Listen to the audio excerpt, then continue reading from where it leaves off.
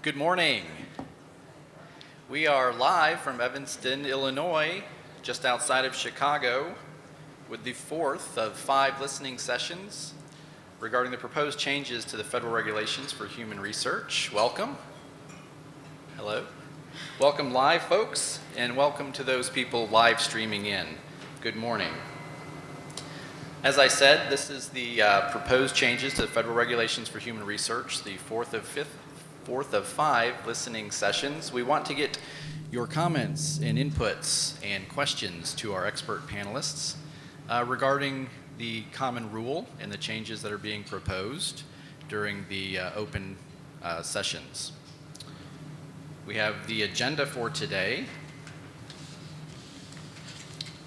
which may come up on your screen. There will be a break after our first 2 panelists. And during that time, those of you who are streaming in will hear music, and trust us that we are still here. And there's your agenda. After our first 2 panelists, there'll be a short break. You'll hear some music. We'll go back into our sessions at 10:15, and then there'll be a working lunch. And again, during that time, you will also hear some music. Rest assured that we are still here, and we'll pick right back up at the time according to your schedule. We are scheduled to go until 2 o'clock, and we hope to hear from you. The goals for today's meetings, of course, we always encourage you to ask questions throughout the day. For the folks who are here live, thanks. Getting some instructions here live. We do ask you to ask questions. During the day, you can either comment those, you can ask them if you're here in person live at the 2 microphone stands that we have. We also have 2 podiums that have bowls with comment cards or question cards. Feel free to write those down and put those in the bowl, and we'll address those to the panelists. And for those of you who are streaming live, you can tweet your questions, you can email your questions, and we'll get to those, the ways that you can do those in a second.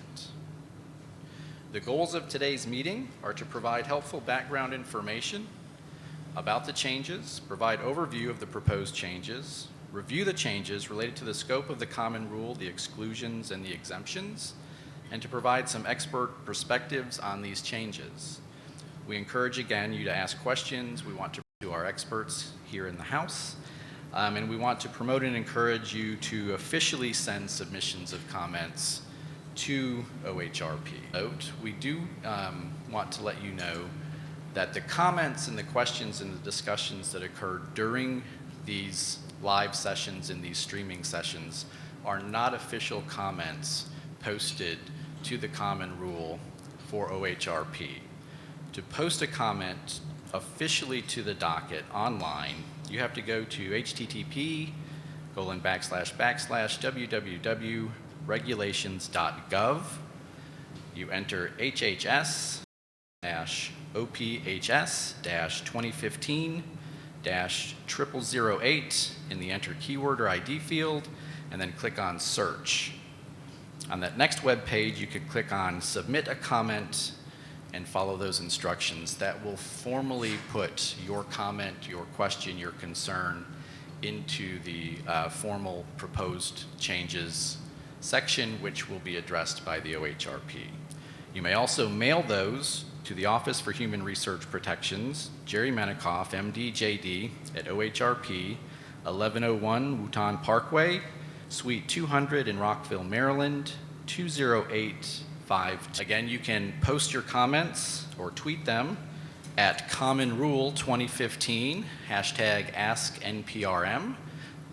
We will get those live here and address those as time permits. Or you can email your questions to commonrule2015@ctsac4.org, and we can, again, get to those immediately if we have time during today's session.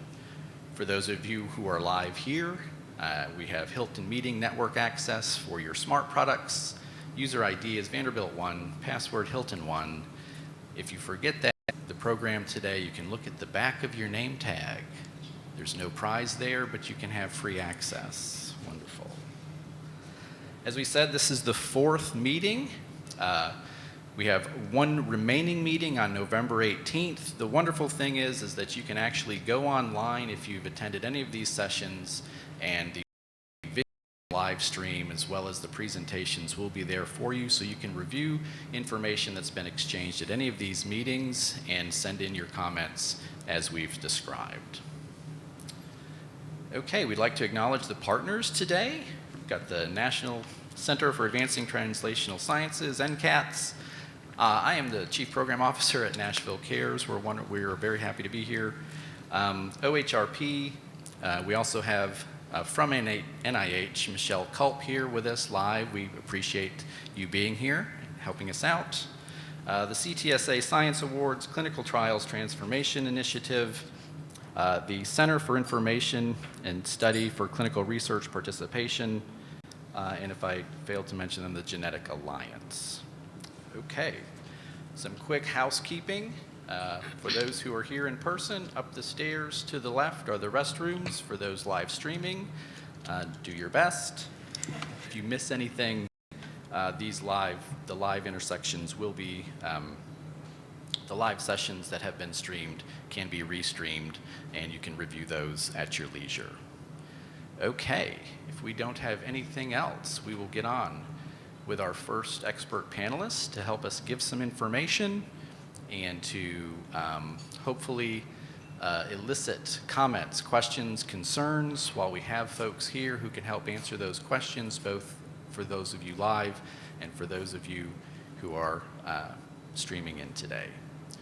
Okay, our first expert panelist who will be talking about the changing landscape of research is Ms. Stephanie Guzik.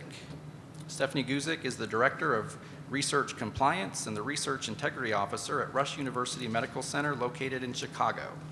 In these roles, Stephanie oversees auditing and review of research activities to promote quality assurance and compliance with federal, state, and university policy for human subjects research. Ms. Guzik has over 15 years in research administration, is involved with the development of research compliance policies and procedures in response to the rapidly evolving state and federal laws and regulations. She has substantial experience in internal investigations, external audits, interpreting complex federal and state statutes. In addition, Stephanie investigates allegations of scientific misconduct. Please give me your attention and your applause for our first speaker, Ms. Stephanie Guzik.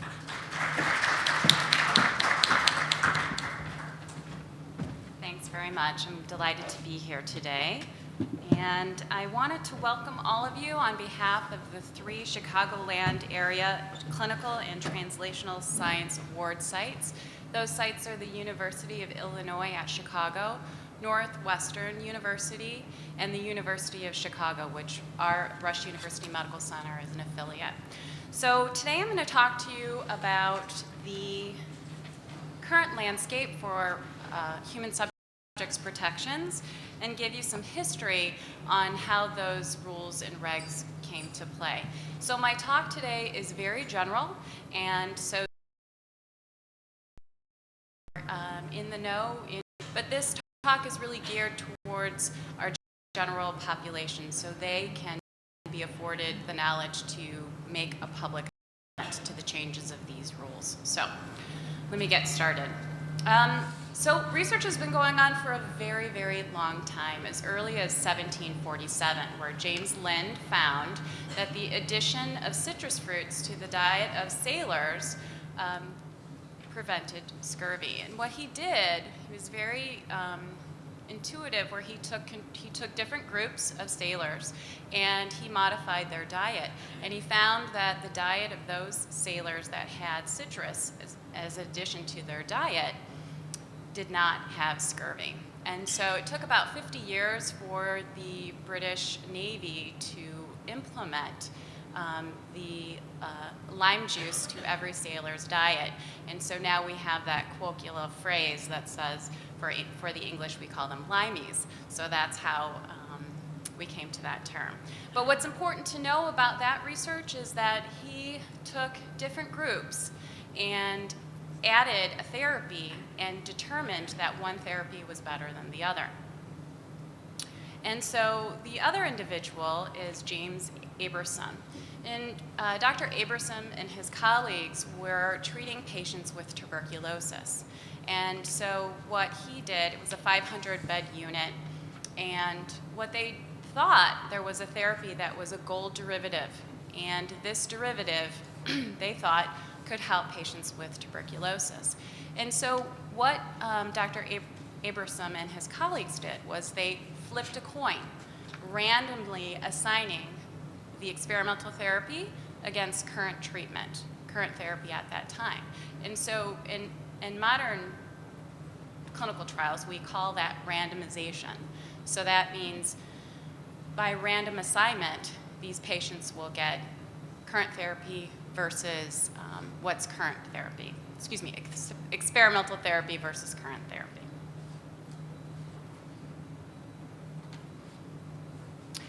And so some of the reasons why we have research rules and regulations today are because we have some black eyes in history. We have some unethical practices in the way that we've conducted research in the past. So I'm going to talk to you today about some examples of those unethical behaviors in testing on human subjects. And so one of them is called the Tuskegee study of untreated syphilis in the Negro male. And then, so this study was to treat syphilis and the life cycle of syphilis from early stages to the late stages. And this study was conducted in Alabama on sharecroppers. And the study was proposed initially for 6 months. All right, they were going to evaluate these individuals for 6 months. And what turned out that they looked at these patients for 40 years. And it was a government-funded study. And there are some problems with this because these folks were poor. They were sharecroppers. And the study offered them, for their participation in the research, free meals, free medical care, and burial expenses. And so for these individuals at that time, that seemed like such a great thing to get because they didn't have a lot of resources. So today we would consider that a type of coercion. The other problem with this study was that these patients underwent suffering. They had what's called, what they called at that time spinal shots, which were really spinal taps, so without anesthesia, and that's a painful procedure. So they experienced pain and suffering as part of their participation in the trial. And so what also is a very big problem in the conduct of this trial was that during the course of this trial, 40 years, they discovered a treatment for syphilis, and that treatment was penicillin. And instead of giving these patients the penicillin, which they promised that they would get medical care, remember when they signed up, they said, we'll give you medical care. They did not give them penicillin, and they continued to monitor the late stages of syphilis, and there were several men who died as a result, and those deaths could have been prevented if they would have received the treatment. Another black eye in history would be the Willowbrook State School hepatitis experiments, and these experiments were conducted on mentally challenged children. And so what had happened during that time were there was a high incidence of hepatitis in that state school. It was really more of not really a school, but a sanitarium. And these patients were mentally retarded. They had a high incidence of hepatitis. And what they determined is that, well, there's a high probability that they're going to contract hepatitis, and so therefore we're going to infect them with hepatitis and see whether or not this proposed treatment would help or prevent hepatitis from being contracted. And so these children were not asked if they could, they weren't presented with the choice of participating in the trial, and that's unethical behaviors indeed. Another problem with some of the research that we've done in the past would be the human experiments at the Holmesburg prison. And there's a book that's called Acres of Skin, you can see on the slide. And that was dermatological, so skin treatments that were performed on inmates, on prisoners. And so these prisoners were paid for their participation in the trial. However, they were compromised. They were prisoners. How could they say no? So what had happened during that time as well, that's a problem, was that they suffered because they were subject to biopsies and rashes and awful experiments on their skin that were painful. So again, we placed these patients at higher risk and harm, and we shouldn't be doing that in research. Which brings me to the book title that's called Doctor's Hell, which was written by a woman named Vivian Spitz, who I was fortunate enough to meet before she died. And she was a court reporter during the Nazi trials. And I'm going to talk to you on the next slide about what had happened. So during World War II, there were experiments on the prisoners in concentration camps. And there were 23 doctors and scientists that were accused of performing unethical behavior, in fact, torture on prisoners in concentration camps. And so what had happened was in 1945, a coalition of representatives from the US government, Great Britain, the Soviet Union, and France came together and formed a tribunal, a military tribunal.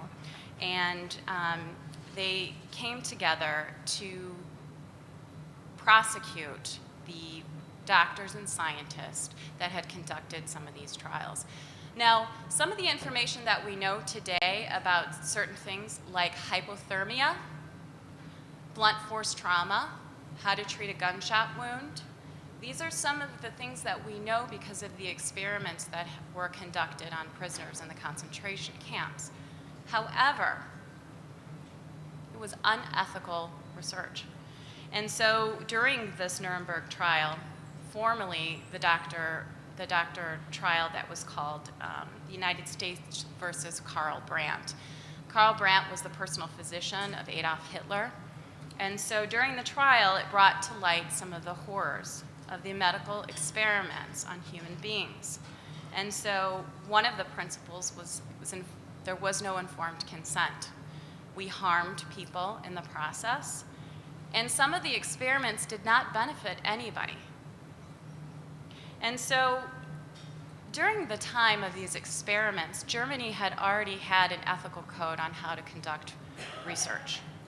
It was a code, it was a guideline, it was not law. However,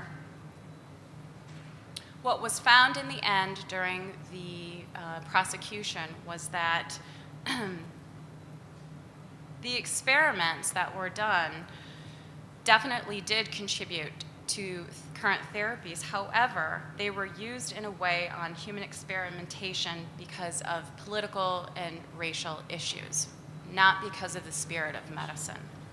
And so the defense's argument was that the experimentation on human beings had been accepted medical procedure. They asked a question, they answered the question. However, the way they went about it, of course, was very wrong.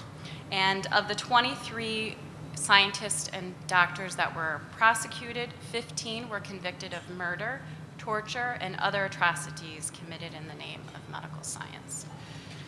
And so, to address this, in 1947,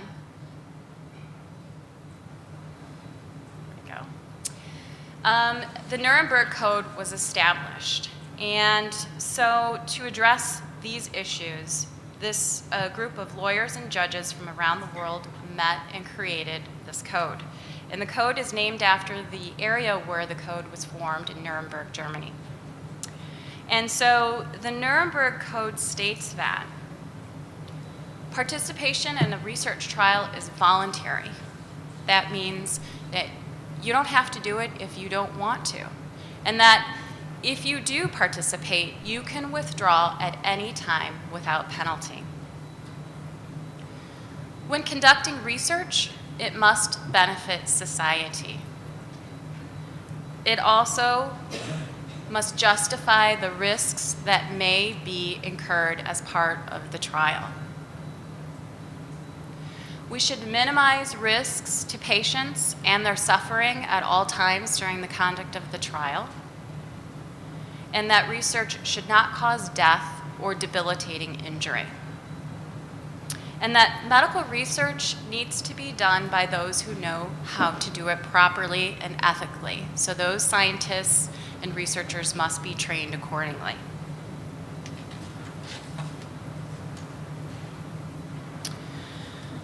And in 1964, it was the next major step to refining our research rules and regulations, and that was the Declaration of Helsinki.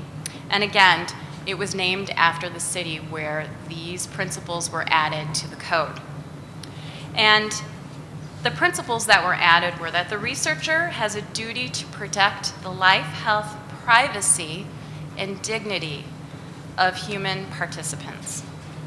That the research must be sound, based in science, on previous work in the laboratory and on animals, and then on humans. And that there needs to be a good balance of risks versus benefits. And so those principles that were added are that consent should be in writing. So a participant can look at it and refer to it. That the research must follow a written plan or protocol. And so that if there are changes to the plan or protocol, it needs to be written down. It needs to be formalized. That research must use strong scientific principles and be based on previous studies. So again, from the laboratory, then on animals, then on humans. And so we know a lot of the risk and benefits to conducting the research based on past studies. And that those risks the benefits outweigh the risks. And that this is the first time where we hear about an independent committee. So an independent committee that's not associated with the research that's being conducted should review the proposed research study.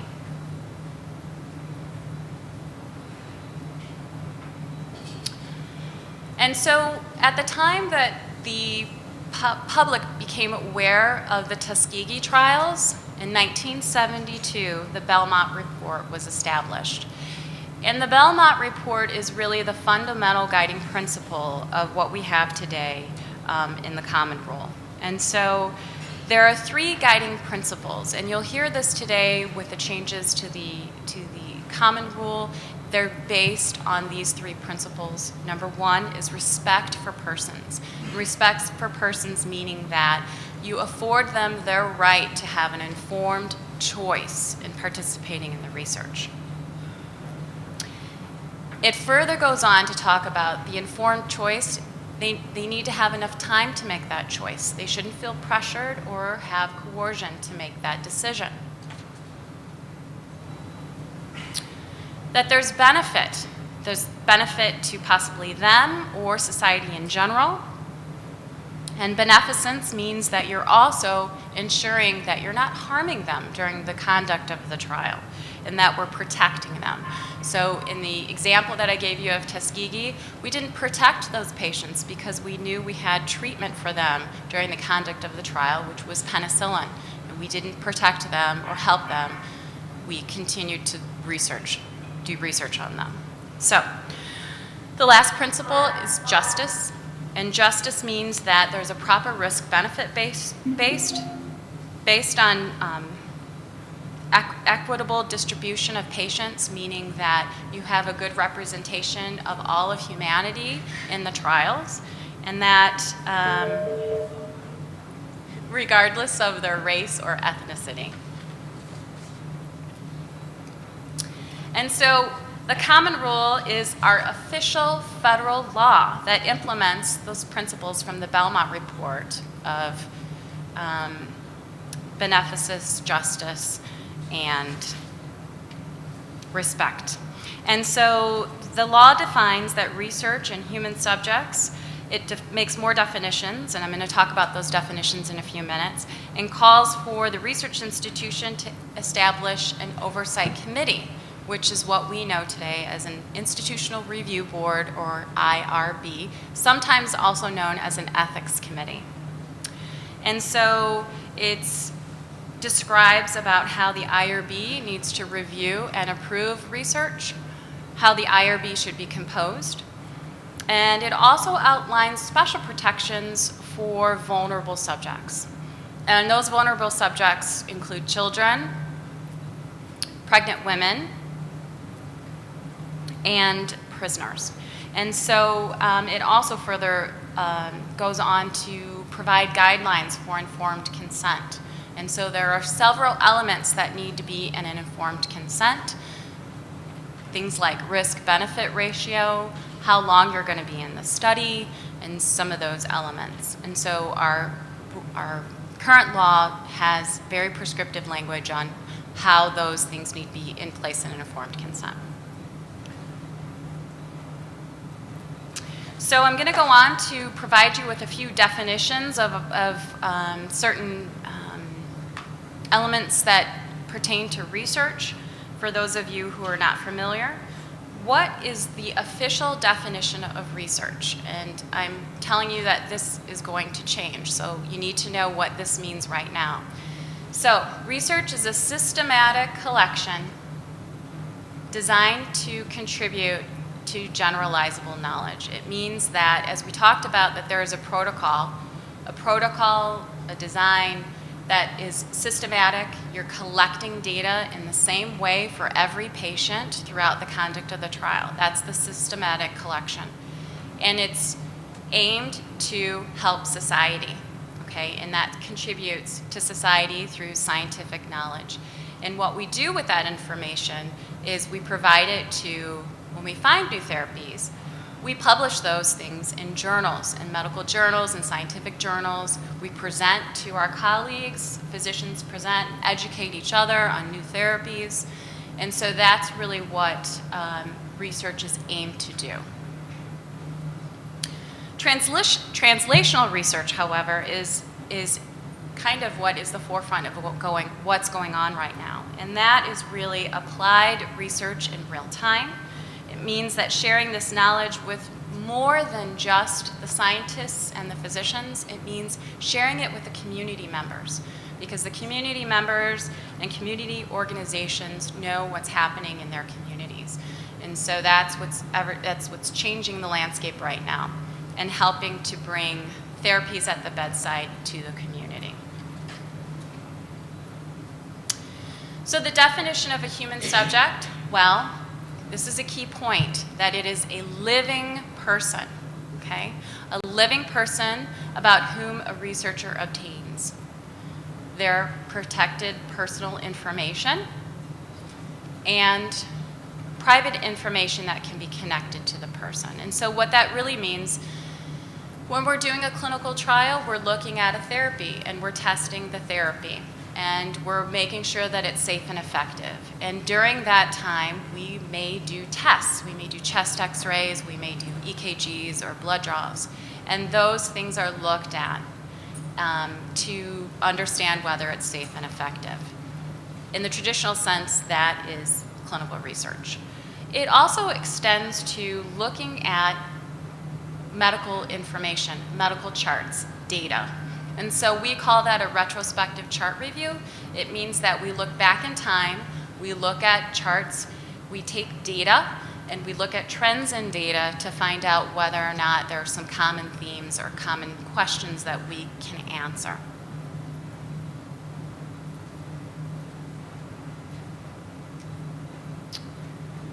So what is an IRB?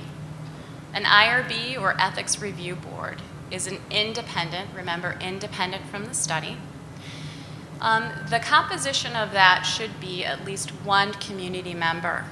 And also, depending on the type of research that's being reviewed, there needs to be expertise. So that means that when an IRB is reviewing a cardiology research, so a heart research study, somebody who knows cardiology or heart problems, heart research, needs to be represented in that committee review. The IRB has different layers of review, and I'm going to talk about that in a couple of slides. That their first bite at the apple, the first time that they review a research study, that's called initial review. And they need to make sure that the principles that we talked about, risk, benefit, informed consent, elements that are there to protect human subjects, ethical conduct, proper recruiting practices, there's no coercion. These are the elements that the IRB is going to be looking at during initial review. But always to make sure that risks do not outweigh the benefits. The IRB also has responsibility for ongoing review. So not just initial the first time, but ongoing, which means at certain time points, the research must be reviewed. And it needs to be reviewed at least on a yearly basis, if not sooner. It can also, the IRB has responsibility of reviewing certain things during the conduct of the trial. Say, for instance, if there are adverse events, if there are unexpected problems during the course of the trial, the IRB needs to look at those to find out and see whether or not that risk-benefit ratio is still there. Also, if there are changes to the protocol, changes to the conduct of the research study, remember we talked about a systematic collection. We want to make sure that the research is valid. If we change it, we need to have the IRB approve the changes, and those changes are called amendments. So I think I've covered this, and it may be a little redundant, but the IRB is charged with ensuring that benefits outweigh risk, and that the risks are reasonable compared to the expected benefits. And if there's no benefit to the single patient who's participating, that patient subject knows that knows that while they may not benefit today, that their participation may benefit society in general. Is the selection of participants fair and equitable? And this is really important because when we've done research in the past, if there is not a proper representation of males, females, minorities, these can skew the way that treatments are made. For instance, we know that there are some hypertensive drugs that do not work in the same way on the African American community as they do on the Caucasian community. So we need to have proper representation of all human subjects participating in research. How will the informed consent be done with each participant? And so there should be some kind of script that the IRB sees when the informed consent discussion is happening, and they're responsible for making sure that there's no coercion, especially when you see advertising out there about participating in a trial. That advertisement gets reviewed by an IRB to make sure that we're not promising things to people for their participation in the trial, okay? And that what's really important, especially now, about privacy. Privacy and PHI. PHI is protected health information, and it means that we are, during the conduct of the trial, putting in special protections to maintain privacy and confidentiality. You can imagine that there are still stigma associated with certain types of diagnoses like mental health and HIV research, and so the IRB understands and recognizes that those types of research needs to have special protections in place. And for those vulnerable subjects, officially that we know as children, pregnant women, and prisoners, that there are special protections in place when those individuals are participating in research. And is the study consistent with the values and needs of the community?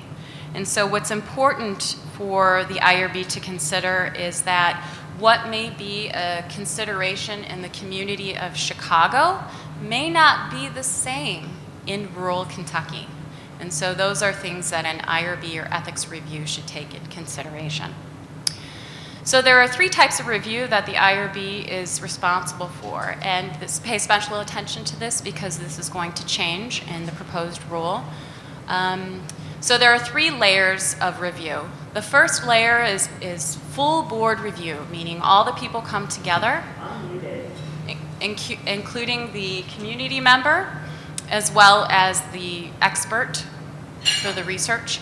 And that means that it's more than minimal risk. And this is outlined in our federal regulation. Typically, these are drug, device, biologic studies that pose more than minimal risk to those people who are participating in the trial. The second tier is expedited review. An expedited review is not greater than minimal risk, and it fits into some categories that the federal regulation states. Those are things like collection of biospecimens, so in a non-invasive way, meaning we are not going in and opening up the chest just to take a specimen. It's more of something like a blood draw, so it's not invasive. And then exempt review would be something like I talked about, like a retrospective chart review. And so you can see it goes from very high risk to very low risk. Why should we make the changes now? So if you take this presentation in a whole, you can see that we've refined our rules and regulations over time based on what we believe is ethical behavior. And so a lot of things have changed now, most notably the way that we collect medical information. We do that in an electronic way. Before, everything was paper. Today, it's at our fingertips, okay? Everything's at our fingertips. And so we need to make regulation and safeguards in place to make sure that we don't have unethical research today based on our electronic medical record system. Another reason why we need to make changes is because we found out some very interesting things about our genome.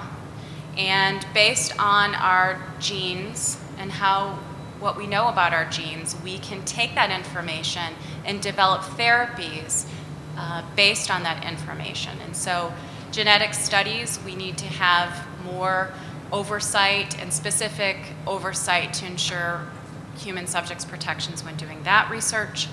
And then the rising costs of healthcare. And we want to make sure that we can bring new therapies to the bedside quicker and faster to reduce the cost. We also have a growing population. So a lot of our folks out there are over 65 and they have more than one problem. So they may have multiple problems and those problems may affect each other. And so we need to research more about those types of patient in our patient population. We also have a huge number of research that we're doing now compared to what we were doing 50 years ago. And so because of that, we need to make sure that we are protecting human subjects on studies. Any questions? Okay, thanks very much.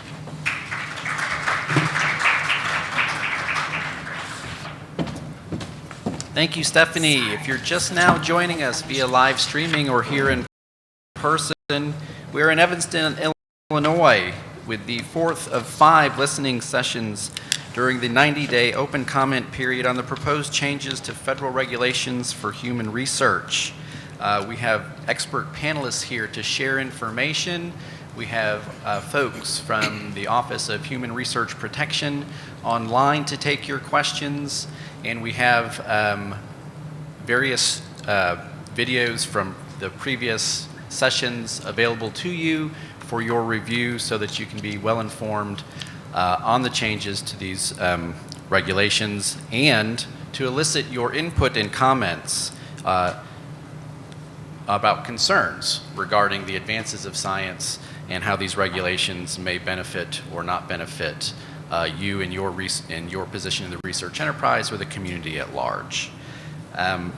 This is, again, the fourth of 5 fourth of 5 listening sessions brought to you by the Office of Human Research Protection, and in particular, the Vanderbilt Institute for Clinical and Translational Research, CTSA Consortium Coordinating Center, the amazing people there, have done a number of these sessions and have facilitated them so that you can have access to this information.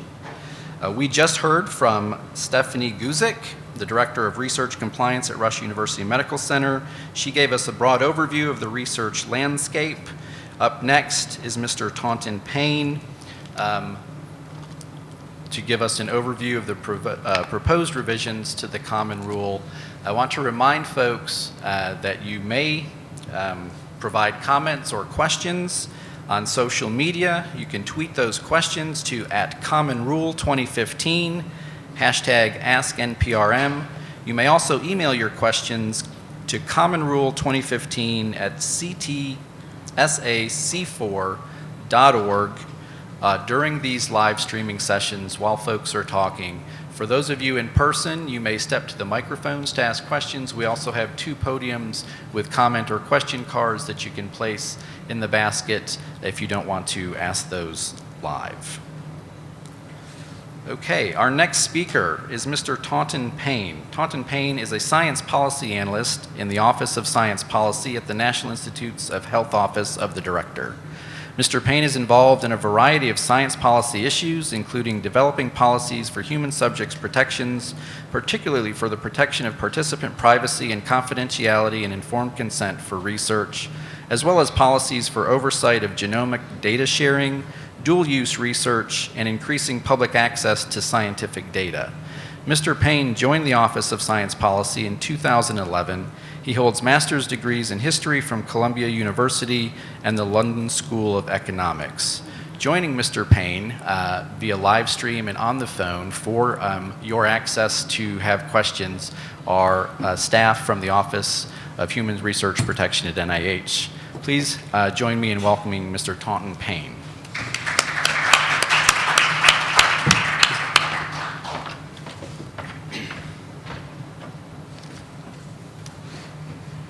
Thank you for that introduction. I'm Taunton Payne, and I'm going to be giving you a brief overview of the proposed changes to the Common Rule in the Notice of Proposed Rulemaking. So first I'll go over some background on what the Common Rule is and the NPRM. I won't say too much about this because we've already covered a lot of it. And then I'll go over the major proposals that are in the NPRM. And then last, I'll just give a brief explanation of what the public comment process is and how it works and how to submit a comment.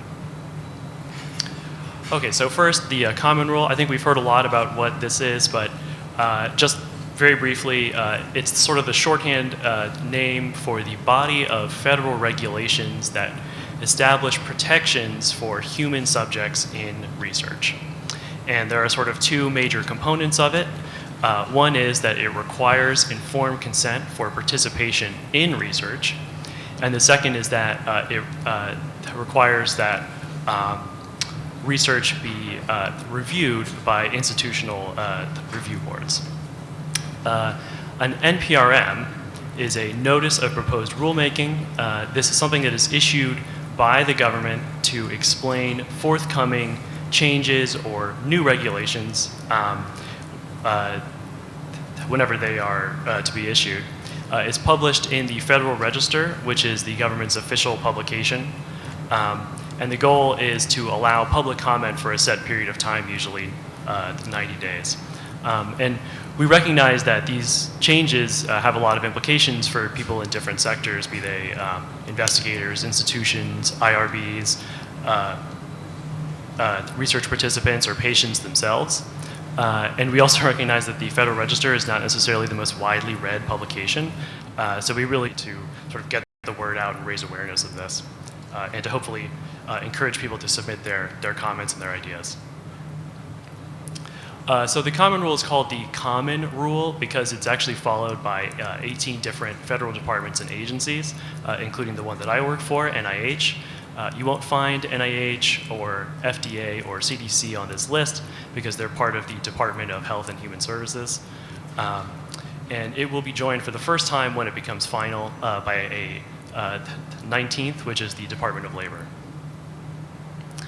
We've heard, I think, quite a bit about the history here, so I'll actually just skip to 2011, which was when an advanced notice of proposed rulemaking was published that described, in general terms, the changes to the common rule that were published on September 8th this year. It didn't include a regulatory text, but it asked a number of questions and solicited public comments. Those comments were considered and were used to revise the ANPRM into the text that was published on September 8th. And if all goes according to plan, there should be a final common rule published that will incorporate the public comments received on the version published on September 8th sometime in 2016. Okay, so when you're looking at the NPRM, this is just to give you some background of what's in there. There's an executive summary. There's a section that has a sort of extensive rationale for the modernization of the rule. And then it goes through the major proposals one by one that are in the rule, including what the current common rule says, what the ANPRM proposed, and what the public comments on those proposals said, if there was a proposal about that. What the NPRM is proposing, and then it asks 88 questions in total on specific issues in the common rule. Then there's also a summary of all the comments that were received on the ANPRM. Then there's a regulatory impact assessment, which is just a way of estimating the quantifiable and unquantifiable costs and benefits of implementing the rule as it is proposed. And then finally, there's the actual proposed regulatory text itself at the end of the rule. So I think we've also heard some about why modernization is considered to be necessary. I think we can all agree that since 1991, research and society have changed dramatically. Just to be very brief, there has been an expansion in the number of clinical trials that are being conducted around the country. There's been a diversification of social science research methodologies that involve human subjects.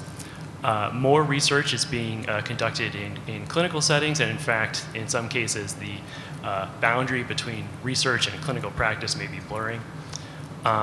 There are more studies now that involve multiple institutions. Now at NIH, approximately half of studies funded do involve multiple institutions. There's substantially greater scientific data sharing going on, and more mandates for greater scientific data sharing can be expected in the future. And last, there's an increasingly sophisticated ability to extract information from biospecimens that's more commonly being used in research. And finally, there are new initiatives, such as the President's Precision Medicine initiative, that are advancing a more participatory model of research that really treats research participants as partners in that research. So there are two overarching goals behind this modernization. The first is to enhance safeguards for and respect for research participants.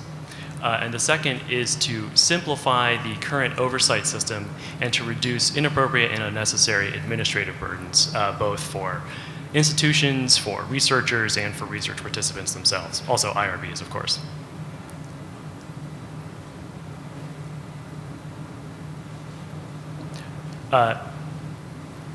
Okay, there are sort of 6 major reforms that can be categorized from this NPRM. The first is to match the degree of oversight of research to the level of risk associated with that research. That is the risk for participants. The next is to require consent for the research use of all biospecimens, regardless of whether they are identified or non-identified. There's also an allowance for and a description of what has to be included in broad consent for future research using identifiable or non-identifiable biospecimens or identifiable information. There's an effort to simplify consent documents and processes in the rule as well. In addition to establishing privacy and security standards, both for identifiable biospecimens, for both identifiable and non-identifiable biospecimens, as well as identifiable information. And last, there's a number of proposals that would streamline IRB review of research. So I'm going to be focusing on matching the degree of oversight to the level of risk today, and I think that's what this session in general will be about.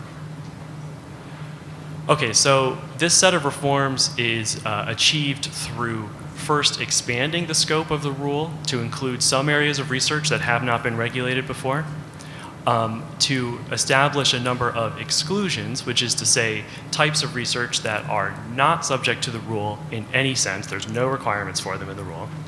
And last, to establish a number of exemptions which would require that they follow only some of the aspects of the rule based on the level of risk associated with them.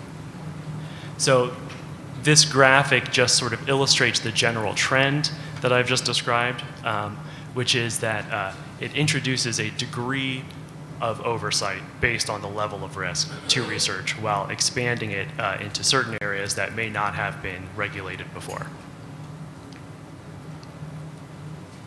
Okay, so the first change, the expansion of scope.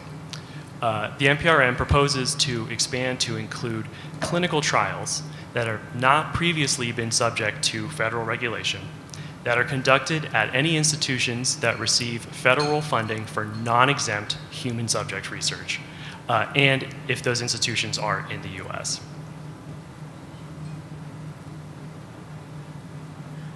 So there are a number of exclusions in the rule that are established because they are deemed not to meet the definition of research for the purposes of this regulation. So the first one of those categories is oral history, journalism, biography, and historical scholarship that focuses on specific individuals. The collection of data and biospecimens for intelligence, national security, or homeland security activities. The collection of data and biospecimens for criminal justice activities by or on behalf of a criminal justice authority. Public health surveillance by a public health authority. And the collection of data and biospecimens for an institution's own internal monitoring and program improvement. And if you read the preamble to the NPRM, you'll see that this really focuses on the idea that this kind of research would not be generalizable. And last, there's an exclusion for quality assurance and quality improvement activities for the delivery of an accepted practice or service. And this really focuses on the delivery of that service rather than the service itself. So if you read the preamble again, there's a brief example given that a study to evaluate the effectiveness of an educational practice for implementing an accepted medical practice could be potentially excluded from the rule, whereas a study to evaluate the effectiveness of that practice itself would not necessarily be excludable from the rule. That would not necessarily meet the definition of QI. Okay, there's a number of exclusions that are also established because they are considered to be low risk, and this includes research involving the collection of the use of information that was originally collected for other purposes, either research or clinical purposes, if the information is publicly available or it's non-identified and the investigators using it will not attempt to contact or to re-identify the people from whom it came. There's also an exclusion for research gathering non-identified or non-sensitive information that's collected through educational tests, surveys or interviews, or observations of public behavior. Now, this term non-sensitive does not appear in the regulation. This is just shorthand for my presentation. What it is meant to mean is that this kind of information, if it was disclosed or released to the public, would be unlikely to pose any risk of criminal or civil liability or damage financial standing, employability, opportunities for educational advancement, or the reputation of the people from whom it was collected. And just to remind you, all of the types of research in these excluded categories are not subject to the common rule whatsoever. Okay, there's also another sort of set of excluded research, which is excluded because it is already subject to another set of rules that establishes protections or requirements that are similar to the ones required by the common rule. So there's two kind of categories here that fall into a set of requirements established by the Paperwork Reduction Act, the E-Government Act, and the Privacy Act. And both of these types of research that are subject to these are largely activities that are conducted by the government. But this would include the gathering of identifiable sensitive information through educational tests, surveys or interviews, or observation of public behavior, or research that is conducted by a federal agency using information generated or collected by the government for non-research purposes, which could include criminal history data.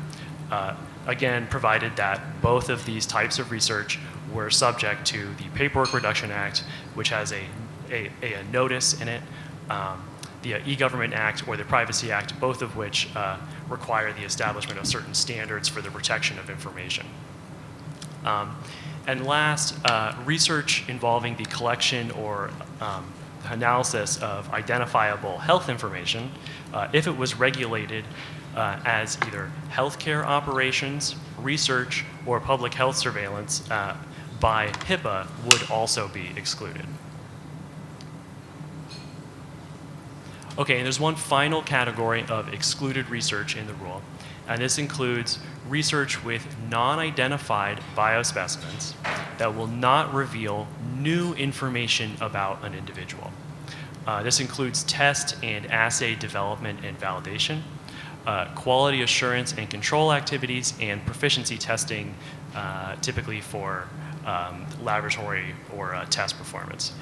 And what this is trying to get at is that if you had a set of non-identified biospecimens where you knew that one did not have a certain disease, and you knew that the other set did have a certain disease, and you wanted to develop a test to determine whether a given biospecimen had that disease, you could do that because you would not be revealing new information about the individuals. You would simply be using information that already existed.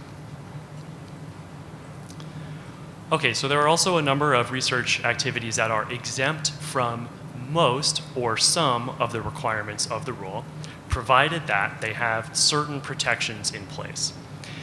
The one that is common to all of the types of exempt research is that a standard tool for the exempt that would be used to determine whether the research could be exempt would have to be used, and that an expert with knowledge of the common rule would help to determine the exemption status, and that the outcome of using this tool has to be kept and recorded. In some cases, there might be a requirement to apply safeguards, such as information security, to protect the information and biospecimens. In other cases, there might be a limited IRB review of the consent processes. And in some cases, there might also be a requirement to have obtained broad consent using a template that would be published by the secretary, so a sort of standard approved template for consent. Okay, so the first set of exemptions is just for low-risk research. This includes research in sort of standard educational settings, looking at standard educational practices, provided that it would be unlikely to adversely impact students' opportunities to learn or for the evaluation of teachers. This would also include research and demonstration projects supported by the federal government to evaluate public benefit or service programs. This is actually already an exemption currently. The only difference is that it's under the current common rule, it applies only if the government is itself undertaking this activity, but would now apply to if the government funds research that would undertake this evaluation.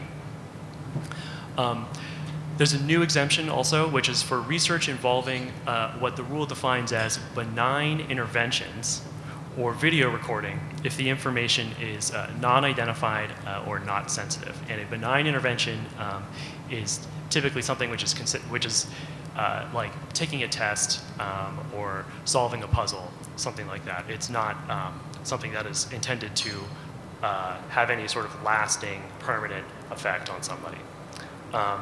And last, there's a existing exemption category which is being carried over for taste and food quality evaluation. In all of these cases, the only requirement that the NPRM would propose is that a exemption determination tool would have to be used and that the outcome would be kept and recorded. Okay, there's also a new category of exemptions that has somewhat more requirements on it, which is research with identifiable sensitive information. And I want to be clear that when I say sensitive here, this is not the opposite of the non-sensitive I was referring to earlier. Sensitive is used in the rule here, and there's not really a definition around it in the rule. So the first sort of type of research that would fall under this exemption category is non-interventional research that gathers identifiable sensitive information through educational tests, surveys or interviews, or observations of public behavior. And the second category would be secondary research, meaning that you're not gathering the information directly. Somebody else has already gathered it and you're using it. That would be identifiable and sensitive, but it would have had to have been collected for non-research purposes. So it couldn't have been generated from somebody being involved in a study. And it would also require that prior notice have been given to individuals that the information could be used in research. And the secondary investigator who gets that information could not then use it for a different set of research than what they had proposed to do with it. And for both of these types of research, you would again have to use the exemption determination tool and record the outcome, but you would also be required to apply information security standards that are established later in this rule. And there's one last set of exempt categories of research. And this is for research using biospecimens and identifiable information. It's both for the collection and for the secondary use of it. So there's sort of two parts of it. So first there's the collection part. So the exemption for the collection is for both biospecimens and identifiable information if you're going to establish a database or biobank, or you are just collecting biospecimens and identifiable information with the intent that they will be available for secondary research, so other investigators can use them later. If this was your intent, you would have to first, as with all the other types of research, use the exemption determination tool and record the outcome. And you would also have to have safeguards for the protection of information in biospecimens. You would have to obtain broad consent using a template.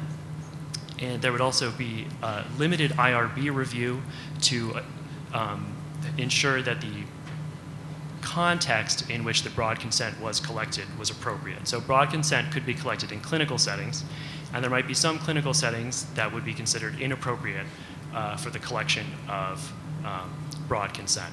So that would be a case where the IRB would look at it and decide whether or not the context for asking for consent was appropriate.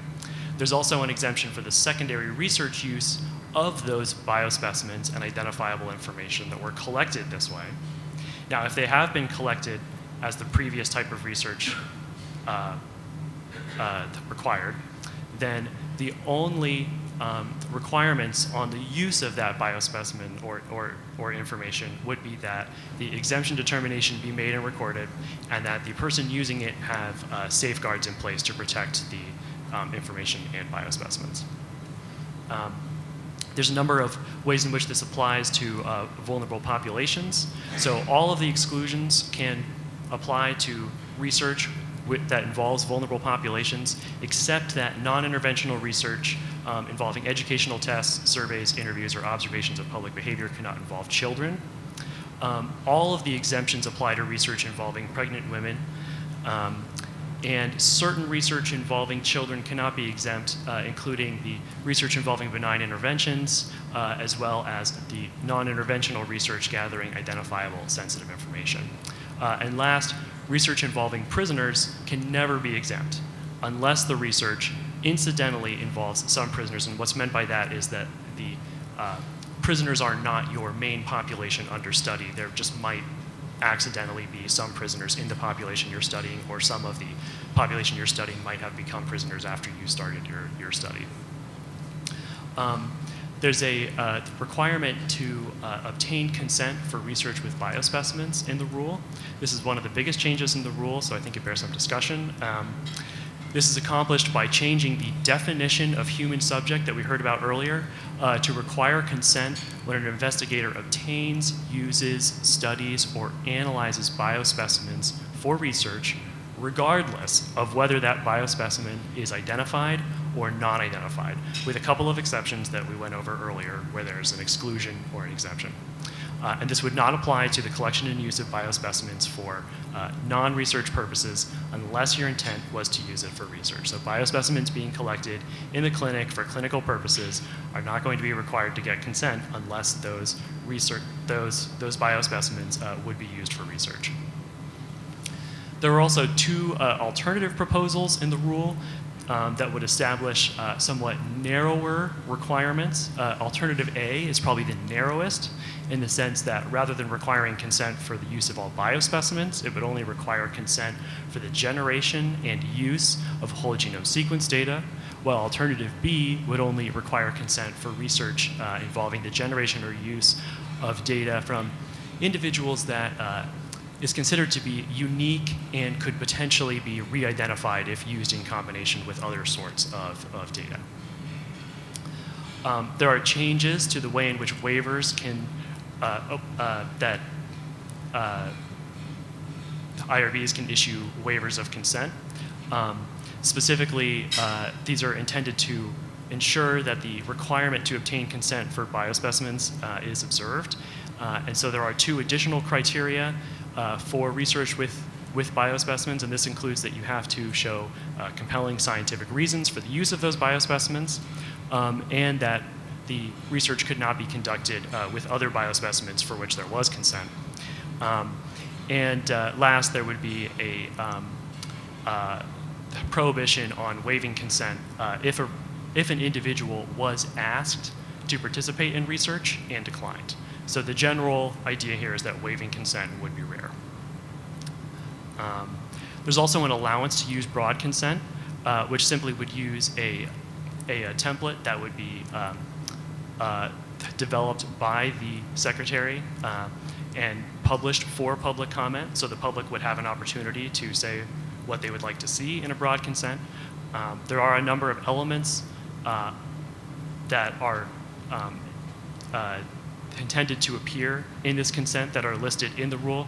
These are just the major elements, and I won't go through them all now, but they are in the rule. There's about potentially 16 in total, depending on the context in which you are collecting consent.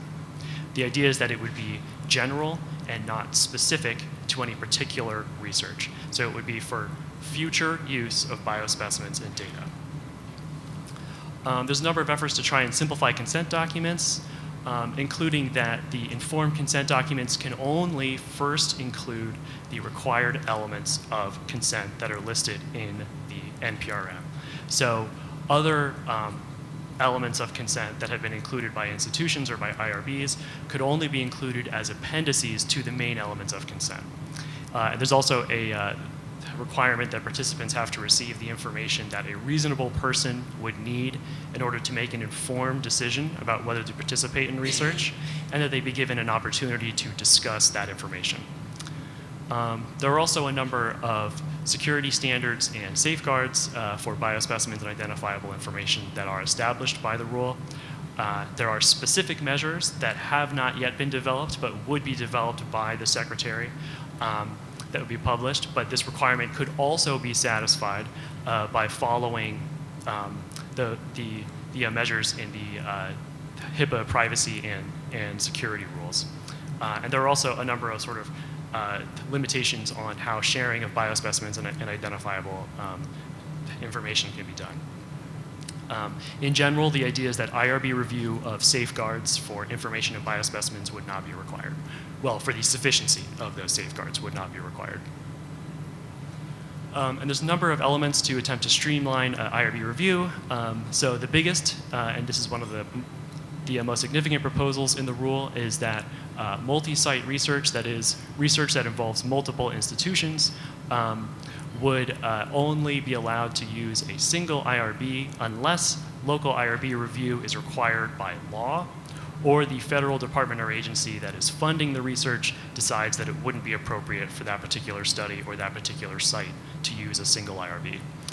There's also a change that IRBs, rather than research institutions, will be held responsible if the IRB fails to follow regulations. There's a number of IRB review efficiencies that are included, including that IRBs will not review grant applications. The continuing review of research would be eliminated in certain cases where, for example, the research is eligible for expedited review, or the study has progressed to the point where they're sort of past the interventional stage and they're just looking at data that has resulted from that research. And in cases where IRBs do want to do continuing review, they'd have to sort of provide a rationale for it and document it. And there's a number of other efficiencies as well. I won't get into all of these right now. There are some important transition provisions in the rule. So once the final rule is published, the effective date, which means the rule will not take effect until 1 year after it is published. Research that has begun before the effective date would not be subject to the new requirements in the rule. Biospecimens that were collected before the effective date would continue to be able to be used without the new consent requirements, provided that they are non-identified. And there would be a compliance date of 3 years after the publication of the rule, allowed for the new consent requirements for biospecimens, and for the mandate for single IRB review. So the public comment process works like this. The NPRM was published on September 8th for a 90-day public comment period that closes on December 7th of this year. Once the public comments are all received, they will be considered and they will be published. And then federal departments and agencies will work together to revise the NPRM based on what the public comments said, and a final rule will be published once that process has completed. We've already talked about the number of stakeholder meetings that are going on, but just to let you know, there's one more coming up in Philadelphia that will focus on consent. And when you're commenting, just as a general guide, just so you know, you can really comment on anything that you want.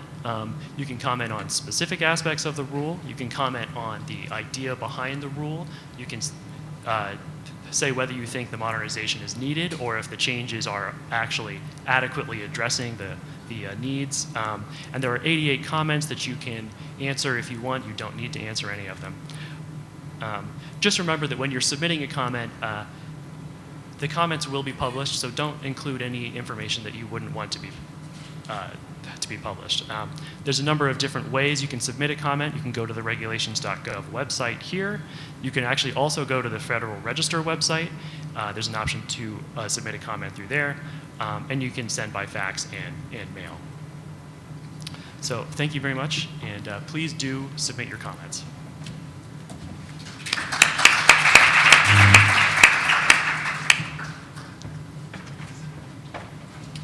Thank you, Mr. Payne. Okay.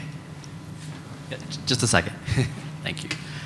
We have just heard from Stephanie Guzik, the Director of Research Compliance at Rush University Medical Center, and Mr. Taunton Payne, Policy Analyst, Office of Science Policy at the National Institutes of Health.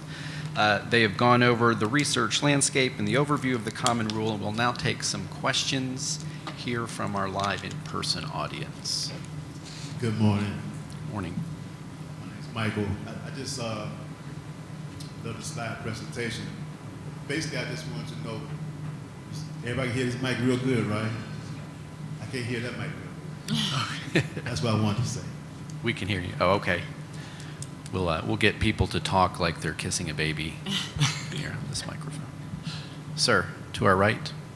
Justin Starren, Northwestern University. I've got lots of questions. You'll hear from me a number of times a day. But the first one I wanted to know is, has OMB or anyone like that looked at the economic impact of these regulations? Because on face value, it looks like at least NIH's research productivity per dollar is going to drop significantly because of the extra paperwork and the greater difficulty getting both specimens and subjects. Right. As part of the law that requires us to go through this public comment process, there is actually a regulatory impact assessment, which is essentially an economic assessment of the costs when they are quantifiable and the benefits when they are quantifiable of implementing the regulation. It's actually in the NPRM, so you can look to that if you want. There are, of course, a number of costs and benefits that sort of defy quantification, I think, and are, or, would be very difficult to determine how expensive or, how much money they would save. So actually one thing that, if anybody does have better data than they think what was used in the RAA, we would, welcome comments on that as well. I think, yes, there will be costs associated with a lot of these changes. I think some of them also will save, a significant amount of effort in the long run, especially.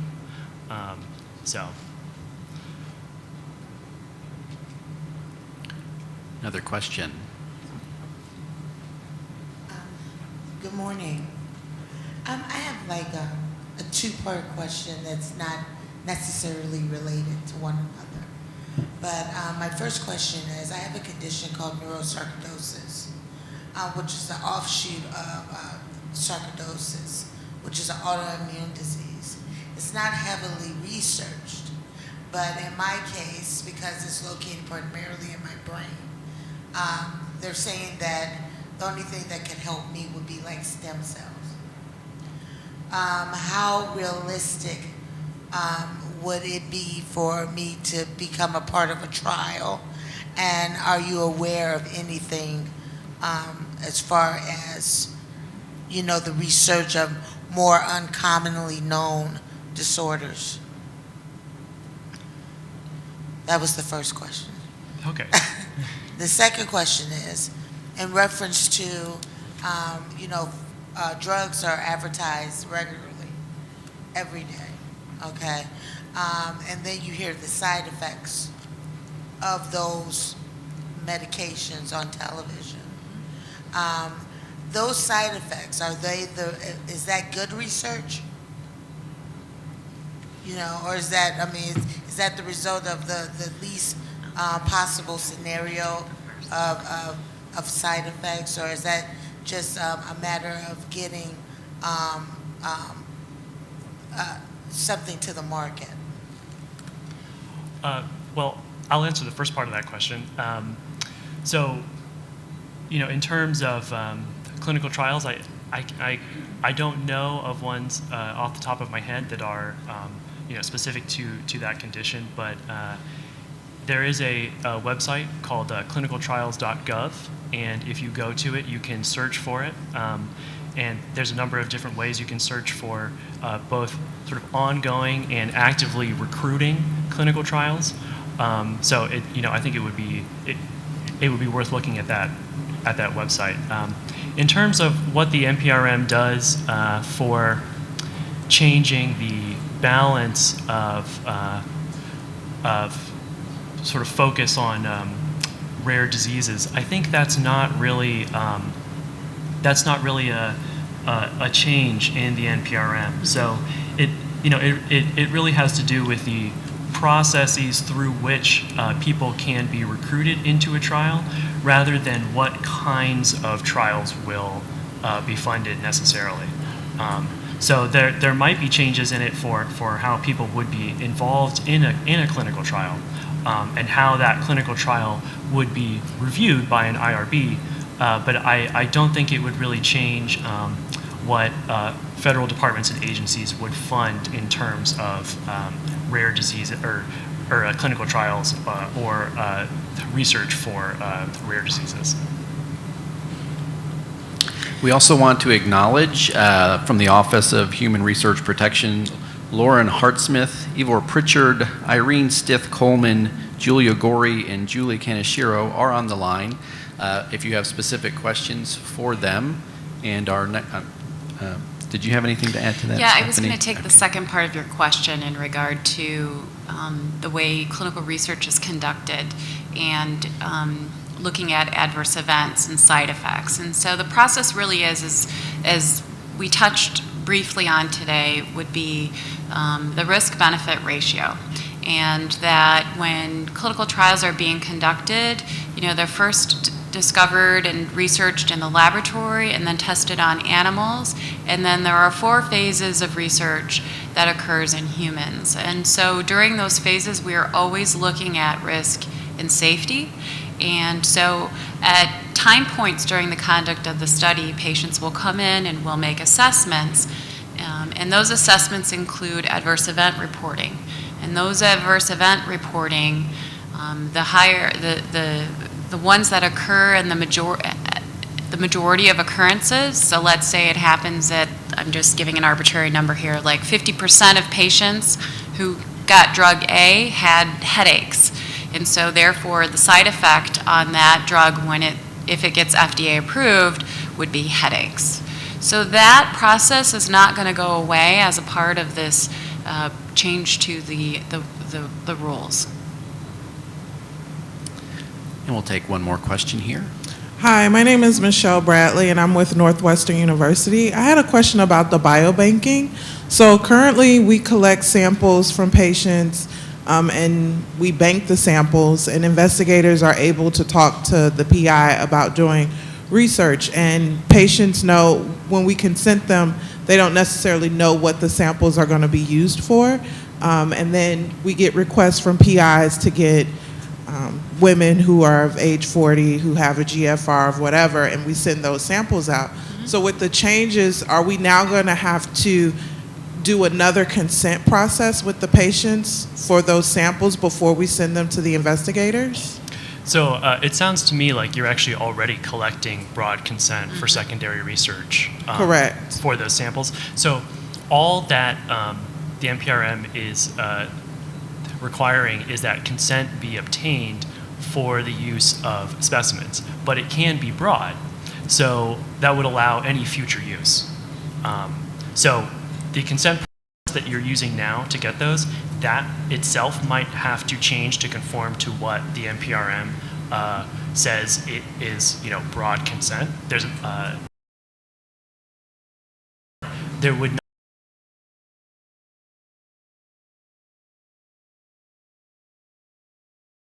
And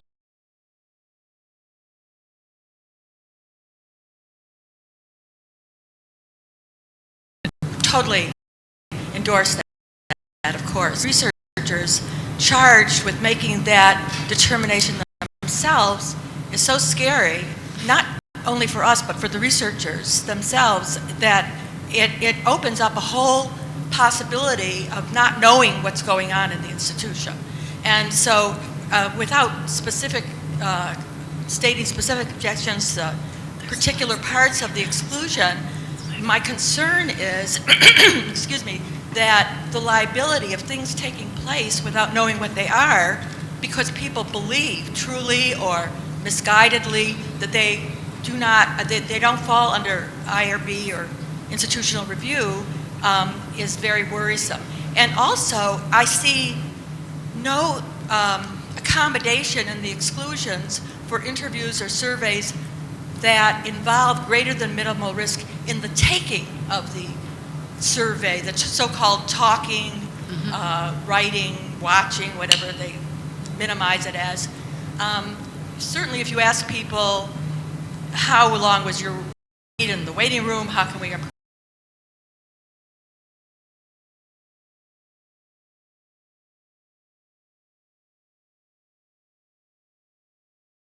first comment, that's correct. The excluded categories of research, there's not really a process, in the NPRM for how you would determine that your research is excluded. There is a process for determining whether it's exempt, and presumably, in some cases, you're going to go through that process and find out that your research is exempt, or is excluded, sorry.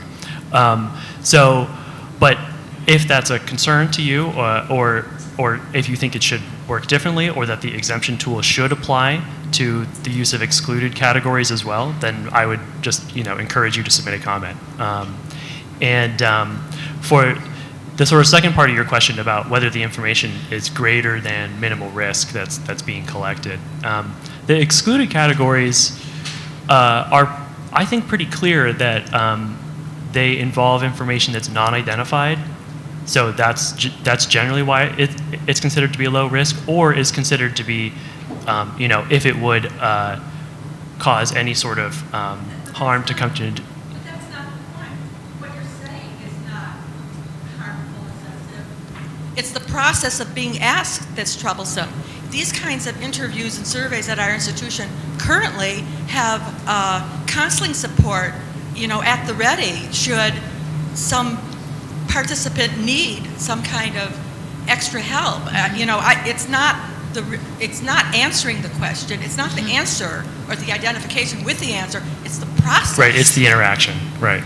I think I was there at the town hall meeting, and my takeaway from that is there is some flexibility in the process of how institutions will get that information. However, what I plan to comment on would be looking at the safeguards that are proposed in those situations, and those have not been shared with the public at this point.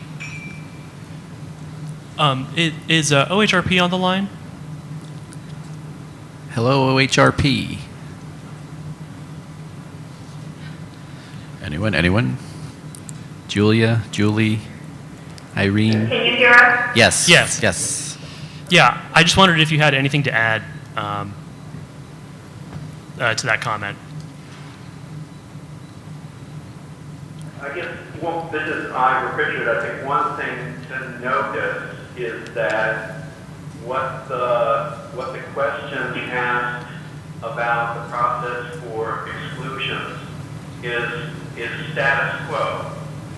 It is already the case that the regulations are silent with respect to what policy or procedure is used to decide whether something is or isn't research, or whether there are human subjects involved or not.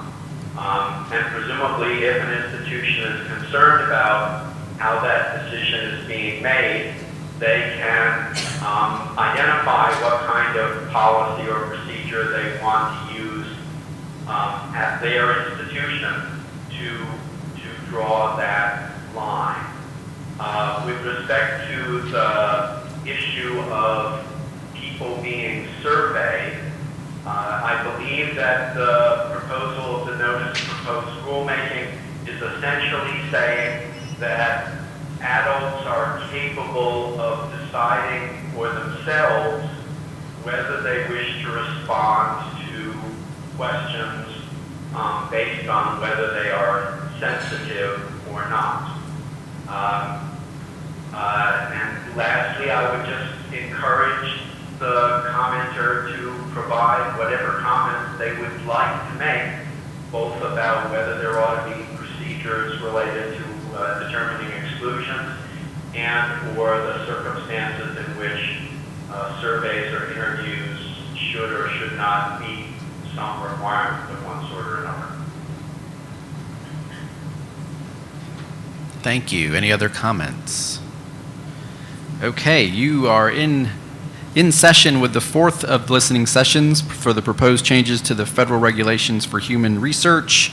None of the comments here are formally submitted comments to the docket. The instructions to do so are on your screen. We are going to take a 10-minute break. We will resume our program at 10:45. You may tweet your questions at Common Rule 2015. Use the hashtag AskNPRM, or email your questions to commonrule2015@ctsac4.org. We'll be back in a minute.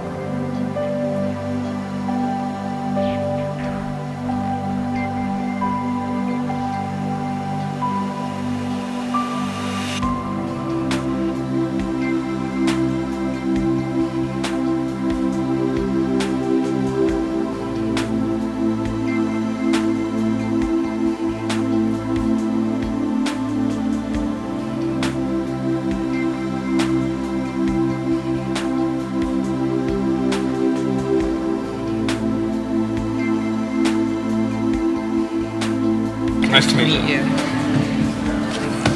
Okay, we are back. For the in-person folks, could you please take your seats? Take your seats. And welcome back to folks online. You've still got some music playing. That's always nice. As folks take their seats, we need that little chime thing that helps people. Lots of lively activity here in person.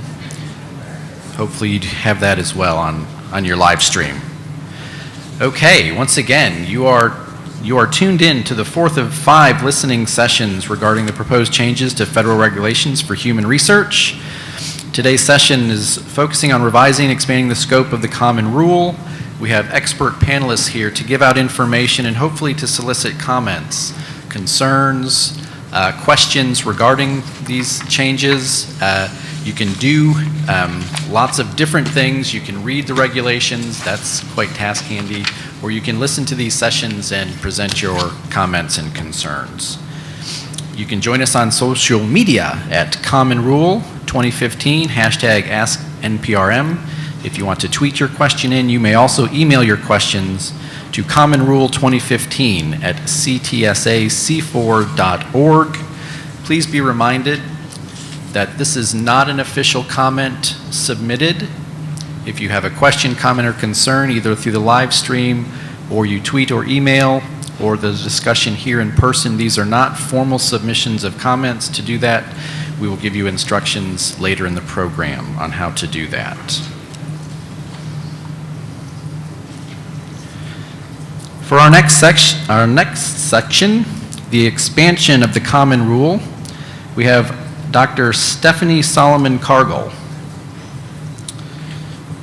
Dr. Cargill is Assistant Professor of Healthcare Ethics at the Albert Ghanagi Center for Healthcare Ethics at St. Louis University, with a secondary appointment at the Center for Clinical Research Ethics at Washington University's Institute for Clinical and Translational Research.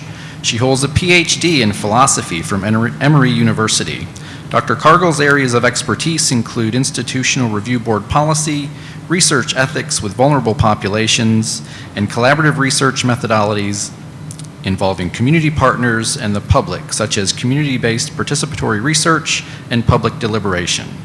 She has done extensive work on research ethics and community-engaged research, including developing a research ethics training for community partners in research that translates IRB requirements into a language that is more appropriate for research done in community settings.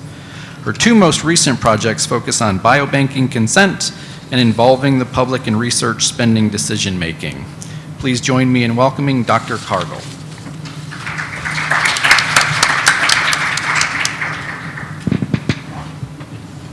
The short microphone.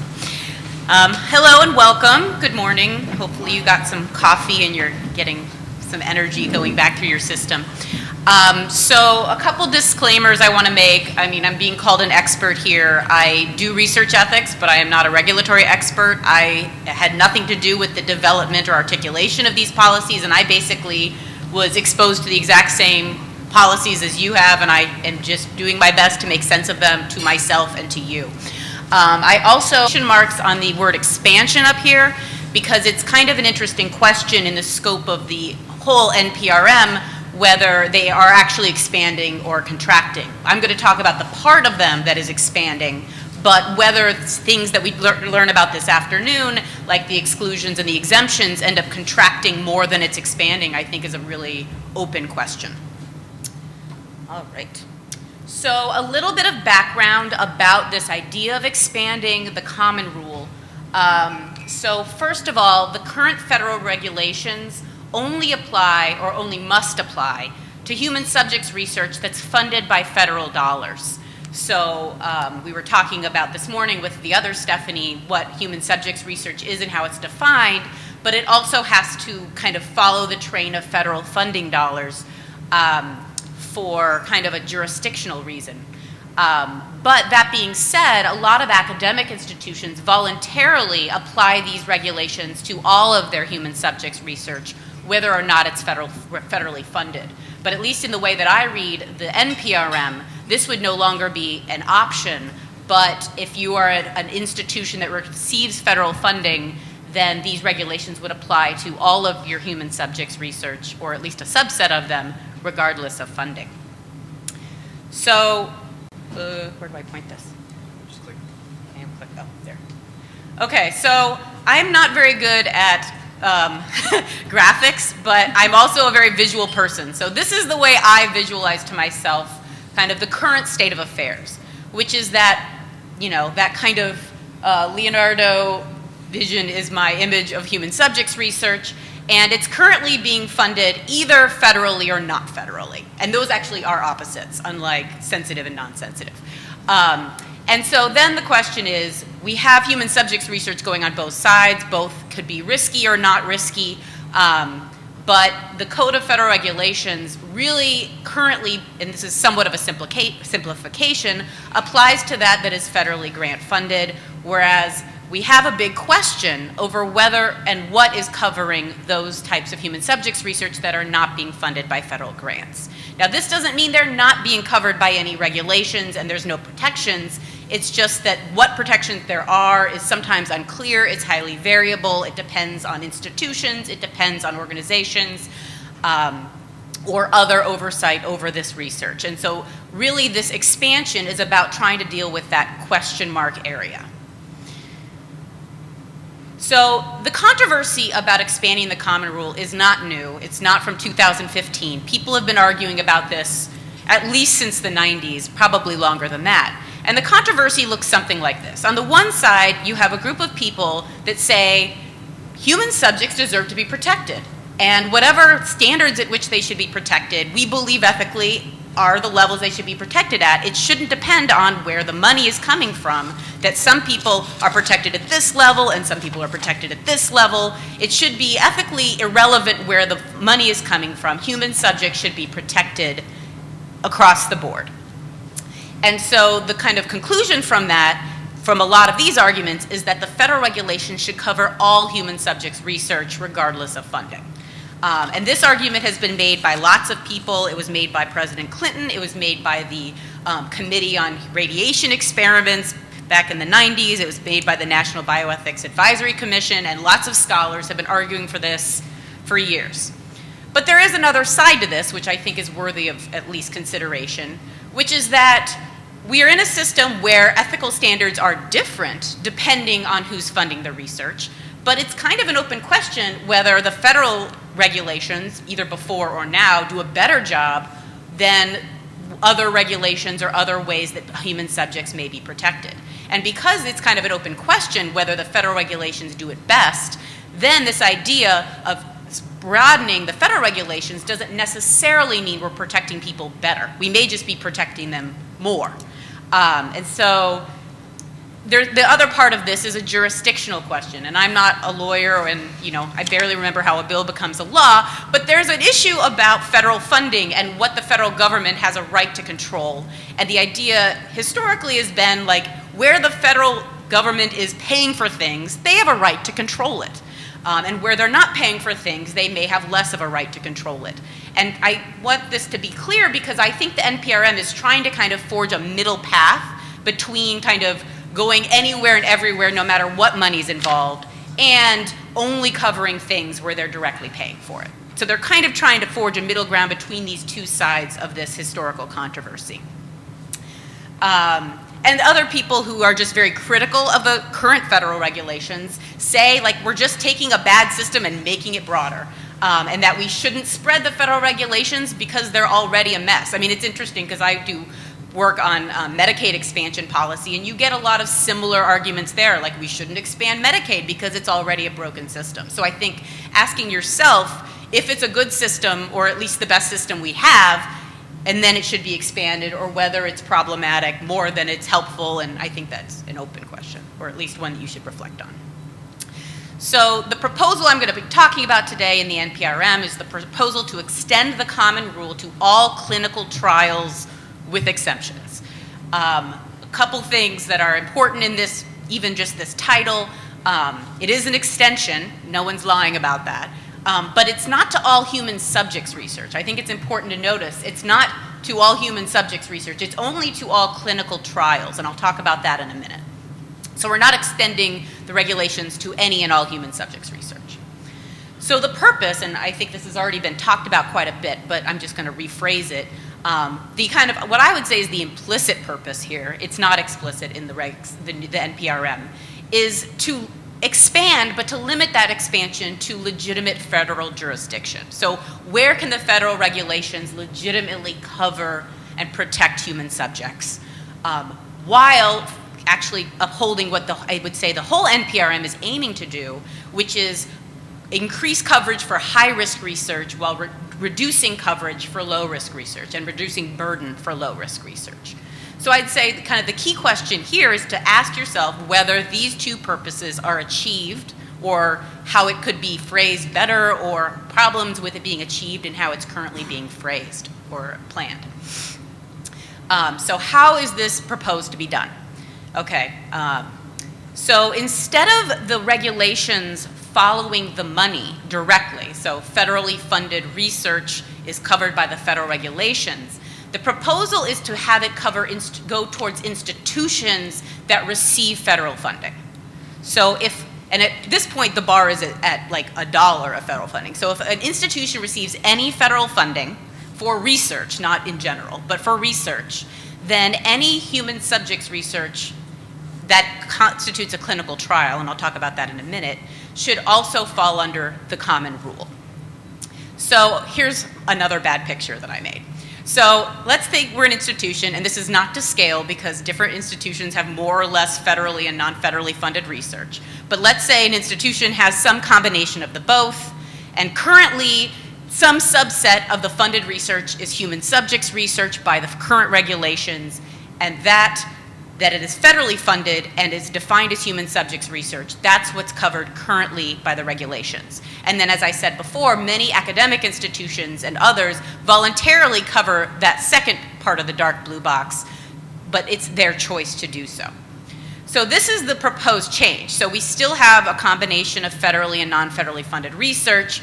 We still have a subset of that constitutes human subjects research, although if you notice, I made that box smaller because at least ostensibly, the NPRM is trying to constrict what's defined as human subjects research and saying some of it that is currently defined that way is not defined that way anymore. So that box is ostensibly smaller now. And then, like before, human subjects research that's federally funded will still be covered. That hasn't changed. But now there's this new concept, somewhat new, at least in the regulations, that a subset of that, and this is why I had to draw a picture because my mind was kind of exploding here, a subset of that is going to be called clinical trials. And things that satisfy that definition are covered even if it's not federally funded. So this is my really sad picture from PowerPoint. I hope it helps a little bit. And we'll revisit this in a minute after I kind of help with some of the definitions. So a clinical trial seems very key to this whole plan. What is a clinical trial? I mean, obviously in lay, conversation, those of us who are in this world talk about clinical trials all the time, but this is a very specific definition. So in the NPRM, a clinical trial means a research study which has one or more human subjects, and I think it's interesting that it could be one, who are prospectively assigned, so this doesn't necessarily cover retrospective studies, one or more interventions, so it could still be one, so we could have one person prospectively assigned to one intervention, although I don't know quite scientifically why that would be helpful. And then it has to evaluate the effects on biomedical or behavioral health related outcomes. So this is verbatim, I just broke it up into bullet points, but verbatim what the definition of clinical trial is. Now this isn't a new definition. I went looking and it's pretty identical to the NIH definition of clinical trial. It's also very close to the WHO, World Health Organization definition, but notably it's different from the FDA definition, and whether or not that's important I think is just something to think about. I don't know the answer to that, but it's different from the FDA, and also apropos our earlier conversation, it's different from clinicaltrials.gov's definition. So I think for those of you in the regulatory world, whether that difference makes a difference, I think is something to reflect on. I went and talked to my IRB head staff person because I'm not an IRB administrator and said, like, what do you think about this whole thing? And she basically saw this part as being a whole bunch of problem, trying to figure out how to define this consistently and how to distinguish it from other definitions of clinical trial. Oh, and just to be clear, FDA calls it a clinical investigation, not a clinical trial, but they're usually synonymous. Okay, so which clinical trials? So not all clinical trials are even going to be covered. So like I said before, they have to be at an institution that's receiving research support from a federal department or agency. And one of the questions in the NPRM, I'm sorry, this is small, is whether there should be an upper time limit or a lower financial limit to this. So I guess what they're thinking is, so you're an organization like a community hospital or even a community college or something, and you got a federal grant like 20 years ago for a pilot project and you haven't gotten federal money since then, does this apply to you? Or you got a really minuscule financial grant or lots of very minuscule ones for research, does it apply to you? So I think that's a question that the NPRM wants people to reflect on, is whether there should be a threshold for this. It's not applying to clinical trials subject to the Food and Drug Administration regulations. Now, on the one hand, this could be really helpful because a lot of institutions have trouble trying to follow all these different regulations. They have the Common Rule, they have the FDA, and they don't always align with each other, and it causes people to get very frustrated. But on the other hand, one of the questions about jurisdiction is, what is this going to now cover? So any kind of pharmaceutical company that doesn't get federal dollars is most likely already going to be subject to FDA regulations. So this wouldn't actually extend and apply to that. So I think that's important to think about. It has to be domestic, so it has to be conducted within the US, and it doesn't qualify for exclusion, exemption, or already subject to independent controls. I'm not going to belabor this because I think whether it falls into that category, we're going to be talking about pretty much for the rest of the day. But especially when it comes to the question about behavioral health research, a lot of people are concerned that it's going to try to cover low-risk behavioral and social research. And the question is, the answer is it would only cover those that don't qualify for these exclusions or exemptions, and whether that's appropriate or not. How many? So what difference is this going to make? Turns out very, very hard question to answer. According to the NPRM, and I'm not sure, maybe we can have different people answer this question where they got this data. So the NPRM actually tries to answer this question, and they say that HHS supports 909 new clinical trials a year, I guess on average, of which 575 are regulated by the FDA. So the estimation in the NPRM is that there are 1,399 active clinical trials not currently overseen by either the Common Rule or the FDA, which is a lot. I mean, it's more than what's currently being covered if this is accurate information. I don't know, I can't speak to where this data came from, but that would be a big coverage. But as this stuff is unregulated, it's really hard to know and measure because no one necessarily has to register these trials with anyone to have a kind of overarching number. So who would this affect? This is also, I struggled with answering this question. In the non-academic sector, I'm not totally sure. I probably would defer to people in the audience or the listening audience about who this may affect, who it's not currently affecting. Some of the suggestions I've heard are like community health centers who may not regularly get research dollars, or like community academic centers, so like community colleges, things like that, that don't do a whole lot of research but may do some. Another example from my IRB staff person was something like Nurses for Newborns or something like that that's trying to get evidence base and may have some federal money involved in their institution. But I think this is an important thing to think about. I don't actually know the answer. In the academic sector, I do know the answer, which is that all universities who have not already voluntarily covered their non-federally funded research by the Common Rule will now be covered by the Common Rule. And this in academic speak is called unchecking the box. These are institutions that have chosen only to apply the Common Rule in its entirety to federally funded research, and then they kind of explore flexibility with other types of funded research, oftentimes with empirical kind of evaluations. Like, what if we add an exemption category? What if we allow 2 years of continuing review instead of 1? They try out different alternatives that are not necessarily allowed currently in the common rule to see if lessening some of the regulations is okay. In terms of numbers on this, according to an IRB Advisor article in 2013, 37% of research programs uncheck the box, and another 32% on top of that 37% uncheck the box on all but subpart A. So that would be the vulnerable population sections of the regulations.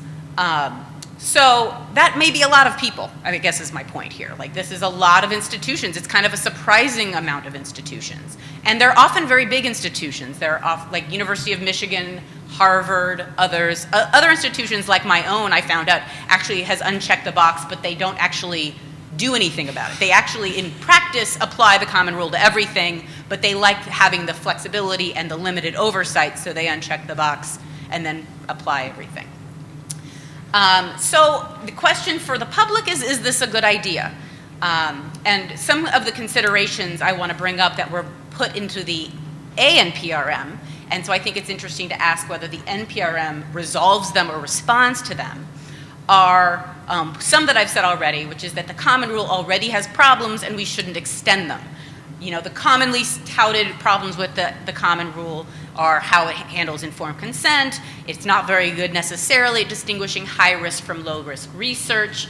IRBs often have lots of critiques and problems with them, and defining research and non-research, and I know that Ryan's going to talk about quality improvement as one of those major issues of defining research and non-research, is a big problem. And I think one thing to ask yourself is, does the NPRM solve a lot of these problems? Because if it does, then extending it is much less of a problem than before when the existing common rule has been criticized for these things.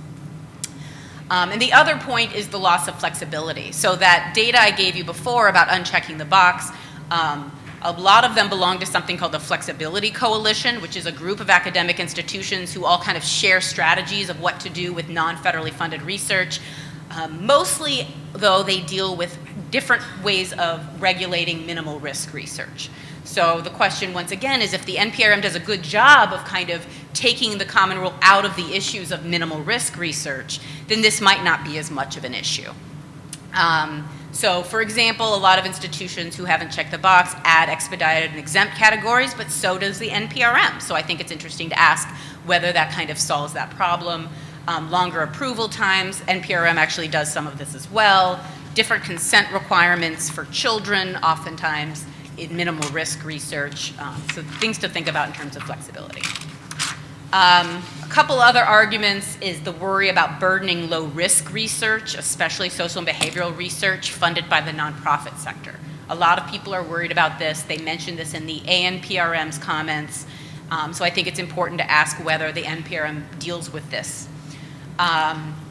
Greatly increasing burden without affording sufficient protections was mentioned in the ANPRM. I think, once again, it depends on how you feel about the rest of the shebang here.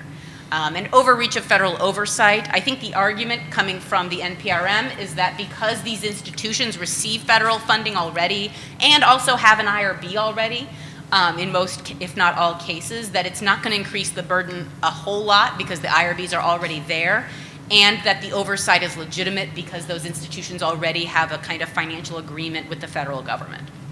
Whether or not that's convincing is up to you. And the other thing is to ask whether this is going to actually solve the underlying problem, which is, remember that first picture I had with the question mark about unregulated research? Are we really getting at unregulated research here? We're getting at research that's not federally funded at academic institutions, but outside of that, I think it's an interesting question whether we're actually getting at unregulated research and how much. And people were worried about making industry comply with multiple sets of regulations. The FDA kind of caveat here might solve that problem, and it might not, I don't know. So that's pretty much my critiques. I just want to show you my lovely picture again because I'm not actually that proud of it, but I think seeing this visually is important. to think about those critiques and to look at what we've done with this NPRM and say, okay, are we shrinking human subjects research domain altogether, in which case this expansion might not be actually that much of a burden or that much of an expansion. Is this a good idea to carve out clinical trials? Is the term clinical trials going to focus us on high-risk research, which is also explicitly the purpose of what's going on here, which is to say we don't want to extend the common rule to low-risk research that's not federally funded. The purpose really is to focus it on, and in the language of the NPRM, is to focus it on unregulated clinical trials, actually. I mean, like drug clinical trials. And so the question is, does this definition get us this? And so this is the picture of the yellow is what would be added here in this expansion. So I think I just want to leave you again with the expansion address. Does it address the arguments? Here are the questions. Some of them are actually explicitly the public questions in the NPRM. Does the definition of a clinical trial make sense? I mean, hopefully it does a little bit because the NIH is implementing it all over the place. But are there ways that it could be clarified that would be helpful? Does it serve its purpose, which I take to be to focus expansion on higher risk studies? And the special question is having that kind of behavioral health clinical trial in there. Is that acceptable? Does it still focus on high risk? Because as we noticed in the back of the room earlier, behavioral research and social research can be high risk. It's not just an issue of identification all the time. Does the inclusion of behavioral health outcomes raise concerns? Is it clear? They ask if they need to define it further. Does the exclusion of FDA-related research solve the multiple standards problem that the industry was very worried about? Does the limitation of the expansion to institutions that receive federal funding, and I guess the one thing I haven't said is it has to be federal funding for non-exempt, non-excluded research. So if you're receiving federal funding for things that under the new regulations would fall outside of kind of expedited or full board review, then it still wouldn't be covered. But does it create a balance between filling in some of these gaps that we talked about at the beginning and not federally overreaching too much? And I think a key thing to think about through the rest of the day and through these other sessions is, do the other changes about, biospecimens, about consent, about exclusions and exemptions, do these things make expansion more legitimate than it might have been before when people had great issues with a lot of the way that the common rule was applied? So in the long sheet of feedback that you were given, these are questions number 85, 86, and 87, loosely. So if you want to comment on any of these issues, you have to kind of go to the end of the numbers of public requested comment, and then I will open it up for questions. Thank you, Dr. Cargo.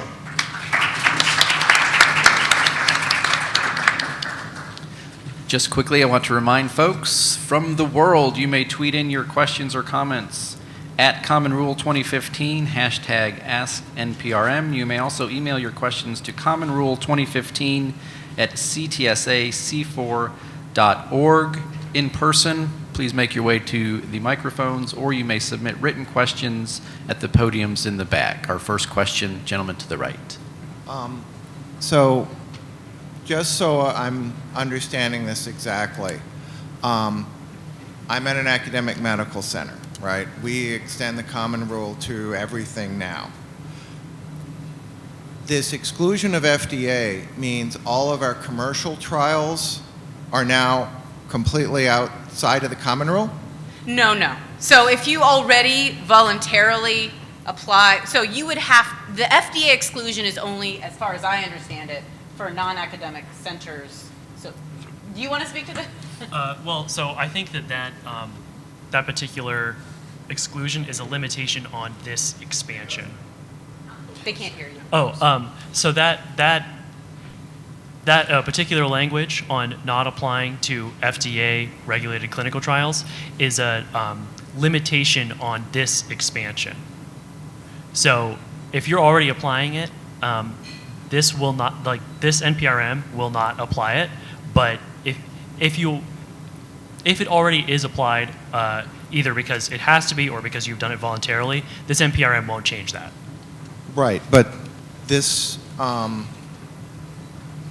this seems to create, one, a very strong incentive for institutions to carve out their commercial research, because you really have, you've got your federally funded research, you've got your commercial research, and then your other clinical trials are often internally funded. So many institutions, you know, de facto run the same rules across all of them, but you seem to be in creating an incentive for academic medical centers to carve out their commercial research separate from the other two categories. Is that how this can work? What do you mean exactly by carving out?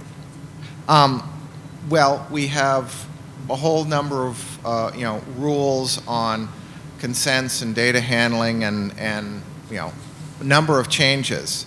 But you're saying that if, quote, FDA regulated, so your 21 CFR studies become No, so that is not intended to exclude things that are currently subject to the common rule from being excluded on the basis of also being regulated by FDA. That's an expansion, or it's a limitation on the expansion that is proposed in the NPRM. But I see what you're saying. So say I'm an academic institution that has not checked the box, and currently I only apply the common rule to federally funded research. I apply the FDA rules to FDA-funded research, and then I kind of do whatever I want with non-federally funded and non-FDA research. Would this expansion only cover that third category, or are the things that are under the FDA at my academic institution also going to have to go under the common rule? My understanding is that it would be the third category, as you've described. So I think your incentive question is an interesting one, yeah. Our next question.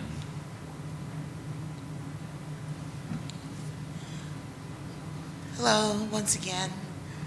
My question is this: do you think it's like almost like a Pandora's box being open with the extension of the common rule? Because it's almost as if it's going to be a class-based issue with the exclusions, because those institutions that receive federal funding are more than likely going to go for the high-button conditions, cancer, heart disease, so on and so forth, where consent is usually easier to get, and the exclusions are not a really big issue. Whereas, as you know, we get more immigration, we have these new diseases, and it's more difficult to cure the common cold. It may not get the research or the look necessary to kind of help solve those problems, and it's usually in a more in the population that's more susceptible to those conditions. It's just a comment. I was just curious to know, is that something that you see with this expansion of the common rule? I mean, I think it's an interesting question for me that I think about when it comes to whether this expansion will apply to, say, service organizations that want to become more evidence-based. And so, say I am serving an HIV-positive population in an inner city area, and we're all being encouraged to kind of do research to see if our interventions are successful. But if I get any federal funding for anything at my institution, now I have maybe the burden of going through this whole kind of common rule process, and it may distance. I mean, I guess it's an open question to me whether those organizations can, kind of partner with an academic institution and get the kind of infrastructure they need, or whether this would disincentivize either doing research or just doing research with the federal government. I don't know. I mean, I think how this would burden kind of community organizations that focus on the underserved is a really key question for me. Yeah. I would just add to that if you think this is going to create a disincentive to do that kind of research, please do submit a comment to that effect. Okay. Thank you. Any other in-person questions or comments? Anything from OHRP? Who is still on the line and listening? Thank you, Dr. Cargill.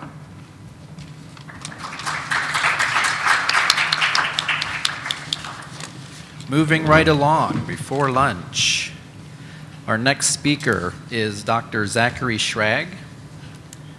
Dr. Schrag is a professor of history at George Mason University. He received his doctorate in history from Columbia University. Dr. Schrag studies cities, technology, and public policy in the United States in the 19th, 20th, and 21st centuries. Much of Dr. Schrag's work has focused on the operations of institutional review boards and how these boards, which were established to govern medical and psychological research, affect the work of scholars in the social sciences and humanities, as well as journalism. He's the author of the book Ethical Imperialism, Institutional Review Boards and Social Sciences, 1965 to 2009. Dr. Schrag also maintains a blog providing news and commentary about IRB oversight of humanities and social science research. Please join me in welcoming Dr. Zachary Schrag.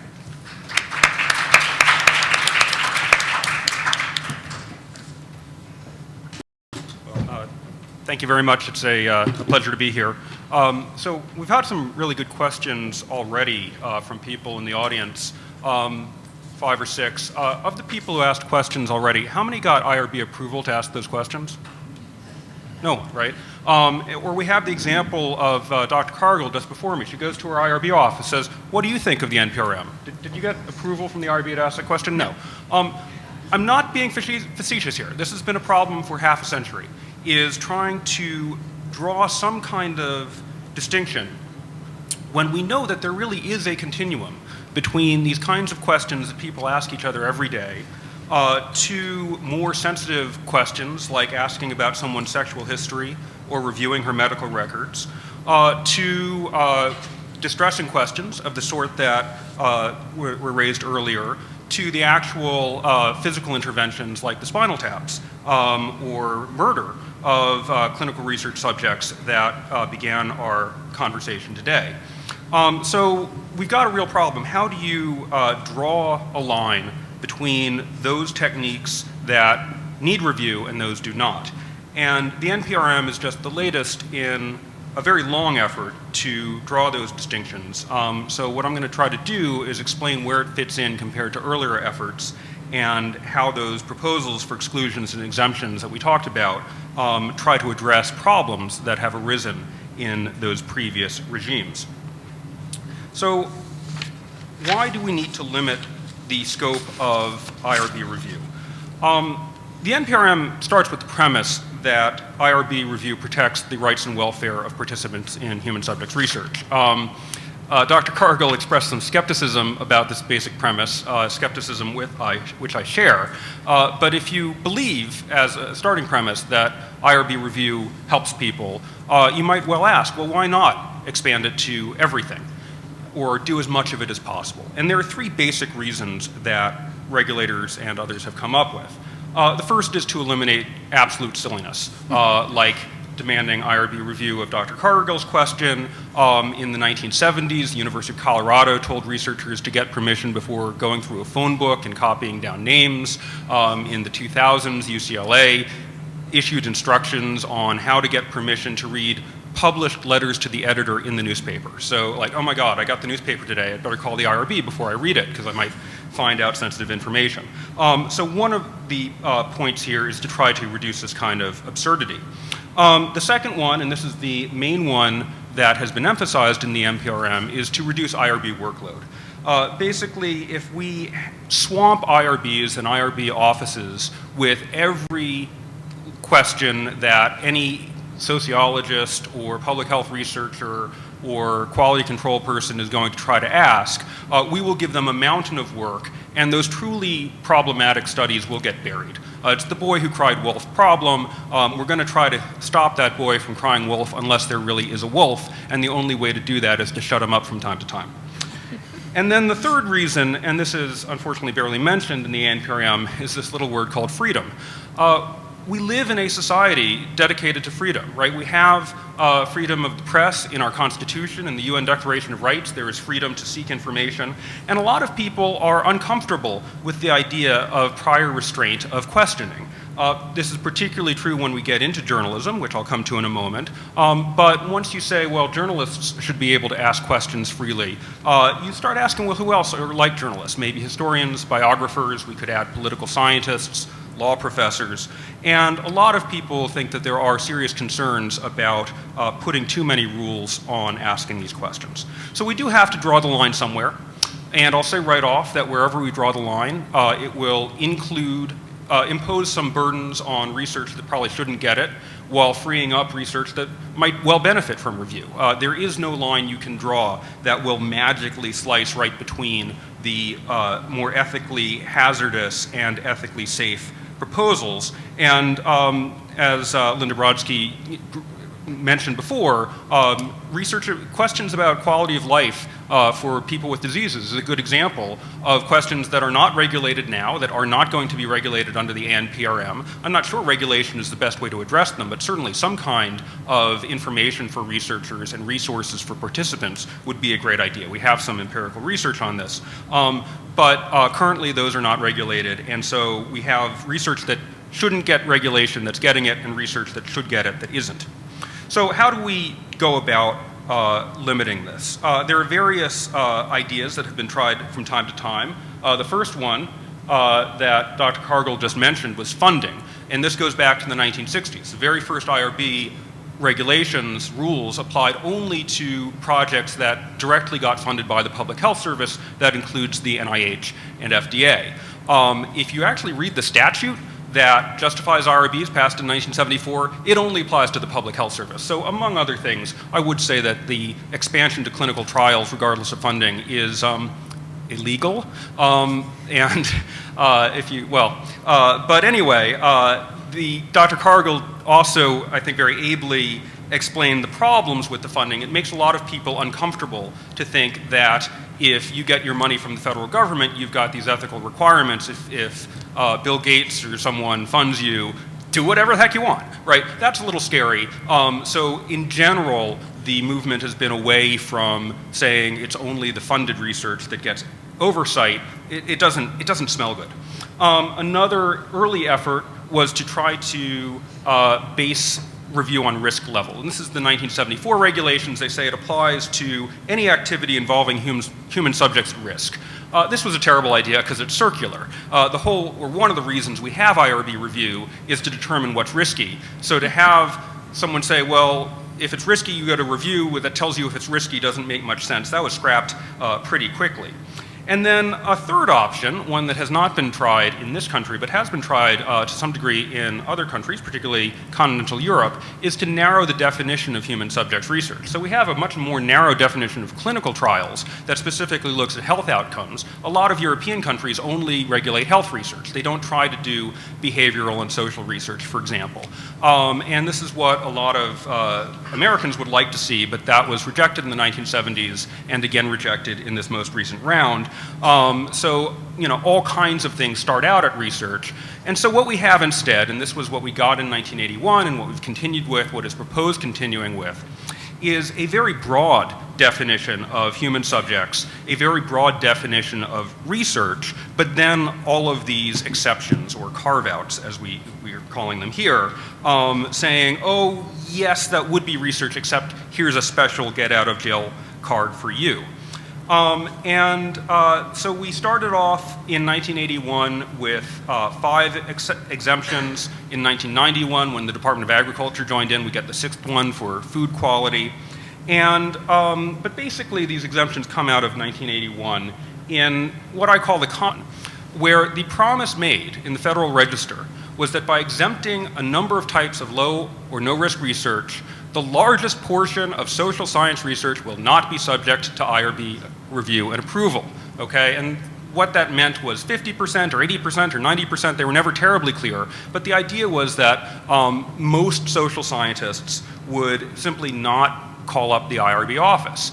And that actually worked for 14 years, from 1981 to 1995. I think I have a photo of it. There we go. So hanging around happily with each other. Contrary to some expectations, the anthropologists did not impose a reign of terror on the United States. The geographers didn't murder too many people. so that kind of worked for 14 years. But then it broke. And I'll spare you the whole details, but this is the document that broke it, of OHRP, the Office of Protection from Research Risks, sends out this newsletter and said, guess what, new idea. Investigators should not have the authority to make an independent determination of what's exempt. They should check with the IRB or other designated authorities. And so what does this do? This basically tells researchers you need to write a proposal and get review to see if you need to write a proposal and get review. Technically, not a requirement, but if you make a suggestion to institutions that depend on you for their support, they're going to do what you suggest. And so since 1995, overwhelmingly, academic and medical institutions have followed this advice. They put some kind of formal requirement on the exemptions. And already by 1998, nearly 3/4 of IRB administrators said that their IRBs were routinely involved in deciding on the exemptions, and less than half the protocols eligible for exemption were actually getting it. And that's pretty much the world we've been living in for the last 20 years. So for example, my old employer, Baruch College, puts up, if I'm exempt, does that mean I don't have to go through IRB review? No, you still need IRB review. So exempt doesn't mean exempt. And we had this in our first presentation, right? Ms. Guzik's slide showed you those levels of review, and exemption was one of those levels of review. That's a pretty good depiction of the way the system is working now. It also is a complete betrayal of the promise made in 1981. So the exemptions are just broken. This could be justified if IRBs and IRB staff had some magical book that told them that something deserved exemption, that the researchers just didn't have access to that information. And if you look at defenders of the current system, they suggest that researchers don't know what the exemptions mean, but IRB staff do. There is no evidence for this. If you actually look at studies that have, put the same proposal to multiple universities, for example, you find wildly inconsistent results from different IRB offices about what is and is not exempt, or the wild overregulation. So for example, my university, we had a kind of IRB meltdown a few years ago. The consultants came in and found that most projects that deserved exemption were not getting it. So IRB staffs don't know what they're doing, researchers don't know what they're doing. We're basically all guessing together. So that was the main thing that happened to break the compromise of 1981, was the exempt no longer means exempt. The other thing that happened was, again, due to federal pressure, IRB started reviewing kinds of things like oral history and journalism that had simply not ever been reviewed, not in the 1960s, not in the 1970s, not in the 1980s. There was some efforts to carve a workaround about this. One of the things that happened was journalists and historians in particular sort of said, well, we might be doing research, but it's not research as defined by generalizability. This was pretty nasty because we love research, right? This is what historians and biographers do, but we don't like these rules. So it's awkward to say that we're not doing research, and it's also largely ineffective. A few universities have freed up their oral historians, most of them have not. And so we're in this kind of Alice in Wonderland world. Mitchell Seligson, a political scientist, has a nicely titled article from a few years ago. Exempt is non-exempt and research is non-research. And that's pretty much the world that we live in now, where the current categories have been tortured beyond regular meanings of the words. And that's what the NPRM, I would say, is designed to fix with its new processes of exclusion and exemption. So as you heard, this process started in 2011 with the advance notice of proposed rulemaking that acknowledged the problem of overregulation, and continues with the 2015 NPRM. And what the NPRM tries to do is expand and clarify that list of activities that either do not need any kind of review or need much less review than they are currently getting. And it's always you know, the NPRM is very hard to read, all kinds of cross-references, but by my count, I believe there are something like 11 categories of excluded activities and 6 of exempt activities. And I want to just go through some of these efforts to return us to that earlier stage of lessened regulation. So to start with the excluded ones,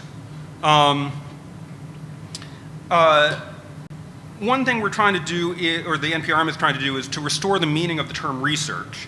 And they use this term excluded, which is itself an odd term, because usually excluded means that you're not getting into something, like, oh, I got excluded from the nightclub, not, oh, I got excluded from paying taxes. No, when you get away from paying taxes, you say, yay, I'm exempt. So exempt would actually be a better word for this if 20 years of misregulation hadn't beaten that word into the mud. But so we'll go with excluded for now. And as you heard, this includes a bunch of routine government work like law enforcement and intelligence gathering, public health surveillance. It specifically includes oral history, journalism, biography, and historical scholarship that focuses on individuals, in part, and again, they don't use the word freedom, they say in part because these individuals may deserve public scrutiny. We just have a great example of this. There's a new biography of the first President Bush that's about to come out, and it's all based on the record interviews with him, and it may damage his reputation. I mean, you know, he said terrible things about Dick Cheney and Michael Dukakis and so forth, and if that damages his reputation, that's fine, right? That's part of living in a democracy, is you get to say bad things about former presidents or current presidents. So one of the things the exclusions would do would be to free up this kind of question asking that is not designed to do no harm, as the first slide said, right? It may be beneficent in the biggest picture, but we're not trying to let people avoid accountability for their public actions. And then it also includes a bunch of low-risk activities that you've heard about. For example, if you're not collecting identifiers or not gathering sensitive information. So a lot of the workload disappears from the IRB inboxes right there. The second slice, as you've heard, are these exemption categories. Some of these are already in there. For example, if you're trying to figure out classroom instruction and want to do a test, it's exempt now, it will remain exempt.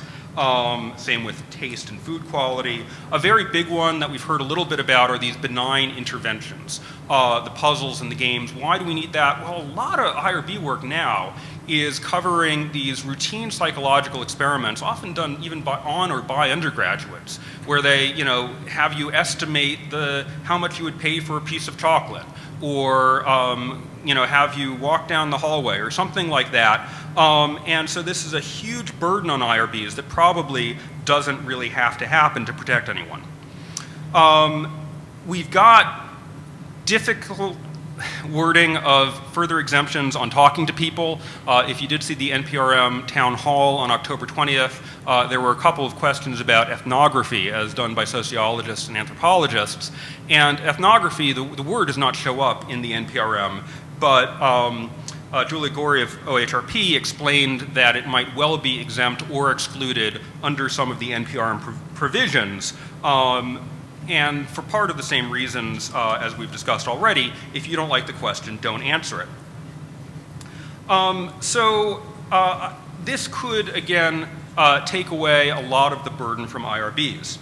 One problem that we've seen with IRBs is that the federal enforcement only goes one way. If IRBs are too lax, down comes the hammer. If they're too strict, their faculty are unhappy, but the federal government doesn't care. And there isn't much in the NPRM to really relieve that problem, except perhaps this idea of a web-based decision tool where, you know, a researcher, currently the researcher has to fill out a lot of forms, go through a lot of training that may be completely inappropriate. Exemption can take a few hours, it can take up to 4 weeks at a lot of institutions. It's major hassle. The proposed decision tool, researcher is there sitting in his pajamas at 2 a.m., goes online, fills out some yes or no questions, and the exemption is now on record. So that if the institutions adopted that, that could really reduce a lot of the burden on the researcher and allow these projects to proceed.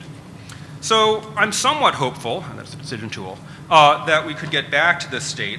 where historians, sociologists, political scientists, folklorists, linguists, geographers, law professors, anthropologists, and all of their students in the latest FDA regulation without waiting for weeks to get approval. Some of these scholars will have to spend some time on the computer screen, others will be excluded entirely, but I hope that the majority of them will no longer be subject to the delay and, quite frankly, the caprice that they now face when submitting their proposals for review. Now, there will be controversy. Again, I promise you, wherever we draw the line, it will make some people unhappy, there will be some controversies over specific projects. The most recent one from summer 2015, the controversial book was On the Run by sociologist Alice Goffman, who lived with and described the lives of impoverished residents in Philadelphia, may or may not have driven a getaway car in a murder plot, as sociologists do. This was IRB reviewed research. We've had controversies like this in the 1960s, before the IRB system was extensive. We had them in the 1970s during the first wave of regulation. We've had them in the 1980s when things were deregulated. We've had them since the 1995 repeal of the compromise. We'll have them in the future. Not very often, once in a while. That's pretty unavoidable in a free society. What we don't have is any evidence that any one of these systems is better or worse than another. So again, if you're worried about researchers making these determinations, I ask you to go back to that period of 1981 to 1995. Ask yourself, was it really that bad? Again, you can certainly find examples of individual projects that could have been done better, but they are very rare, and it's very hard to write a regulation that takes care of the rare events without putting undue burden on the more common ones. So again, the NPRM justifies this reduction primarily in terms of workload. They want to reduce time and effort on the lower risk projects in order to focus more attention on the higher risk projects. And again, I think that's a very noble effort if you think that IRBs protect people from the more dangerous projects. I think there's a lot of questions to be asked about that, including questions from some people at NIH, like Christine Grady. But at the very least, it would be nice to try to focus attention on the projects that could potentially benefit from the most review. And then buried sort of in the NPRM is the idea that enabling lower risk research to go forward is a good thing. And really buried even deeply there is this idea that it will respect autonomy. That's kind of a code word, but it's an important one for two reasons. First of all, autonomy is one of the magic words of research ethics since the 1970s. It basically means that people should be allowed to make decisions for themselves. And in this case, it specifically means that, yes, people should be able to, consenting adults should be able to decide whether they want to speak with other consenting adults. You get a survey on the phone, oh, this is probably a push poll from an opposition research, well, that's okay, I'm going to talk to them, or you hang up the phone. Or this is a sociologist calling me up, wants to talk to me. Do I want to talk? Yes, no, it's my decision not to interpose some university office between me and the researcher to make that decision. So when the NPRM says autonomy, it may actually be referring to this concept. The word only appears once in the NPRM, and then only in reference to the Freedom of Information Act, but there is this missing concept called freedom. And this may be as close as the NPRM gets to acknowledging the fact that freedom itself is an ethical value. So to sum up, for the past 20 years, the federal government has not required, but strongly suggested that universities review a whole lot of research in ways that has produced anger and despair, and it may be time to try something else. Thank you.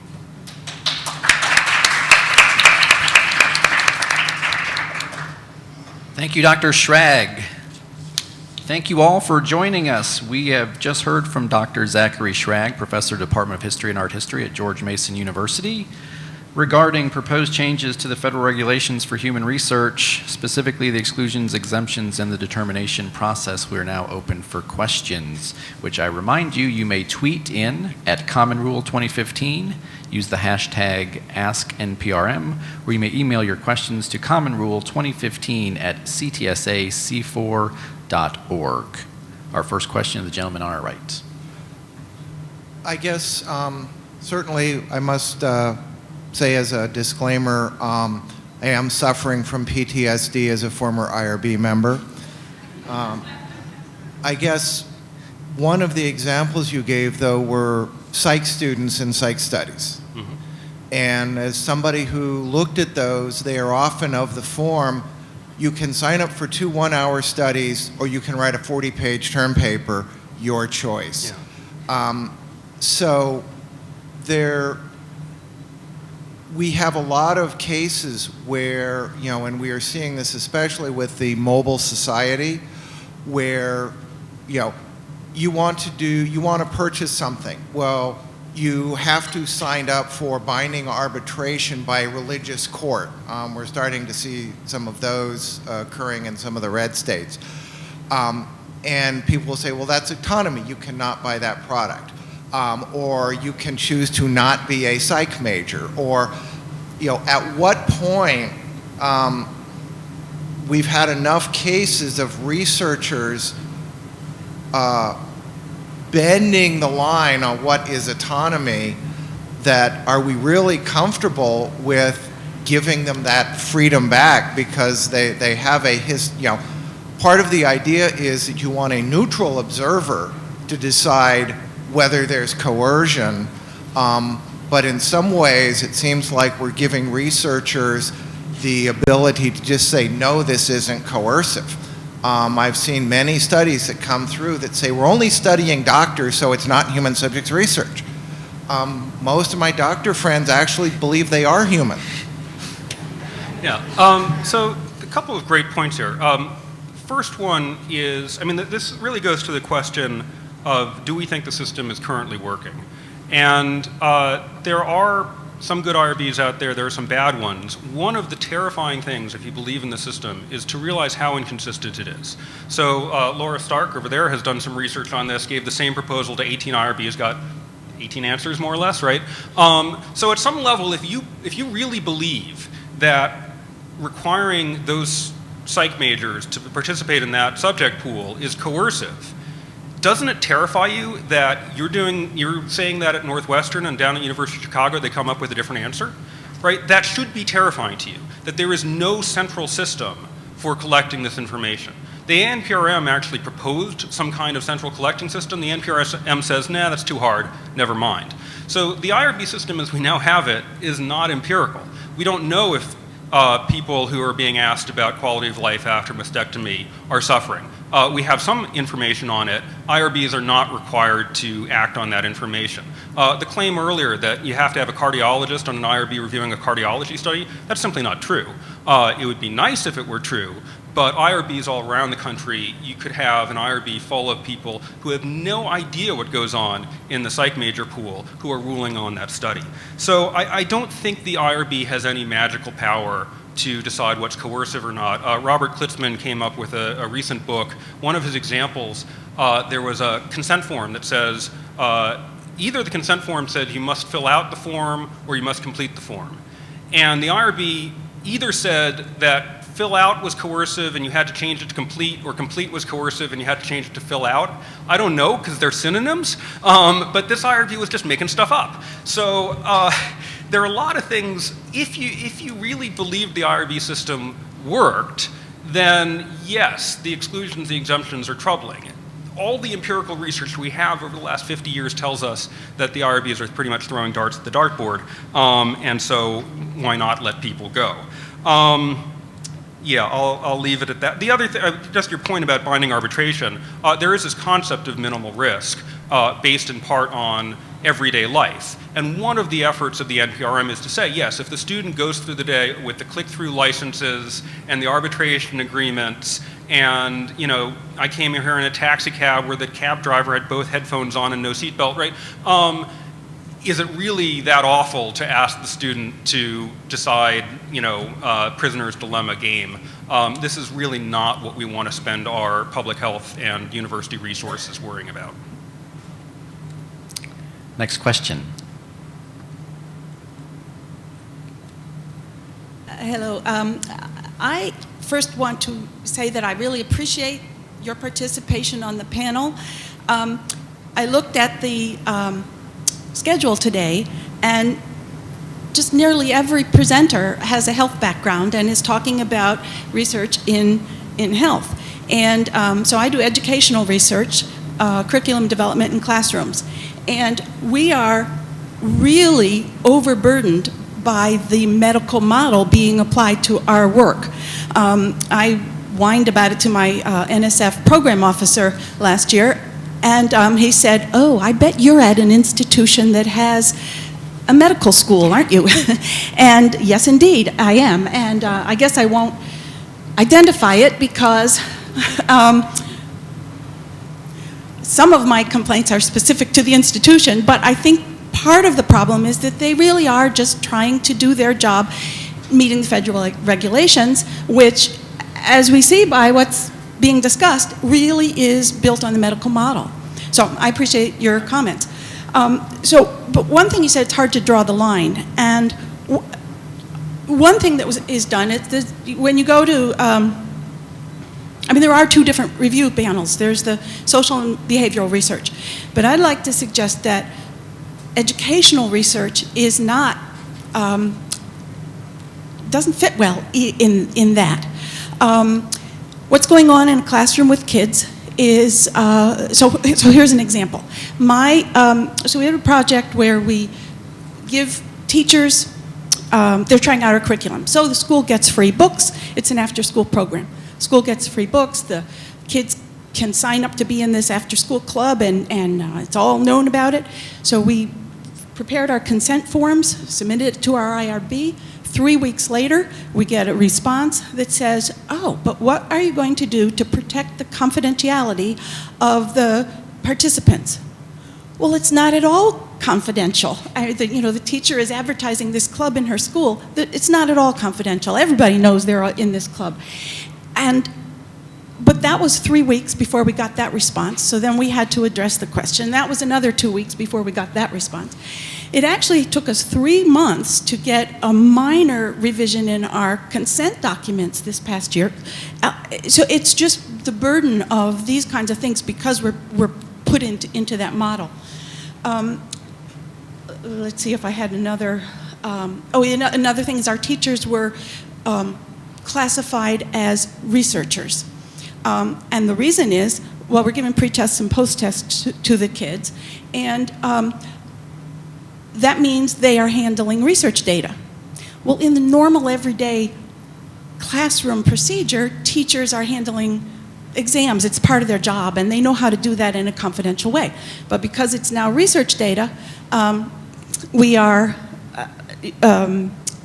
there's lots more paperwork. Oh, they're researchers, so then the school has to get an FWA number, and you have to, lots more levels of certification. So I would like to make the point that the and why are we not exempt? It's very nicely laid out that if you're doing normal classroom things, that's exempt. But as soon as the researcher wants to say anything in the classroom, maybe to co-teach with the teacher, then it becomes, it's not exempt anymore, and it's expedited, and then you have to go through all the consent procedures. And so, okay, that's my comment, and I appreciate your perspective. Yeah, let me just address a few of those. I can't address everything, but first of all, the medical model may be worse at institutions with medical schools, but it's pretty much baked into the system because these regulations came out of the Public Health Service and have never really changed. And we saw a good example of this again at the previous NPRM event in Washington, where anthropologists had written in some comments, and Julia Gorey of OHRP said, very frankly, we didn't address ethnography because we don't know anything about ethnography. Now, at the ANPRM stage, the anthropologists had written in and said, please leave us alone, essentially. We have the sort of book-length proposal, a book from the National Research Council that came out in response to the ANPRM that proposed more of an expert body on social research. NPRM ignores that. So a lot of this stuff is actually coming down from the feds. And the required training at many universities with or without medical schools is the CITY program, which was developed in a medical school. So the medical model is deep here, very hard to get out. The second question is sort of about exemption. And one of the issues here, again, is that the regs currently promise expert review but don't deliver it because you have an educational project being reviewed by someone who's never done that research. And one of the flowers that might bloom in the sunshine of the NPRM would be to have an exemption, and a real one where you click on the computer screen and then you'd actually go to a department committee that would know stuff about educational research. So at Macalester College, which is an undergraduate institution, I'm not sure they get any federal money, they have their undergraduates have their projects reviewed by people in their field. So if you're doing a geography project, you talk to geographers and say, what are the ethics of geography, and not try to ask the nutritionist and the cardiologist and the community member, what do you think we should do? So it would be great if deregulation did not mean a lack of oversight, but rather a shift to truly expert oversight. And then, yeah, finally, again, if you're wondering about the decision tool, why it is the way it is, one of the ideas is to get rid of that 3-month delay because that is unconscionable. And we'll take one more question here or here to our right. I really appreciate Professor Schrag's allegiance to autonomy, and I'm for autonomy too. I mean, autonomy is a great thing, and for interviews and surveys, you know, people can hang up the phone, walk out of the room, tear it up, whatever, that's great. But so much of the exclusion, well, let me back up just one bit to say that you present data to indicate that when people submit for an exemption, half of the exemptions are denied, and additionally, there's evidence that there's enormous inconsistency between IRBs and what they judge to be exempt. And you conclude from that that the system doesn't work and we should step away from the system. To me, it's terrifying to think that half of the people who already go through exemptions believing that they are exempt do not get exemption. That doesn't lead me to a direction to think we should then exclude these categories and allow them to make the decision to exclude themselves in a new classification. I'm led to the opposite direction. And now back to the autonomy, which is autonomy works beautifully in 99.9% of surveys and interviews. I agree with that completely. So much of the exclusion and exemption, though, is in situations in the use of data where surveys and interviews are not really in play. And it's the use of your data without consent, which actually is a reduction of autonomy. And speaking to whether this is an expansion or a reduction of rules, I would argue very much a reduction. And this autonomy part comes in particular where we used to have a waiver. We're saying now that we're having additional protections without the waiver. But in fact, waivers required that it not be practicable to get consent. And that is a very simple and obvious test. You're doing a retrospective chart review, not practicable. I'll just say across the board, not practicable, even though there are many cases which it is. But let's just say not practicable. You have somebody in your office and you're going to use their data. In my opinion, with respect to autonomy, there's every possibility of asking that person's permission and no excuse not to. So, yeah. So on the first part, the studies that I refer to don't show that the researchers have made the wrong determination. They've showed that the research offices, the IRB staff, are getting it wrong. Now, what does wrong mean in these contexts? A lot of the exemptions are terribly written. And so, you know, at some level, there's not really a right answer. But to the extent that someone with maybe a little more expertise comes in and reviews, well, here's what the researcher said, here's what the IRB office said, what they are finding is that the IRB office is getting it wrong. Again, what wrong is kind of blurry here, but that's what the limited data we have has found. Now, I'm blanking on the name, but there was a posting a few years back on the Petri Farm Bill of Health where one of the members of SACHARP, which is one of the Federal Advisory Commissions, said, you know, researchers don't have the knowledge to make these exemptions. And I see it all the time at my IRB, and I dared her online to tell me which exemptions, because there are 6. I said, if you really have this data, tell me which exemptions the researchers get wrong.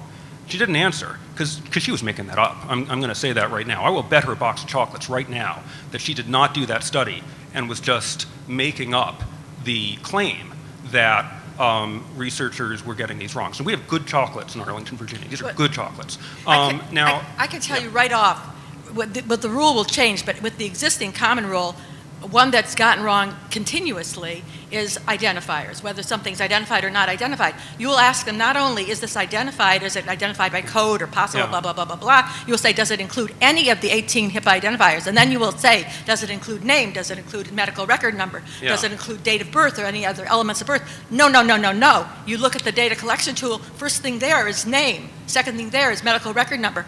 You go back to the researcher, but you said it's not identified. So my question, oh, no, I'm not using identifiers. Yeah. I'm just keeping my records straight. Or I would never think of putting this in an article. They so got have it you wrong. published that finding, that researchers regularly get identifiers wrong? What was that? Have you published that finding? Oh, sure. I haven't published it, but I'd be happy to. Please do. I mean, this is the thing. I was talking about this in the group. The whole system, we've had the system for 50 years and have almost no information on how it's working or failing. Correct. That's the last thing I can tell you. We're in agreement there.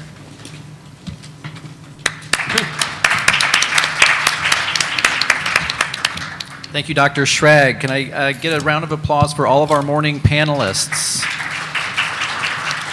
We'd also like to move right along here to the break. We're about to take a break, but I want to acknowledge OHRP, who is on the line and taking questions and listening to comments and so forth. We are here in the fourth session being produced by the amazing people at Vanderbilt's CTSA Consortium Coordinating Center. And we're talking about the proposed changes to the federal regulations and soliciting comments and discussion around these changes, and have expert panelists here to give us this information to kind of get the brain thinking and to get things moving along. We are about to take, so a couple of housekeeping things. One, any of the discussion comments, other types of questions that you've sent in via Twitter and email or put in the bowls through the written comments or in-person comments, these are not formal submission comments to the proposed changes to the federal regulations for human research. To do that, you must go online. On your screen is regulations.gov. It gives you the directions there on how to do that. You may also do it by mail. You may also do it by fax. The other thing is that we want to make sure everybody has an opportunity to look at all of the sessions that have been produced. You can go online to do that. For your participation today, you will be sent an evaluation and assessment, and that will include a link for you to go back and check all of these, the various sessions that have been recorded, to have comments and questions from all of our panelists from all of the sessions, with the fifth session happening in a week to 2 weeks. Okay. We're taking a break. 15 minutes. We will resume at 12:15. For the folks who are here in person, up the stairs and in the lobby are your boxed lunches. For those streaming in, stretch your legs, get a drink, do what you need to do. We'll be back at 12:15. Thanks so much.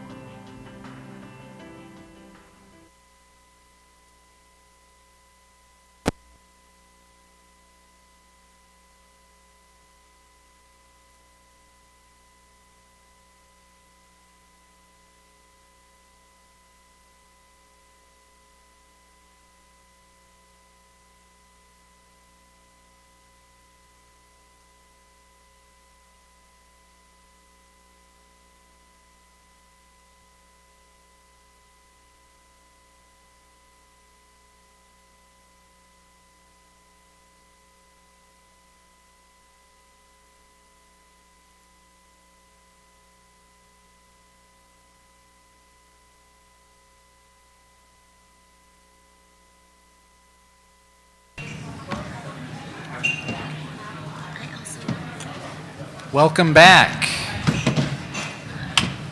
Thank you for being so prompt. Thanks for getting back. For those live streaming in, we are back.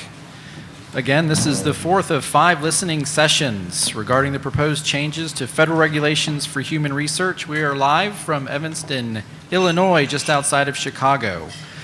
To remind you, the 90-day open comment period for the Notice of Proposed Rulemaking Changes is open, and we're providing these sessions to make sure that everybody has information so that they can use to make comments regarding the proposed changes and have access to our expert panelists as well as experts and distinguished associates at OHRP who are on the line as well.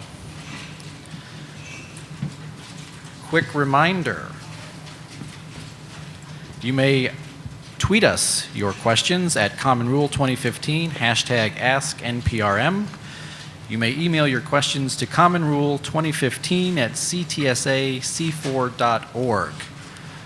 Another public service announcement, comments made here or questions that you send in or have written are not formal comments to the docket.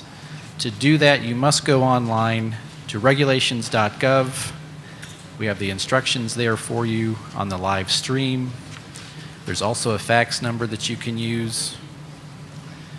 We want to make sure that we get those comments.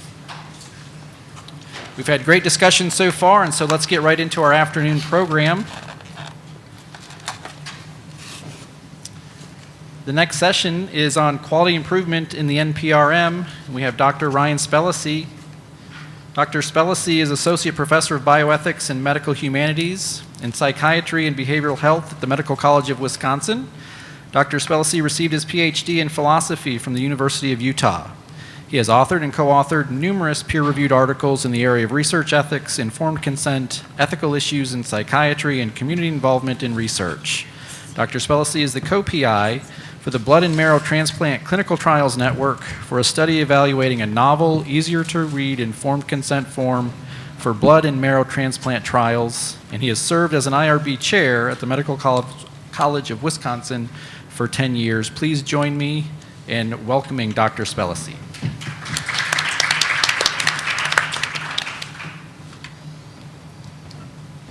Thank you. Am I close enough to the mic for the folks in back? A little closer? Okay, I'll get as close as I possibly can. So thank you to NCATS and C4 for putting this on. I'm very excited to be here. And to NCATS, I bring greetings from the northern CTSI, the southeastern Wisconsin CTSI, where I'm located.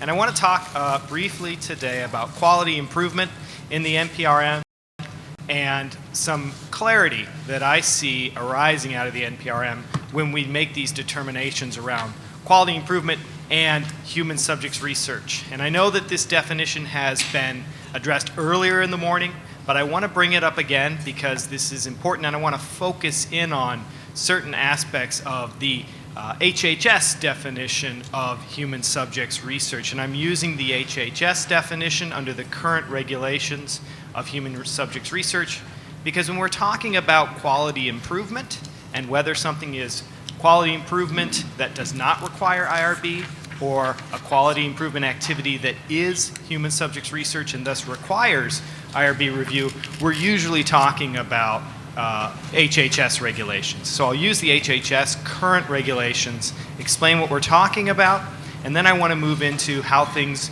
I see are different under the NPRM. So IRBs, as we all know, are charged by the federal regulations with the review of, as I commonly put it, simply research involving people. But it's not that simple because we have some very artful definitions that we have to apply to whether IRB review is necessary or not. It's really a question of human subjects research, where human subject is defined as a living individual about whom an investigator conducting research obtains data through interaction with the individual or identifiable private information. That's the easy part for my discussion today on quality improvement. The trickier one is research. And research under the HHS regulations is defined as a systematic investigation, including research development, testing, and evaluation, designed to develop or contribute to generalizable knowledge. And I think the key under the current regulatory schema for us when we're talking about is it a quality improvement endeavor that requires IRB review or not, is going to hinge on that last part, designed to develop or contribute to generalizable knowledge. It's largely a question of design on that last portion of the definition, and I often phrase this in terms of the purpose or intent, where if the primary purpose or intent is to contribute to generalizable knowledge, it is probably research. And that's where we draw the line between human subjects research and quality assessment, as it's sometimes called, or quality improvement. And here I'm using a definition from a common IRB reference book. We call it AMDR in the field. And it says that activities that are designed to determine if aspects of medical practice are being performed in line with established standards is called quality assessment. When an activity is specifically initiated with the goal of improving the performance of medical practice in relation to an established standard, the activity is called quality improvement. And the key there is, I think, in relation to an established standard. There's a sense in which all medical research in which we engage is intended and initiated with the goal of improving the performance of medical practice. That's why we conduct medical research, is to make the practice of medicine better. What distinguishes research from quality improvement then is not just that it's intended to improve medical practice. If that was the definition, much of what we do in medical research would be quality improvement and not research. But rather, it's that this is initiated with the goal of improving the performance, but in relation to an established standard. So there's some national standard, some consensus guidelines, what have you, and we are initiating something to see, all right, how well are we hitting those targets spelled out in this agreed upon established standard. Now, IRBs, and there was much consternation about this and angst, and I'll be using consternation, angst, and anxiety a lot today, but IRBs typically would apply an intent litmus to determine if what you were doing was quality improvement that is not subject to IRB review, or quality improvement that is human subjects research and is subject to IRB review. And the way a lot of IRBs, my own included when I started off, used to make this determination was sort of a look, investigator coming into my office, if you think there's a chance anywhere down the road that you might publish this or present it at a regional or national meeting, we're going to have to call it research, you're going to have to submit your application, and we're going to have to review it. Fortunately, that's the sort of old litmus test that we don't use anymore at most IRBs around the country that I talk with. And this is, anecdotal conversation, but most of the IRBs with which I'm familiar don't use that. If you ever think you might publish, we're going to call it research. Rather, we're looking at things like, and this is from that, we heard about the flexibility initiative earlier. This is looking at the primary intent. Again, looking at the design question in that HHS definition of human subjects research. We tend to now say, look at the primary intent of the project is to create generalizable knowledge. It is likely research. If, however, the primary intent is to internally assess or improve your practices, or check whether you're hitting those metrics or agreed upon guidelines, then it is likely quality improvement. Now, the important distinction there is, and oftentimes when we're having conversations with study staff or investigators or our colleagues, we'll say, look, just take them aside and say, look, why are you doing this? If at the end of the day, when you undertake what you're calling a QI project, and if at the end of the day, you were able to assess whether you're in line with the national guidelines around something like cardiopulmonary resuscitation, and you're able to assess that for your organization, but you never find anything that gets published and you never find anything that's really worth presenting at a national meeting, will you still feel like you were successful? And probably, in the majority of cases, if the answer to that is yes, what you're doing is something like quality improvement and not research, because your primary intent is to assess or improve your practices. You might find something along the way in implementing this national agreed upon standard that you think is worth sharing with other institutions for your experience in trying to meet this standard or evaluate this standard? And if that's the case, we want you to share that. We want you to publish that. Again, because we want to make the practice of, in my experience, medicine, but others as well, we want to make the practice of medicine better. We want to improve things. So if you find something out, you might want to publish it, come back and check with us as the IRB, and we'll help you along that process. That's the goal of how we look at quality improvement versus human subjects research today under the current regulatory schema. And in keeping with Dr. Cargill's slides, I too have limited skills in word art, but this is how I describe it. You've got your Venn diagram with your domain of human subjects research. Not all human subjects research is quality improvement. You've got your Venn diagram of quality improvement. Not all quality improvement is human subjects research, but you've got overlap in the middle. And this is where the anxiety lies. This is where, as one of the commentators in the morning session pointed out, there's a lot of, I believe investigators felt it was scary to make determinations like these themselves. It wasn't specifically in the context of QI, but I've heard this anecdotally from colleagues at my own institution, where people are nervous and they want the IRB to weigh in and say, yeah, you're okay, it's quality improvement, you're fine. It's that gray area, that overlap of the diagrams that causes a lot of anxiety or angst among IRB members and IRB folks, because we don't want to give the wrong advice, and among investigators as well, because they don't want to run afoul of regulatory schemas or IRBs. And it's this sort of overlap area that was discussed in a previous session that NCATS put on about the now famous life-saving checklist with Hopkins and the Michigan hospitals, in which they rolled out a checklist that involved such benign interventions as reminding surgeons to wash their hands to try to improve the practice of medicine. But the way it was conducted was in that sort of gray area, that overlap, where is this human subjects research or is it quality improvement? Why does it matter? Well, if the project is QI, if it's in that zone of QI that is not human subjects research, certain federal regulations governing the conduct of research don't apply. And they might determine, or you might consult with your IRB, and we might say, yeah, you're not human subject, this is not, your project is pure QI, it is not human subjects research, and as a result, you're not under those regulations that require things like informed consent, or at least applying for a waiver of informed consent, and an informed consent that has to have certain elements, and continual review where you check in with the IRB at least once a year and let them know how your project is going. So there's a lot resting on this as to whether or not currently under the regs something is QI in that pure sense, as in not human subjects research, or if it's in the overlap area of QI and human subjects research. And I see, as I read the NPRM in the majority of cases, I see the NPRM as it relates to quality improvement as an attempt to pull quality improvement out of the realm of human subjects research via exclusion, so that we can avoid that anxiety and that confusion of those overlap areas where we have projects that seem to be both unburdening researchers and IRBs as well, and the issue of what if I find something in the course of something that's QI that I think is worth sharing my experience with other institutions, publishing, presenting, what have you.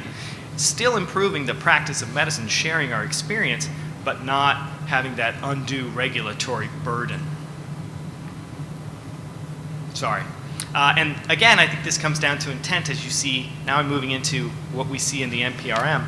Again, this comes down to intent, as we see in the NPRM. This category, and that's QI, and by the way, QI is the first category of projects that is granted an exclusion. I don't know if there's any significance to that. All I know is it wasn't done alphabetically. But this category is excluded because these activities are designed for various administrative purposes related to using information to improve quality of services provided by a specific institution and are not designed to produce generalizable knowledge. And as I read that, that doesn't say that, and you shall never publish anything you find, so help you God, but rather this is a question of intent and design. And so if it is designed to produce generalizable knowledge, if that's the purpose, the primary intent, it's going to be human subjects research. But if the primary intent is to, as the NPRM says, improve the quality of services provided by your institution, it is excluded. So, an example. Here's an example of what I think would be QI under the NPRM. Let's say we want to look at our national guidelines for how we conduct CPR at a hospital. And we know what the national recommendations are, we know what the national guidelines are, but what we want to know is, say, when somebody comes into the emergency department with a cardiac event that requires CPR, how well are we performing CPR as we're supposed to be performing it according to national guidelines? If you wanted to institute a project like that to assess how well you're doing it, or institute a project to bring yourself up to that standard, as I read the NPRM, that would be excluded as QI and not subject to IRB review. However, the NPRM helpfully gives us examples of projects and activities that would not meet this QI exclusion, and this is I think this is a great example because my colleagues who do QI, there are certain buzzwords in here that would lead one to believe that this example could be QI, but the NPRM is very clear in saying, no, no, no, this would not be quality improvement. And it says, an example of an activity that would not satisfy this exclusion, this quality improvement exclusion, is a prospective observational study of patient treatments to analyze the comparative effectiveness of two different standard of care treatments frequently used to treat the same medical condition. Now, what makes that look like, at first glance, something that might be treated as quality improvement is things like comparative effectiveness and two different standard of care treatments. And what that's getting at is, look, these are two different treatments that are routinely used, standard of care. In fact, you might get one or the other depending on which physician happens to be on call when you enter the emergency department with a cardiac event. However, according to the NPRM, when you are doing a prospective observational study of those treatments to analyze their effectiveness and their two different standard of care treatments, it would not meet the quality improvement exclusion. Sticking with CPR, imagine you want to do a randomized trial now. You have two different ways of performing CPR. Say, for example, you'll give a certain number of chest compressions in a ratio to breathing. How many chest compressions to how many breaths you give. Say that there's two different sort of standards out there that people routinely include, and this is the case, especially in out-of-hospital and EMS systems. That can vary depending on where you happen to find yourself when you suffer a cardiac event. So some emergency medical systems will use one ratio of chest compressions to breaths, and another one down the road, say if you have a cardiac event here in Evanston, you might get one ratio of compressions to breaths, and then if you have one up in Milwaukee or down in Chicago with a different EMS, you could very well get a different form of CPR, a different model of CPR. Still CPR, but we don't know which one's best. They're both sort of standard of care because they're standardized in those different locales. But if you want to randomize people to find out once and for all which one's better, that's not going to meet the quality improvement exclusion. You're doing a prospective trial of two different standard of care interventions. I threw in randomization to make it more stark, but that's not going to, even though we're trying to improve the practice of medicine and find out which way of performing CPR is best, it's not going to meet the criteria for the exclusion, and it's going to be, under the NPRM, some form of human subjects research. So I see some benefits to this in the NPRM. Excluded versus not human subjects research, it's less confusing for researchers. Researchers who continually conduct quality improvement, and Dr. Schrag helpfully pointed out, look, and I wrote it down because it was just perfect. He said, it's awkward to say we're not doing research. When you call it not human subjects research, and whether you're a historian or a sociologist or a quality improvement specialist, when we carve out what you're doing and say, oh, you're not doing human subjects research, it sends a bit of a mixed message to the researcher who publishes this, who writes these papers, presents them at national meetings, and it counts as research for our job, for our career, but then we send this odd mixed message of this sort of artful term of not human subjects research to say, you're doing not human subjects research. I think it's a little more simply helpful to call this excluded than not human subjects research. Maybe in 10 or 20 years from now, we won't think it's as helpful, but from this vantage point, I think that's a helpful move. 2, hopefully this will allow IRBs, this will free up their time to focus on higher risk research. So if they're not reviewing excluded quality improvement, where you're looking at a national standard and trying to bring your practice in line with a standard, as opposed to in someone's clinical practice, they might decide, you know what, I think it would be better if we did this procedure or this drug in this way. I'm going to test and see if that improves it. That's coming up with your own standard. If we've got a national standard based on evidence, based on consensus, that's different than an investigator-initiated trial, and IRBs can be freed up to focus more on that higher risk research. And lastly, I think one of the benefits is less confusion for IRBs and investigators on that determination of when it's both quality improvement and human subjects research, what am I supposed to do with it? Where do I fit in that Venn diagram world of QI and human subjects research? I see the NPRM as making those lines much more clear between quality improvement and research. And that too, I think, is a good thing in the NPRM. I have a few concerns that I want to throw out there, and this has been voiced before. The determination of whether something meets that QI exclusion will largely be left to the investigators. There's a proposal for a checklist or flowchart, which is great if done correctly, and Professor Schrag rightly admonishes us with evidence from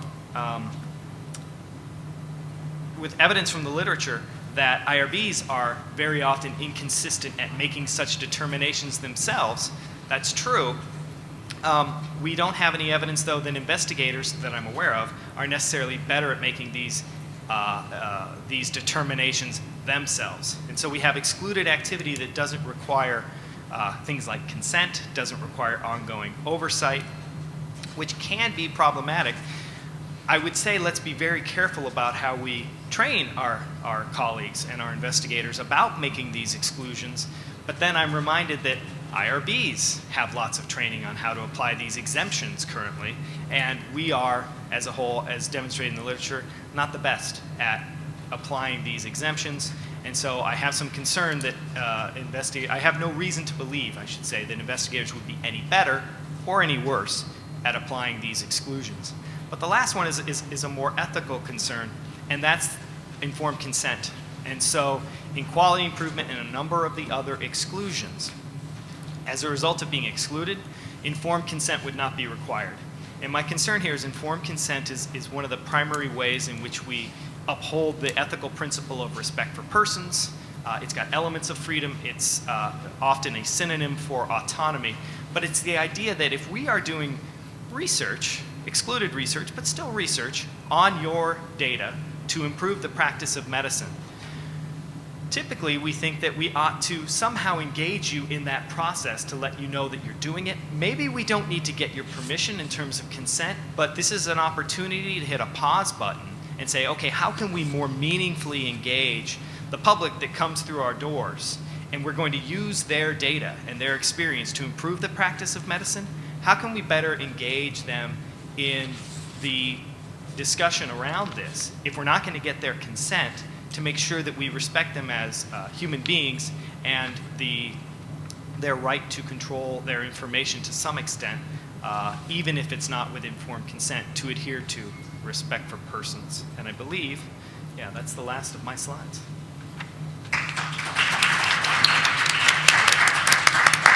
We've just heard from Dr. Ryan Spellacy, Associate Professor of Bioethics and Medical Humanities and Psychiatry and Behavioral Health from the Medical College of Wisconsin, regarding quality improvement in the NPRM.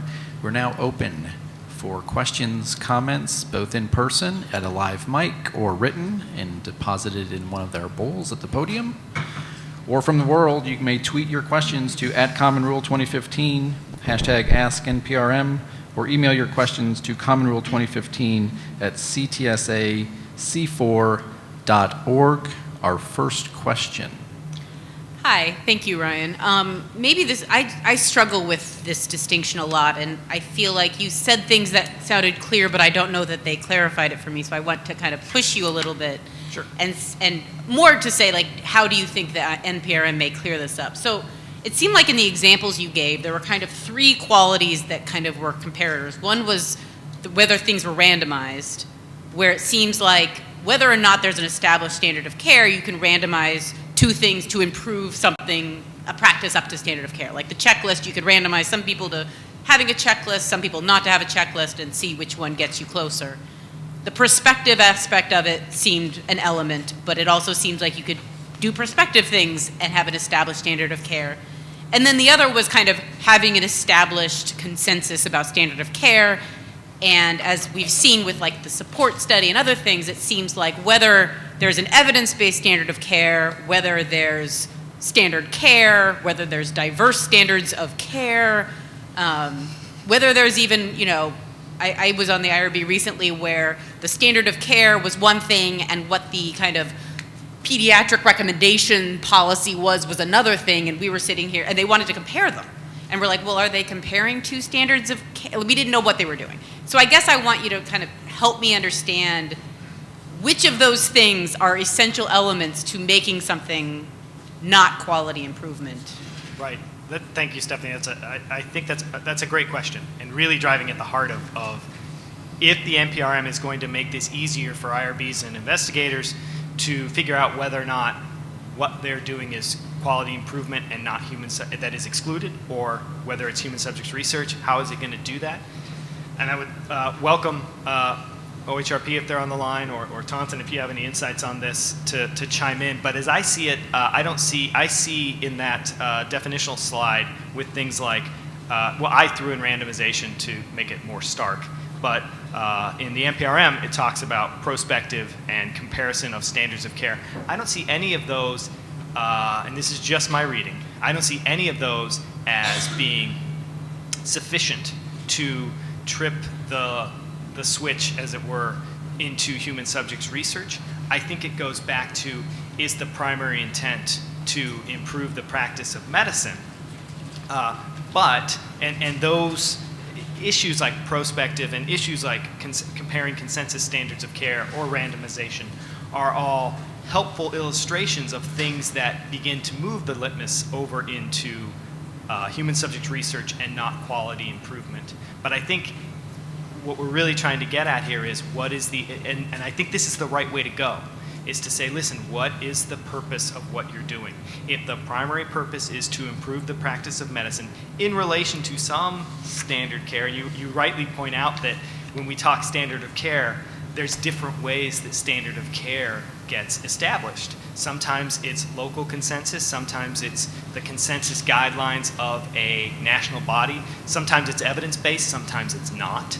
And so I don't want to go into that minefield per se, but suggest that these are helpful ways for us to think about what is quality improvement to get at the intent of the project. And that's what I think is going to be more helpful to parse those human subjects research and quality improvement that's excluded out.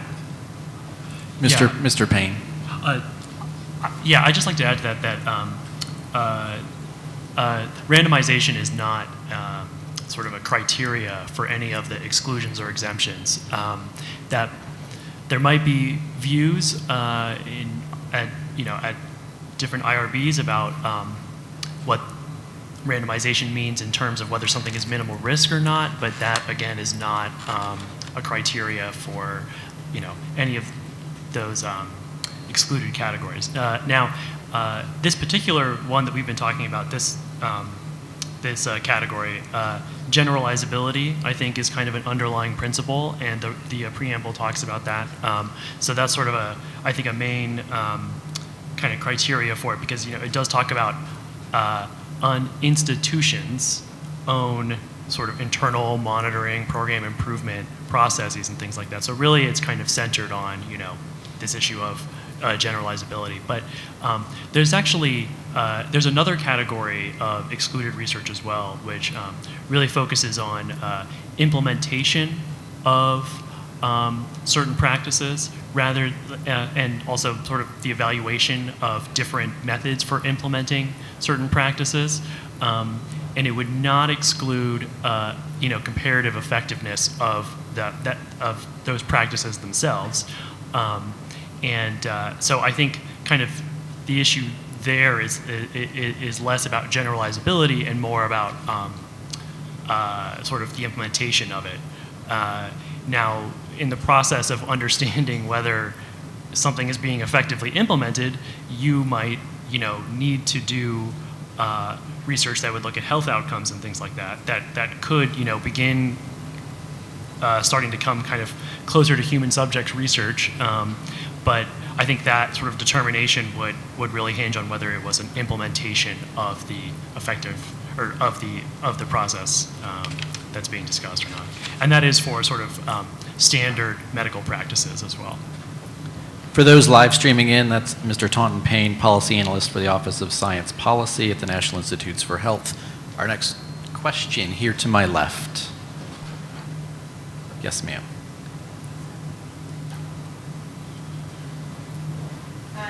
And just a question. For those programs that are in the QI category, what level of oversight is being prepared for those foundations that have sufficient enough funds not to go into the standard of care category, that can really just stay in limbo in quality in QI and really just without oversight, just go kind of willy-nilly, for lack of a better word, in experimentation? Is there a certain level of oversight prepared for those institutions that don't necessarily rely on federal funding and can, to a certain extent, play devil's advocate? So I think that's a good question. Thank you. As I see it, though, it's not the quality improvement question and whether an institution, whether someone can say of their project, this project is quality improvement, and so I don't need to submit it to the IRB, it's excluded under the NPRM, isn't really a question of funding, where institutions with more or less funding could somehow avail themselves of that, but rather it's a question of that can be actually quite helpful to institutions with less funding as they look at, are we supposed to send this to the IRB or not?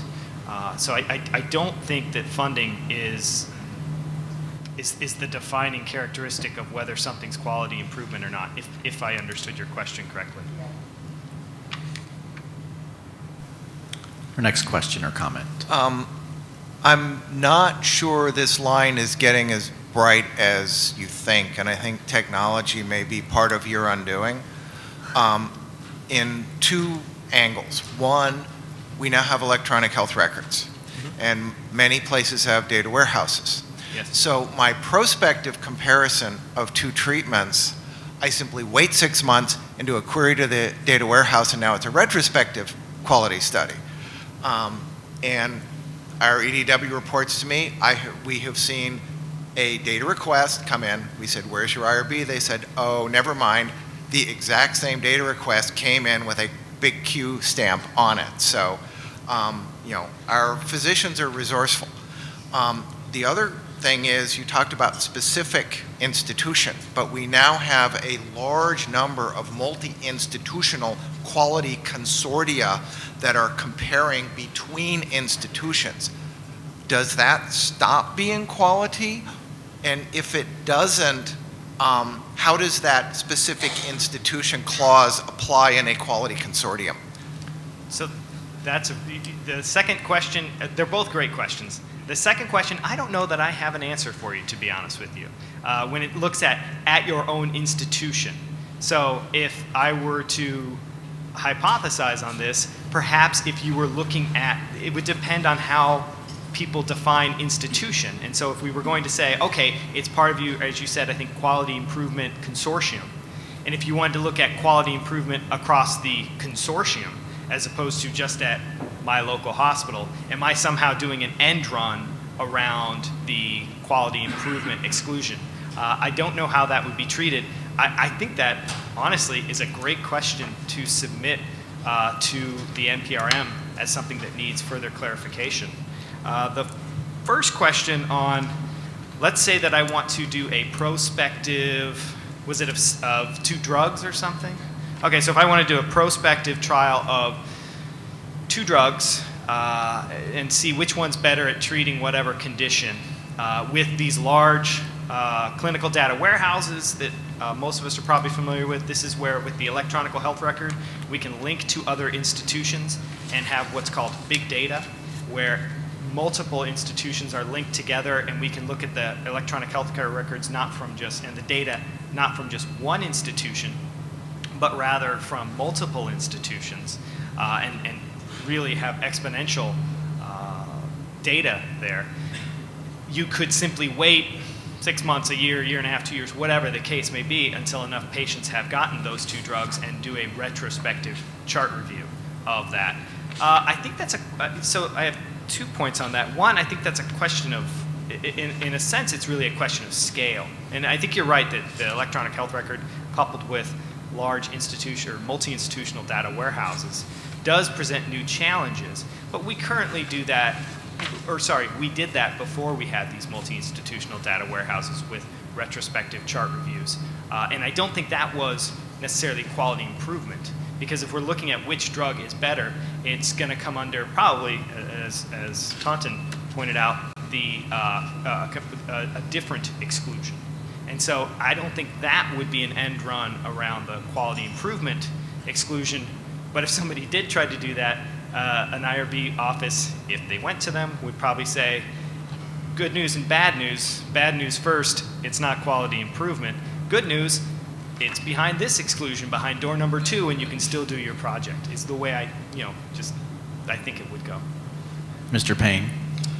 Yeah, I just want to point out that for the exclusion for the study of the effectiveness of implementation of accepted medical practices, that the number of institutions involved and the generalizability of those findings wouldn't have a bearing on whether it is eligible for that exclusion or not. It's for the sort of program improvement, we're talking about an institution. That's where generalizability comes in, and that's a different exclusion. And in that case, it does say an institution. I mean, it doesn't provide a hard number for what, for how many institutions can be involved. But, presumably if you had more than one institution in it, you might be starting to become more generalizable as you added institutions to that. So, I mean, there's that principle behind it that I think is sort of the defining criteria there. So yeah, so that category of excluded research would be kind of bound, I think, by the number of institutions that were involved. Next question to our left. Thank you. Forgive me if I'm repeating. I might have heard my answer already. Quality improvement, the exclusion piece of that. What if I'm trying to share that the things that didn't work for quality improvement, that funding of that piece, do that always still get funded? Can you tell me, so what if you do a quality improvement project and it doesn't work, does it still get funded? And my question is basically anybody on the panel as well. I mean, if you excluded something, a quality improvement, would that particular piece still get funded by the government or institutions? So if I understand your question, it could be, yes. Just because it is, you're asking if something is deemed excluded from the regulations, it gets that quality improvement exclusion, could it still get federal funding? Yes.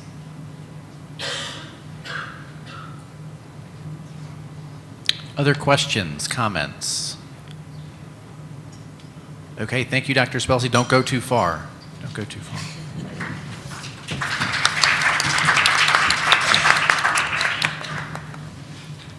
For those just tuning in, we are in the afternoon sessions. We're talking about the proposed changes to federal regulations for human research, revising, expanding the scope of the Common Rule. We're moving into a session with 3 speakers. We will do these sequentially and then have a follow-up question period for all of the speakers, so please write down your questions as they come up. As a reminder, none of these comments or questions are formal comments to the docket. To do that, you have the information posted on your screen on how to do that, and we'll follow up with that as well. For those of you live streaming in, you may tweet your questions to @CommonRule2015, #AskNPRM, or email your question to commonrule2015@ctsac4.org. Okay, first person for our how do the proposed expansions, exclusions, and exemptions to the Common Rule affect research participants, the review process, and researchers is Dr. Laura Stark.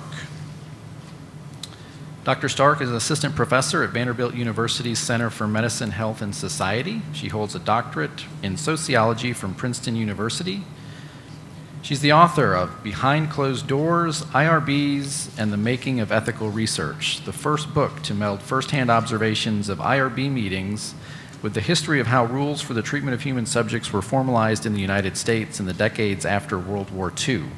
She has published several other works on the history of medicine, morality, and the modern state, and pieces on social theory. Her current research explores the lives of normal control research subjects enrolled in the first clinical trials at the U.S. National Institutes of Health from World War II to the present. Dr. Stark currently serves as the associate editor of the journal History and Theory. Please join me in welcoming Dr. Stark.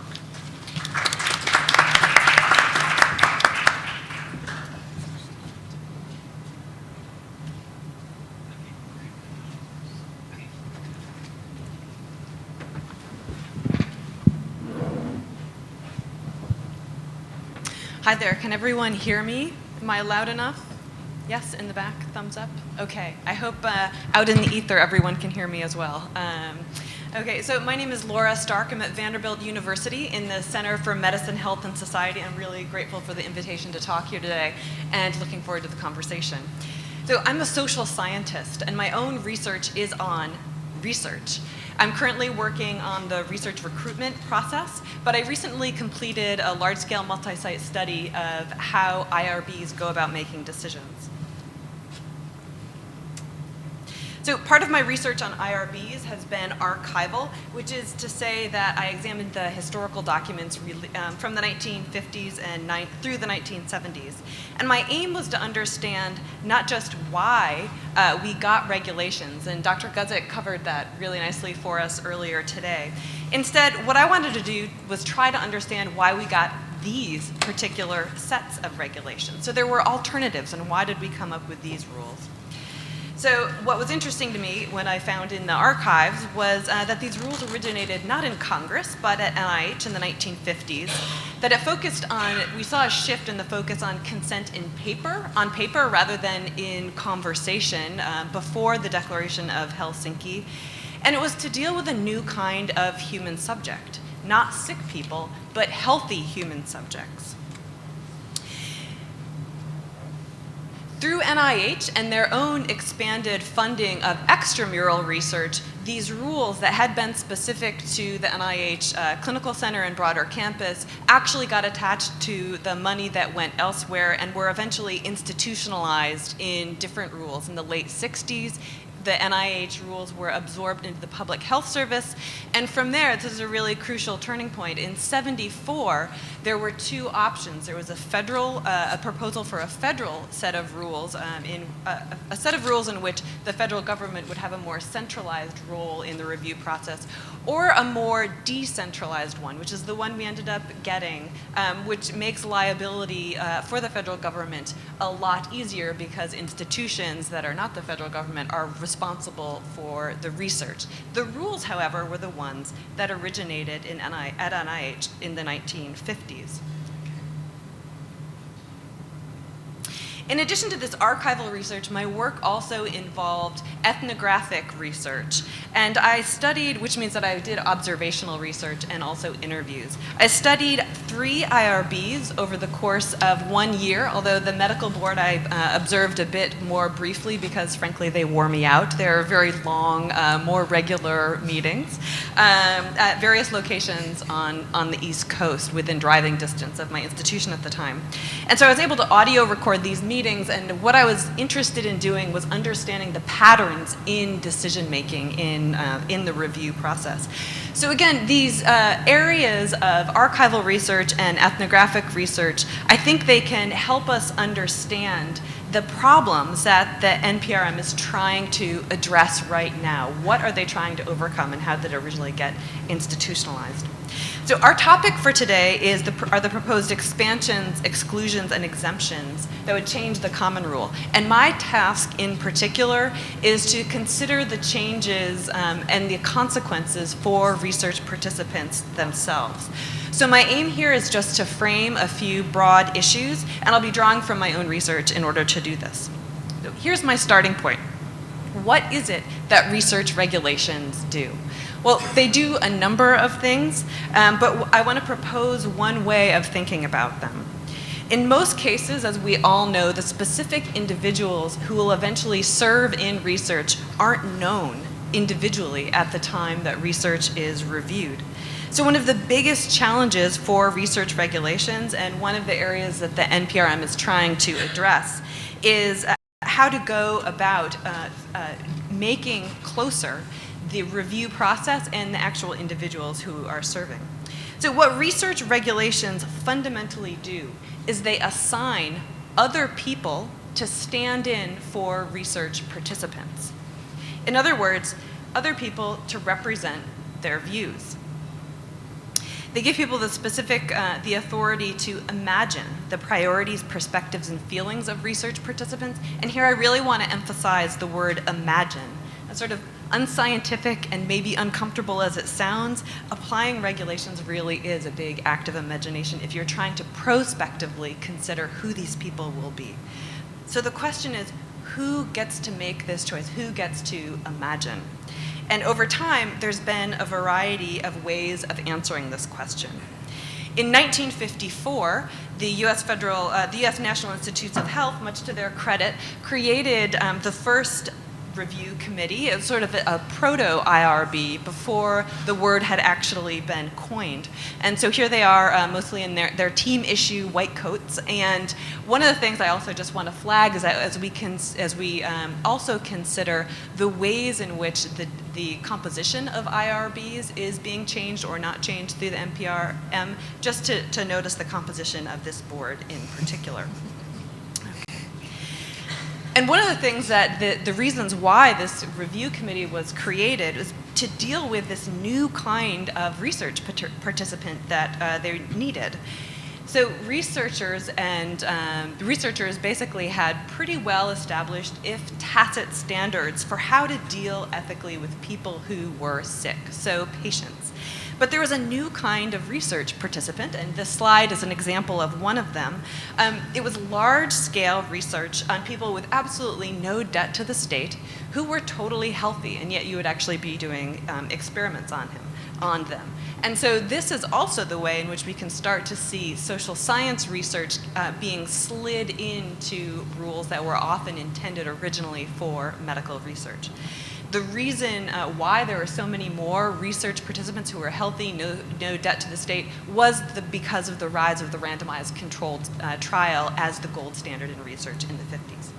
So what I want to flag here, and this is the point, is NIH's creation of the first proto-IRB was a shift from letting researchers decide or to stand in for research participants, and to start to allow review committees to be the ones who are standing in for research participants. And what the NPRM is trying to do is to dial back the restrictions from letting researchers stand in for research participants. And one way they're doing this is through the decision tool that we've heard a little bit about, and I think deserves additional or would merit some additional conversation as well. So we know that Health and Human Services is creating a model consent, but there will also be a decision tool that will be produced that will allow researchers to try to decide for themselves which category their work should fall into, and therefore the level of regulatory oversight it should have. So this is a recognition of the shift away from trust in researchers that was what happened in the 1950s, and that this was an overcorrection, and that actually researchers do deserve to be able to make these decisions in some cases. Since the 1970s, IRB, there's also been another way in thinking about who might legitimately stand in for research participants, and these, of course, are the community members or the people who don't have an institutional affiliation with the board itself. So in my own research, and now I'm referring to my ethnographic research, I found that actually representing the views of research participants were not necessarily the roles they actually played. Many of these people were scientifically well-read and quite sophisticated in these dimensions, and yet they had a very hard time advocating for their positions. Why was this? Well, in order to do this, I'm just going to very quickly introduce a term called warrants. And warrants are things in conversation that are basically, you can think of them as justifications or reasons, or could be excuses in some cases. So you give a statement, and then you give a reason for your opinion, okay? And in my analysis of the ways in which these board meetings, the review meetings happened, IRB community members were not as effective in their positions related to matters of fact and matters of science were not as effective as scientists themselves. So the example I have up here from my field notes actually comes from a report of an adverse event. A woman on a study got pregnant, and it was a drug study. She was not supposed to get pregnant. So the issue was whether to have the protocol change for the researcher, which of course would fundamentally have changed the recruitment process and the size of the study. When the community member tried to defend sort of an actual looser perspective, this was not effective. So the board ended up being much more restrictive. So there's different ways that people could warrant their views. They could use scientific matters of fact. They could use their private experience, what you know from being a member of a family or a member of a community. But also, and this was the one that was most persuasive, professional scientific experience. And this is the area where people who are community members were at a distinct disadvantage because their entire claim to authority was that they had no scientific professional experience.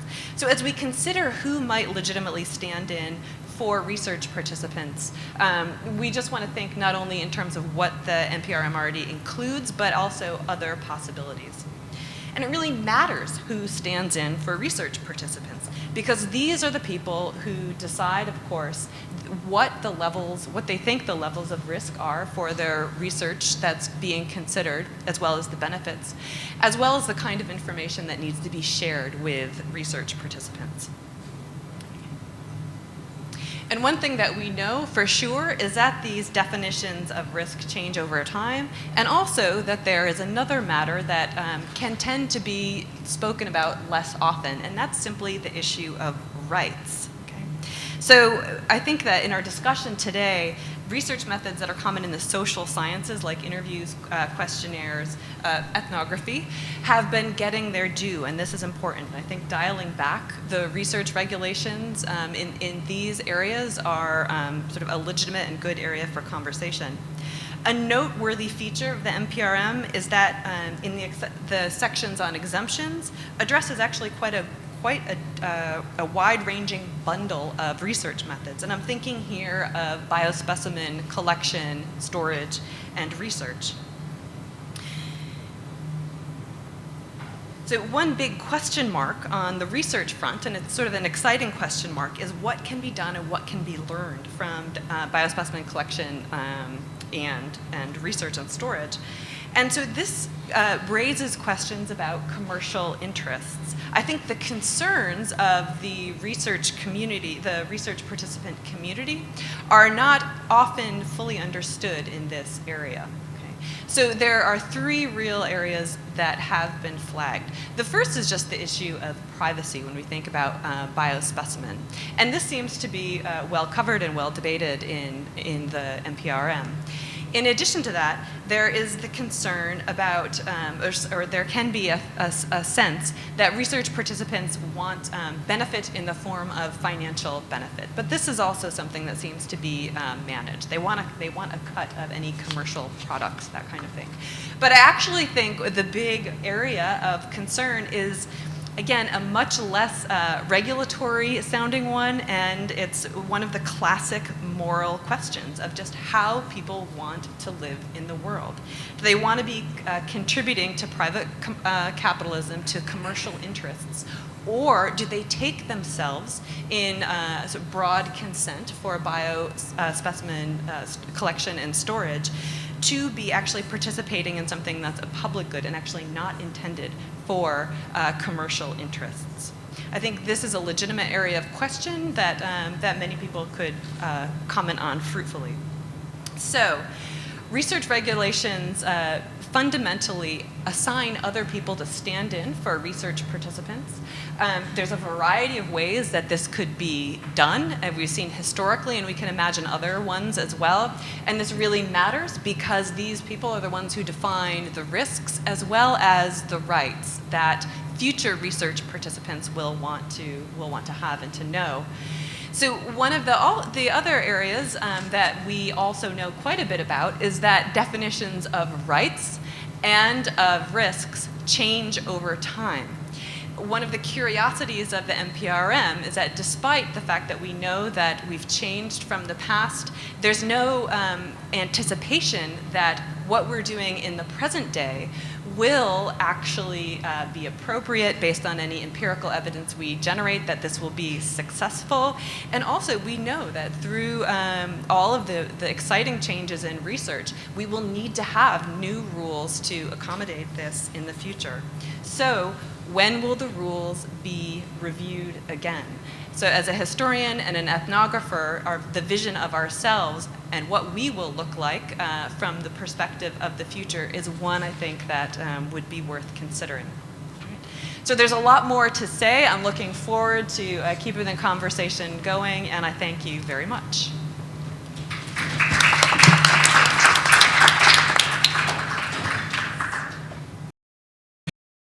We are going to Spellisy, Associate Professor of Bioethics and Medical Humanities and Psychiatry and Behavioral Health at the Medical. Thank you. Oops, okay, a little early. All right, so thank you. I'm going to speak to you a bit on just a few points of an IRB chair's perspective on the NPRM. I'm an IRB chair, I've been an IRB chair for around a decade, and I want to highlight three issues. There's a litany of issues, and in talking with fellow chairs, what do you think about the NPRM? And a large conference of IRB professionals is happening next week in Boston. There will be much discussion about this. So these are just the three that I picked after my own reading of the NPRM, as well as discussions with colleagues about what they felt was particularly interesting or salient in the NPRM from the perspective of an IRB chair. And the sky is not falling, according to myself and my colleagues. I have a bit of cautious optimism about the NPRM. And I want to talk about that cautious optimism in regards to three domains. The expanded definition of human subjects research and tissue banking, one of the expansions. Earlier I spoke about exclusions, now I want to talk about an expansion.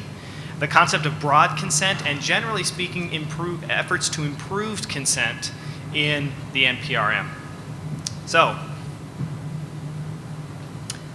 I want to clarify what I mean by this expansion, and I am going to refer to this as tissue banks or tissue banking, and when I say that, I mean research on tissue, blood, what have you, that's collected now for future unspecified and perhaps currently unimagined research. So you go in for knee surgery, there's some leftover tissue, they want to keep it for future research, they don't know what they're going to do, but they want to just save that cartilage because perhaps it might be useful for some research in the future.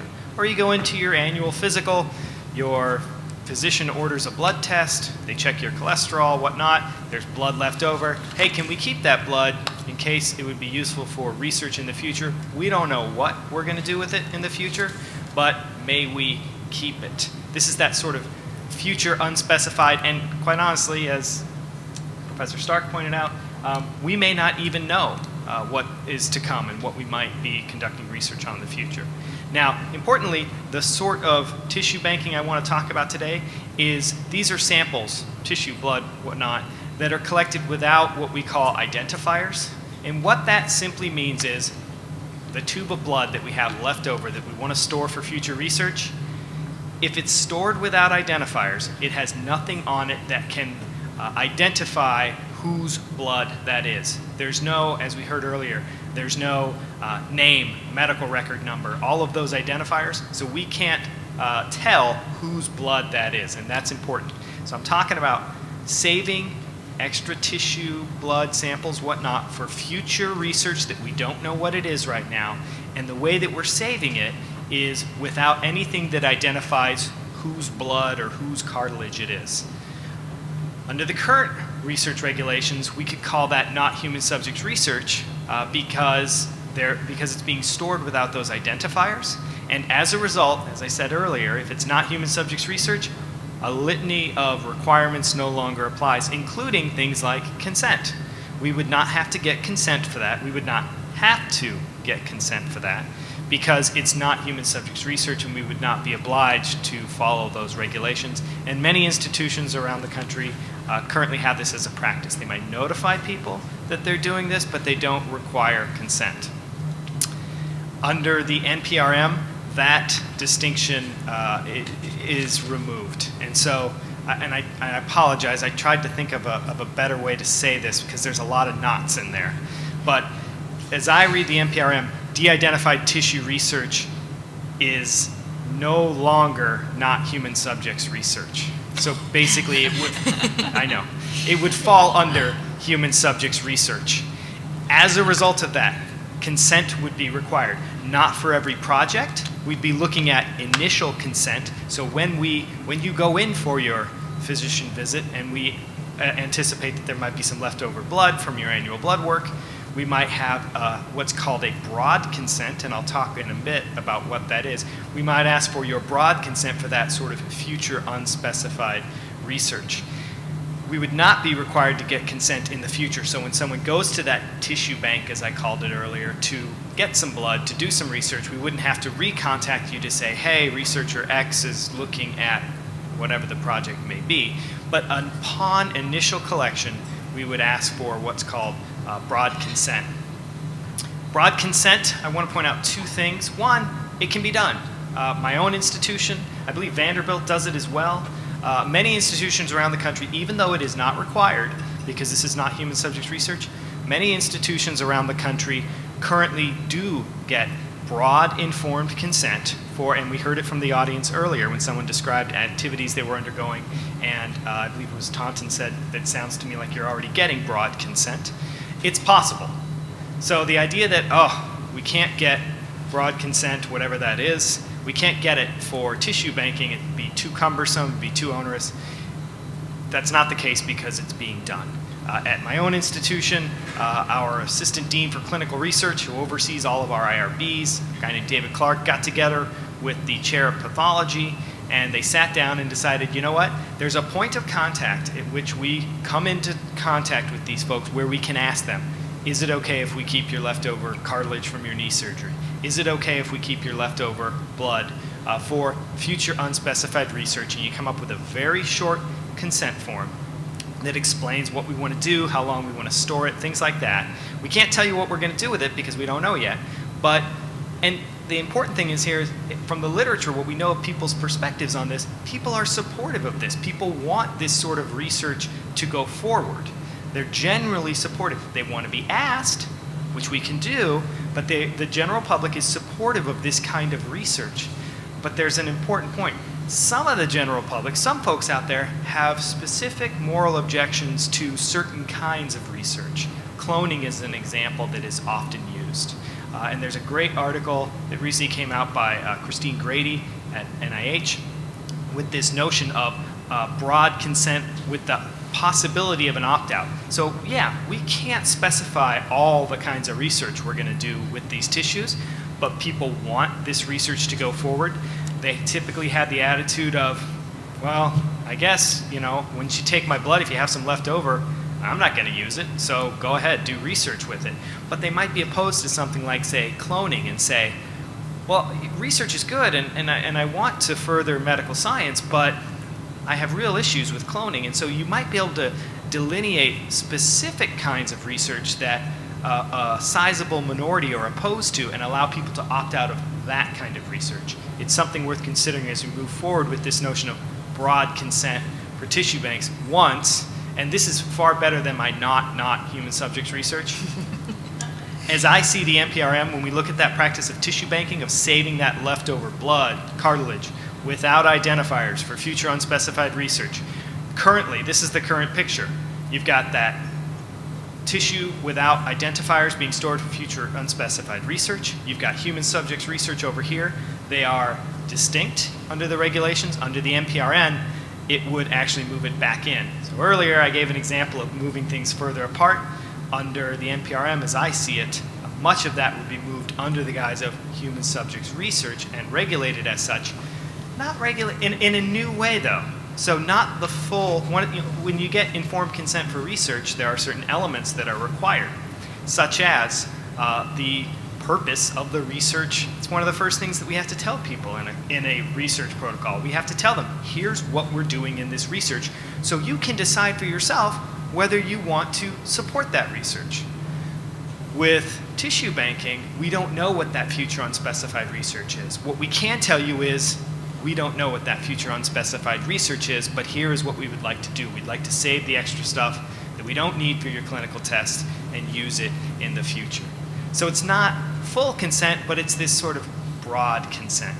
It might not be full IRB review, it might be limited IRB review, but it is in the realm of human subjects research under the NPRM. So there's tissue banking being with the expanded definition of human subjects research. There's broad consent for that tissue banking. And the last thing I want to talk about is improving informed consent, which would apply to that expansion of tissue banking and broad consent, but would also apply to other areas of research as well for an attempt to improve how we conduct informed consent with special emphasis played on the consent forms. And from the NPRM, it says that information should be organized and presented to facilitate the potential subject's decision to participate or not. That's getting at this idea of respect for persons, the ethical principle that who better than you to decide whether to participate in this research for yourself? And we need to get you the information, and not just the information, but we have to organize it and present it in such a way to facilitate your decision to participate or not. And present the information regarding the study first and other information as an appendix. When you hear stories about clinical trial consent forms that are 20, 25, 30 or more pages long, and the risks and the purpose of the research are buried in other information that isn't pertinent to the research, subjects have a hard time figuring out what the point is and what the decision is that they're making, and they just gloss over. And so the NPRM, as I see it, would isolate that information and bring it to the fore and present it to people, and not just, and this is important from an IRB perspective. From an IRB perspective, when we review a consent form, unfortunately, oftentimes we are looking for completeness. We are looking to make sure that all of the required elements of informed consent are included, and that's important. What we're looking less at is whether that information is organized and presented to facilitate a decision of whether or not to participate. So I see this as an improvement because the information will be there. We will have the information they need, and we're going a step beyond, hopefully, to present the information and organize it in a way that is easier for them to comprehend and make a decision, and ultimately adhere to respect for persons. It strikes me as reminiscent of the NCI recommendations, which were joined with OHRP and the FDA, to recommend that consent form templates, how we do consent, how we organize and present information, be shorter, simplified, easier to understand, and yet still incorporate the federally required elements of informed consent. I see this as in line with that recommendation, which unfortunately we have not lived up to from way back in 1998. But I do have, as I conclude, just a few words of caution. The literature around informed consent is littered with the corpses of attempts to improve written informed consent. We've tried all kinds of things. Just do a lit search, and most of them failed.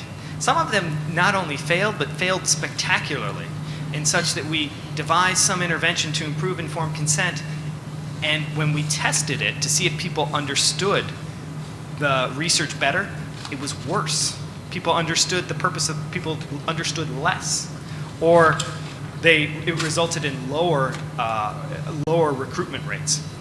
So I think it's important to look to the empirical literature to see both what works and what does not work. There's certain things like consent form length. We know the shorter the consent form, the better the comprehension when information isn't buried.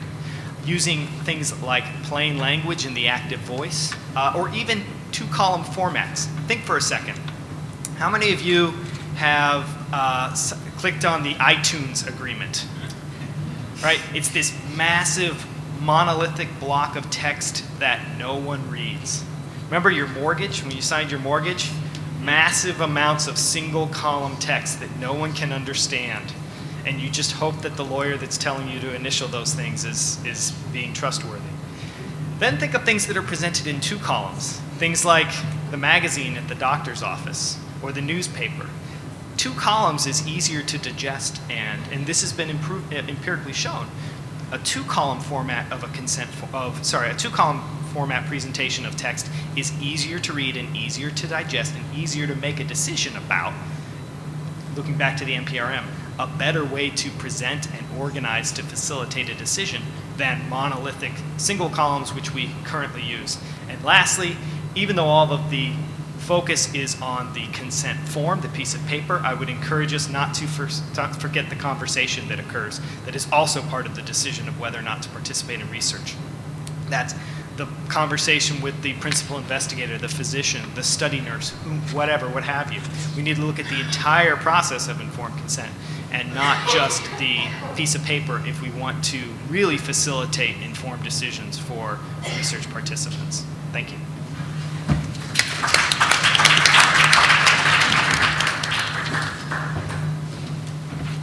And our final panelist is Dr. Emily Anderson. Dr. Anderson is assistant professor. She holds a PhD in healthcare ethics from St. Louis University and a master's of public health and community health services from University of Illinois at Chicago. Her areas of interest and expertise include ethical issues in research with vulnerable populations, research ethics and institutional review board policy, ethical issues relating to emerging biotechnologies, ethical issues in public health and health disparities, and the application of qualitative research techniques to the study of research ethics. She has served on 6 IRBs over the last 10 years, bless you, and is frequent presenter at Public Responsibility in Medicine and Research, commonly known as Primer meetings. Please join me in welcoming Dr. Anderson. Thanks. Hopefully everyone can hear me. Thanks. I'm really excited to be here. It's great to be the last speaker at the end of a long day like this. It's both an honor and a challenge. I'm going to try to keep my remarks succinct so that we can allow time for dialogue, but I have to admit that my head is sort of exploding with all of the food for thought that I have been fed throughout the day, so I hope I can stay on task. Thank you for the lovely introduction. I want to tell you a little bit more about myself before I start. This is not to brag about myself or to gripe about how overextended I am, but to just let you know that I've been asked to provide the researcher perspective, but I am only one researcher and one kind of researcher. As we've discussed today, research is not monolithic. There are lots of fields and methods and populations, and we also know that institutional interpretations and applications of the regulations vary. And so the researcher perspective is a varied perspective. I'm going to try to do justice to that, but I also want everyone to remember that I'm just one person, one researcher. My own research, I'm hopeful. A lot of my research falls into the categories of behavioral and social science research that will hopefully decrease burden on me with the exclusions and the exemptions. But I'm not just a researcher, I'm also a research ethicist, an IRB member, and I serve as a formal and informal consultant to a lot of other researchers. So my remarks are sort of based on a variety of sources. So before talking about the proposed changes, I wanted to sort of lay out the researcher perspective more broadly. What do researchers want? And researchers' primary interest is in doing their research, right? And most researchers have very good intentions for wanting to do this research. And I think it's important to be explicit about this. Researchers want approval as soon as possible. They have obligations to sponsors, they have career interests, and they have limited resources. And this is their primary interest in sort of the research ethics, IRB, review, common rule context. But I think it's also really important to remind everyone that researchers are extremely concerned with protecting research subjects. Despite all of the examples of atrocities that we've heard about and that we know about, 99.9999% of researchers want to protect research subjects, and I think that's important. It's common and can sometimes be fun to set up a battle between researchers and IRBs, but I think we do ourselves a disservice when we do that. I also think it's important to state that researchers really want to be compliant. Most researchers want to follow the rules and they want to do the right thing. But researchers can be very frustrated when rules aren't clear or when there's a perception that what is right is at odds with the rules. And I think we've gotten in a situation where this is the source of frustration for a lot of researchers. So researchers' criticisms of the Common Rule and IRB review are many. Burden is not commensurate with risk. The review process is very slow. Guidance is unclear and decisions are inconsistent. There's a sense that the IRB review process is a black box. What you put in goes through something that you don't understand and you don't really know how you got to why you got the letter that you got back. And this is a common complaint that researchers have. Related to this is the fact that there's no appeals process. So you have to respond to what the IRB tells you, and you don't really get to appeal that like you do in other justice systems. Somebody mentioned this earlier. There's a perceived prejudice against certain disciplines, and this has to do with sort of the dominance of the biomedical model. I would say that everybody who doesn't fit that biomedical model of the randomized controlled trial, which interestingly is the higher risk level of research, feels that they are under increased scrutiny by the IRB, sort of a round peg, square hole, or round hole, square peg, square hole, round peg problem. I have a little cartoon on the end that I have included in most of my talks about IRB review at this point. But it's a pervasive problem, and it creates a lot of ill will among researchers. But the final thing that I want to point out, the researcher criticism of the Common Rule and IRB review, and this is going to be sort of the main takeaway point of my presentation, is that there's limited evidence of the effectiveness of our current review system in meeting its stated goals. So what are some of the results of researcher dissatisfaction? Limited trust and sense of loss of control.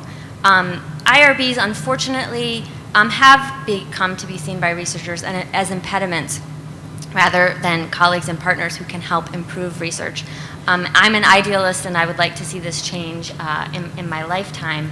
I think it's important to note this, that there has, some people have hypothesized that when certain individuals are dissatisfied with a system and it's perceived to be unjust, there is a potential for there to be rule breaking. This has been raised and empirically proven in other contexts, not in the research context, but I think it's something to be mindful of as part of the conversation.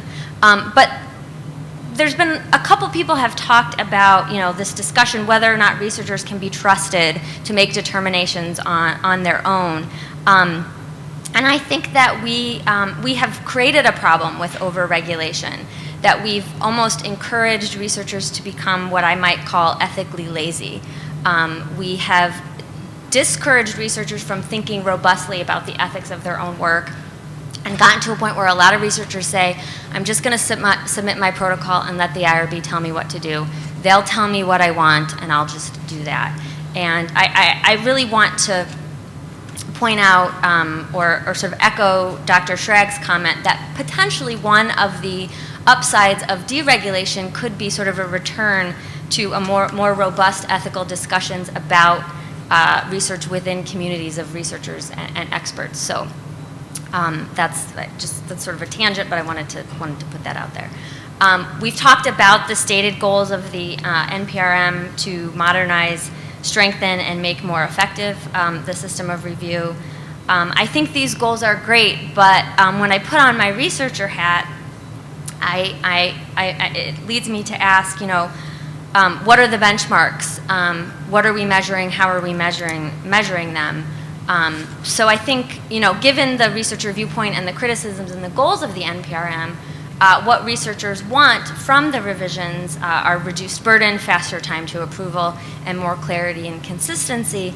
But I think the research community also would like to see revisions based on good evidence, ongoing data collection to assess whether changes to whether the changes improve protections and meet other goals, as well as sort of a commitment to respond to identified gaps in meeting their goals. And I think, another thing I've been thinking about throughout the day is that kind of an elephant in the room is that there's actually data to show that research is extremely safe. Again, despite these instances of harm, research is very safe. And we spend a lot of money and resources trying to prevent what are really rare events that may not be preventable for a lot of reasons. Dr. Schrag talked about how wherever you draw the line, you're going to miss some things. And I think that's important to keep in mind.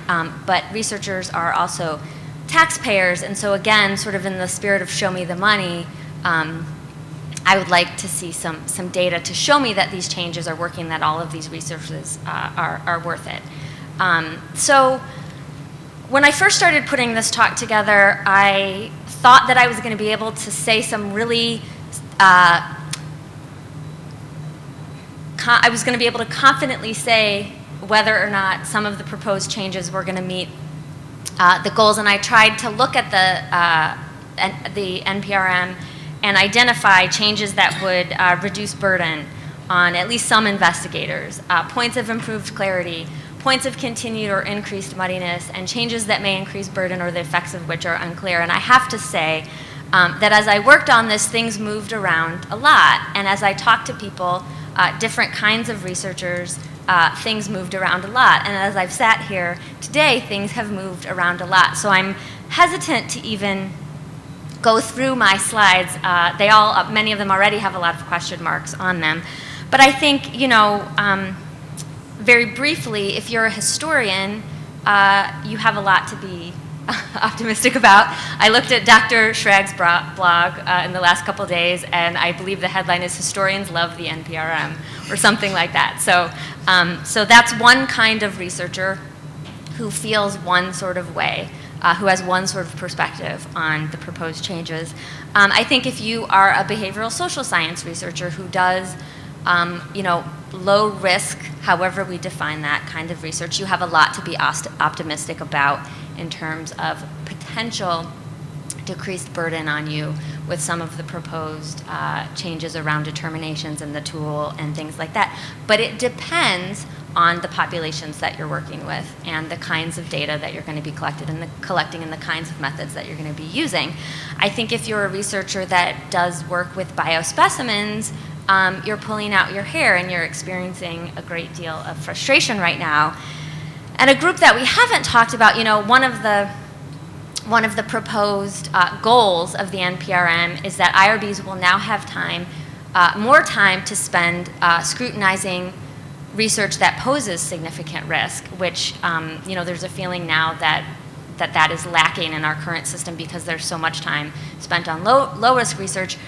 So I tried to think about, that's sort of it's very implicit in the regulations, but there's nothing explicit that tells researchers that are doing, high risk, but also potentially high reward randomized clinical trials, what's going to change for them with all this free time that IRBs are going to have now to provide increased scrutiny to their work. So that's sort of another sort of hidden thing that just occurred to me as I was sitting here. But the bottom line is, your perspective on these proposed changes really depends on the kind of research that you do. And so a theme I think that's come out today is that we're both expanding and excluding, and it's really unclear where the boundaries are changing.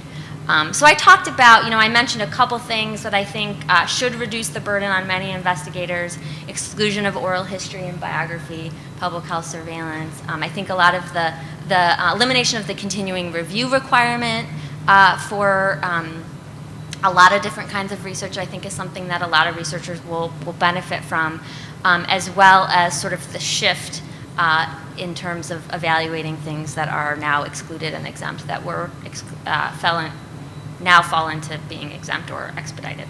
But I think there are a couple points of improved clarity and consistency, although again, my view on this has changed as I've been sitting here. I think I am very hopeful for the web-based automated decision tool for exemptions. I'd like to see something like that extended to the exclusions as well. Some people say there's a brighter line between QI and QA in research. Other people don't. I think, again, I'm sort of less clear after hearing the conversation today on that than I was before, but I already had a question mark on it. Increased muddiness, this slide got very, very long, but I think, again, I'm not the only person to say that I feel that there are some poor language choices with exclusions, including low-risk activities that meet the definition of research, and now we have exemptions having to meet additional requirements and some things like that. So I think I'll just sort of, a lot of things unclear. And I think I'll leave it at that. But summary, again, I think from the researcher's perspective, there are reasons to be hopeful and there are reasons to be concerned. But I think improving researcher trust and satisfaction is going to require revisions based on solid evidence, systematic data gathering to assess the impact of changes. And I think there's a lot of opportunities, but there's not mention of that in the NPRM, and that's something that I plan to comment on. But we also need community-determined standards against which to measure progress. We need benchmarks. And also a plan for evidence-based responses. So when we do hopefully collect this data and we find gaps and we find that changes haven't met our goals, what's going to be done to try to close that gap? And I think having such a plan in place would go a long way to ensuring researcher trust in the regulations. So I'll end there, and I look forward to our discussion.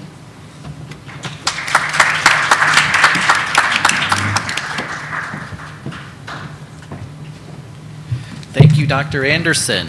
So, to get us back on track, we will have a question period for this session, but we'd like to combine it with the entire panel discussion to get us as close to the 2 o'clock stop time as possible. So, if I could invite back up our previous panelists, Stephanie Guzik, if you could come up, please. Mr. Payne is here. Dr. Cargill, if you could join us, please. Dr. Schrag, as they're making their way up, I will remind folks that we are looking for your questions, comments, and concerns regarding the NPRM. You can do that in a number of ways. If I can find my correct sheet here. I will give you the email and the Twitter.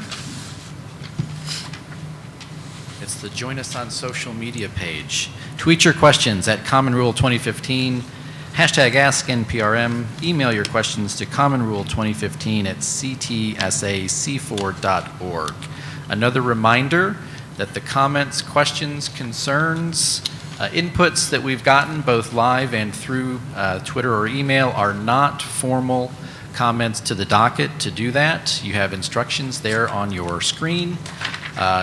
Regulations.gov, enter those letters and numbers, get to the search, and on that page you can submit your comment formally. You can certainly do it by mail at the address you see there. There's also a fax number.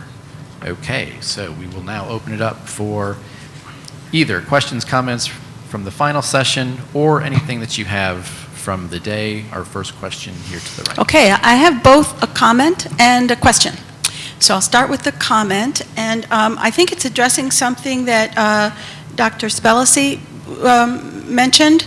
You were, I think, if I understood you, you were saying you were looking forward to the opportunity that the IRB would be able to be more involved in the organization or, commenting on the organization and clarity of the consent documents. I think there's a real concern for over-involvement there.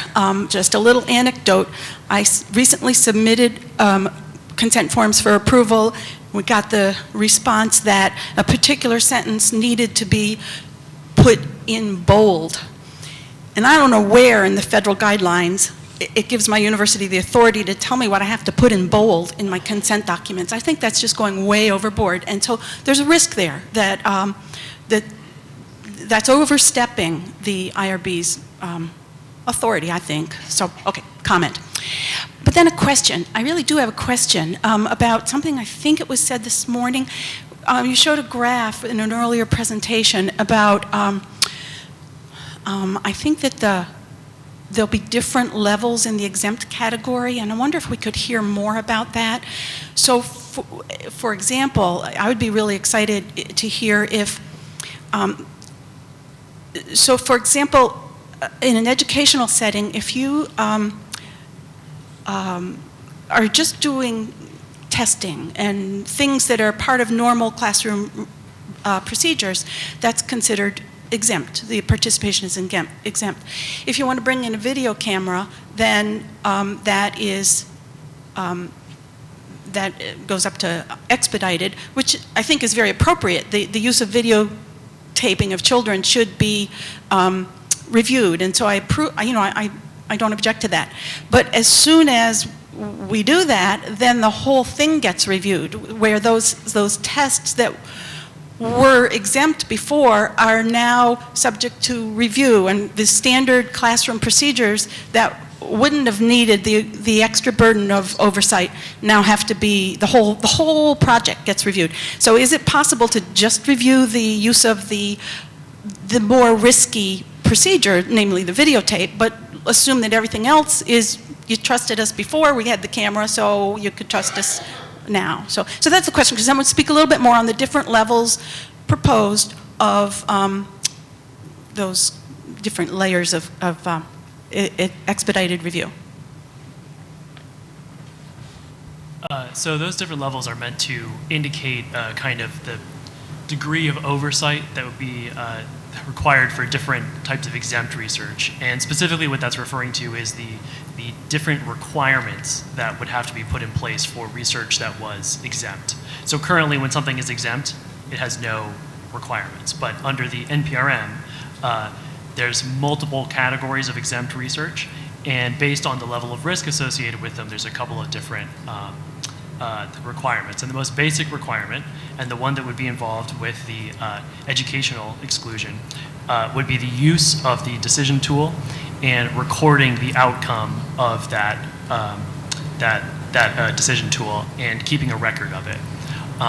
Now, for your other question about whether you can simply subject some parts of the research to, a higher level of review, the NPRM doesn't really get at that. So I think if that is something that you think should become more kind of standard practice for the ability to kind of to apply a sort of higher standard for review to parts of research that are riskier than other parts of that same research, then I would, encourage you to submit a comment to that effect. I'd like to remind folks that our distinguished colleagues at OHRP are also on the line, and OHRP, if you have comments or want to insert a comment, please go ahead and do so. Our next question here in person from the floor.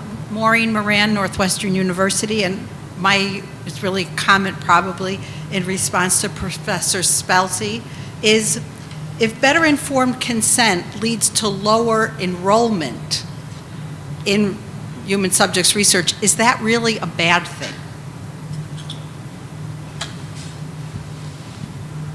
No. For the reasons I think we probably already know. If the consent is truly better in the sense that it's better informed and we present the information better and people are better able to understand the risks and benefits and make their own decision, and that were that to result in lower enrollment, I'm an ethicist and I would say that's a good thing because it's in keeping with the rights of the individual and their autonomy. It's not a zero-sum game though, because that could potentially slow the pace of research. Can I? I just kind of want to add to that because I know I'm not in the audience, but I actually have a question for Dr. Stark here because one of the things I've been thinking when we keep saying, can we trust researchers, that it seems like one of the reasons even to have a scientific review in the original IRBs and then moving to what we have now is the worry about the conflict of interest. That as a researcher, even if I want to protect my participants, I also want to enroll them. And that's a conflict of interest that historically has made us say we need someone who has at least a little bit of distance from this study to be able to assess it. And I guess I'm wondering, I think that researchers are smart people. It's not like they can't figure out if the exemption or the exclusion definition. I think the worry comes with the conflict of interest and whether the shift to trusting researchers, which I do trust researchers in a lot of ways, but whether pushing a lot of these determinations to researchers risks involving these conflicts of interest that we've kind of moved away from by having IRBs and having less having community members on IRBs and things like that. And so I guess I kind of wanted you to reflect a little on that, if I can.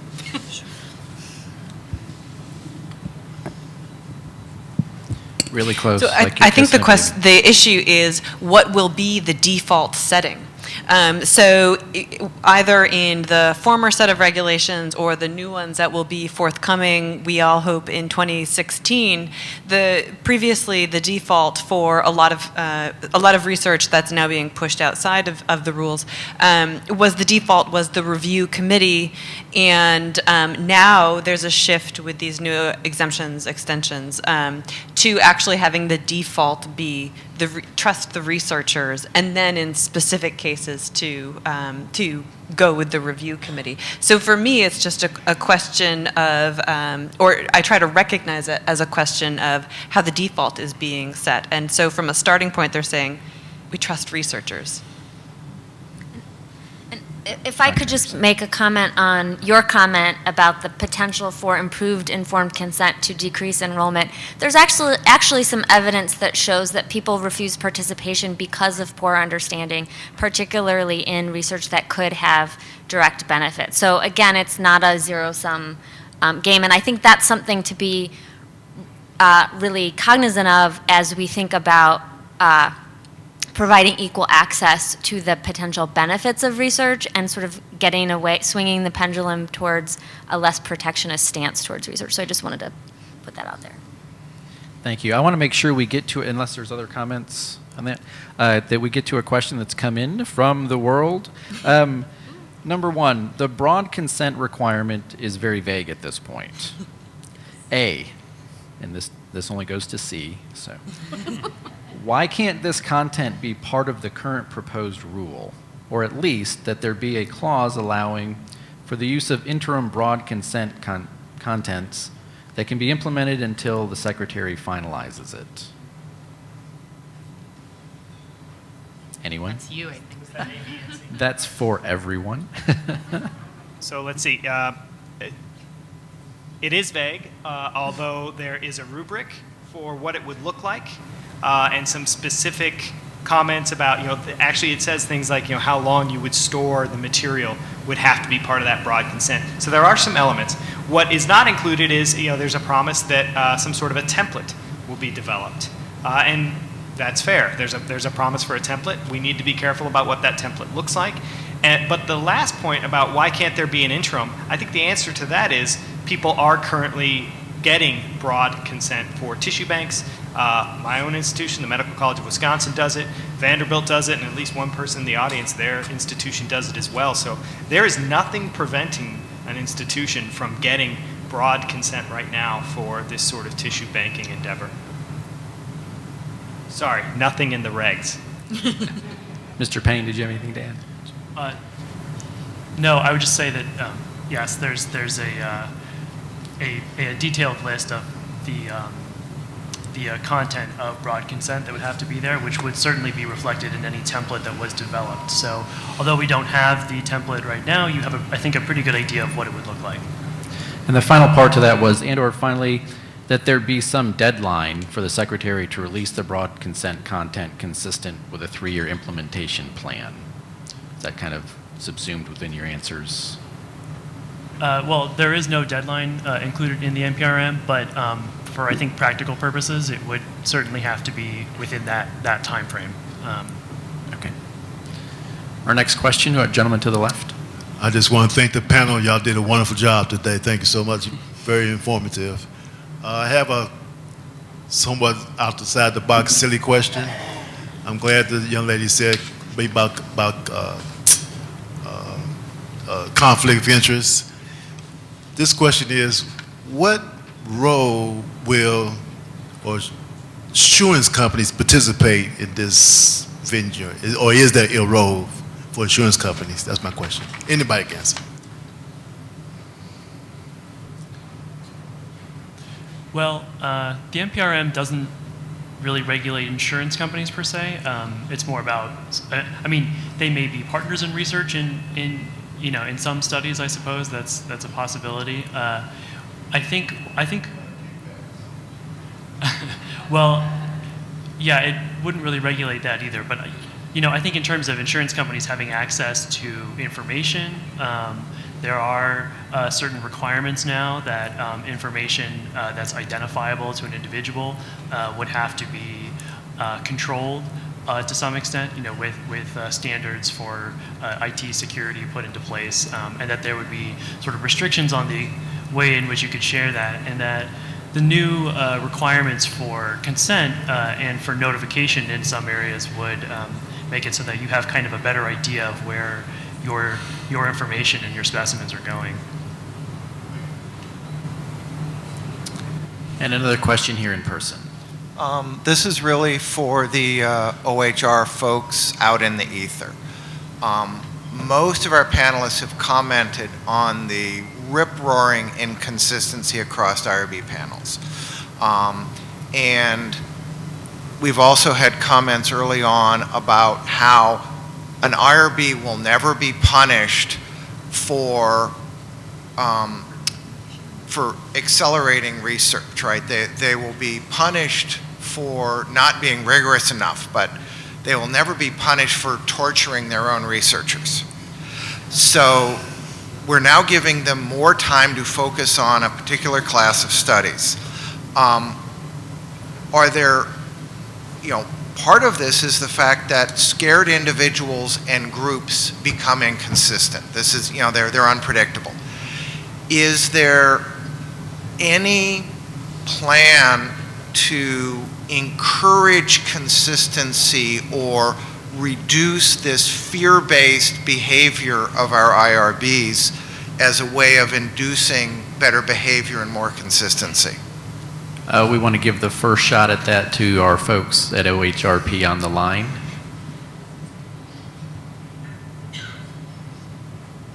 Hi, this is Julie Cheryl. Darn, response to my colleagues may want to join in. I understand the point.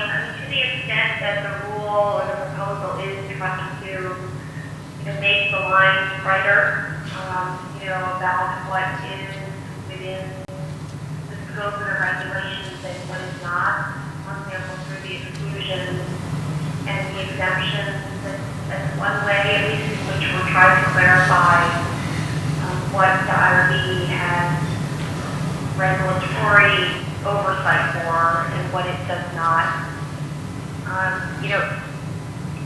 In addition, the exemption tool that's been discussed is another way in which we're hoping to try to clarify that line. And at least to the extent that the IRBs are reacting out of concern or fear, we're hopeful that if the lines can be appropriately clarified, that they'll be less apt to do that in the future.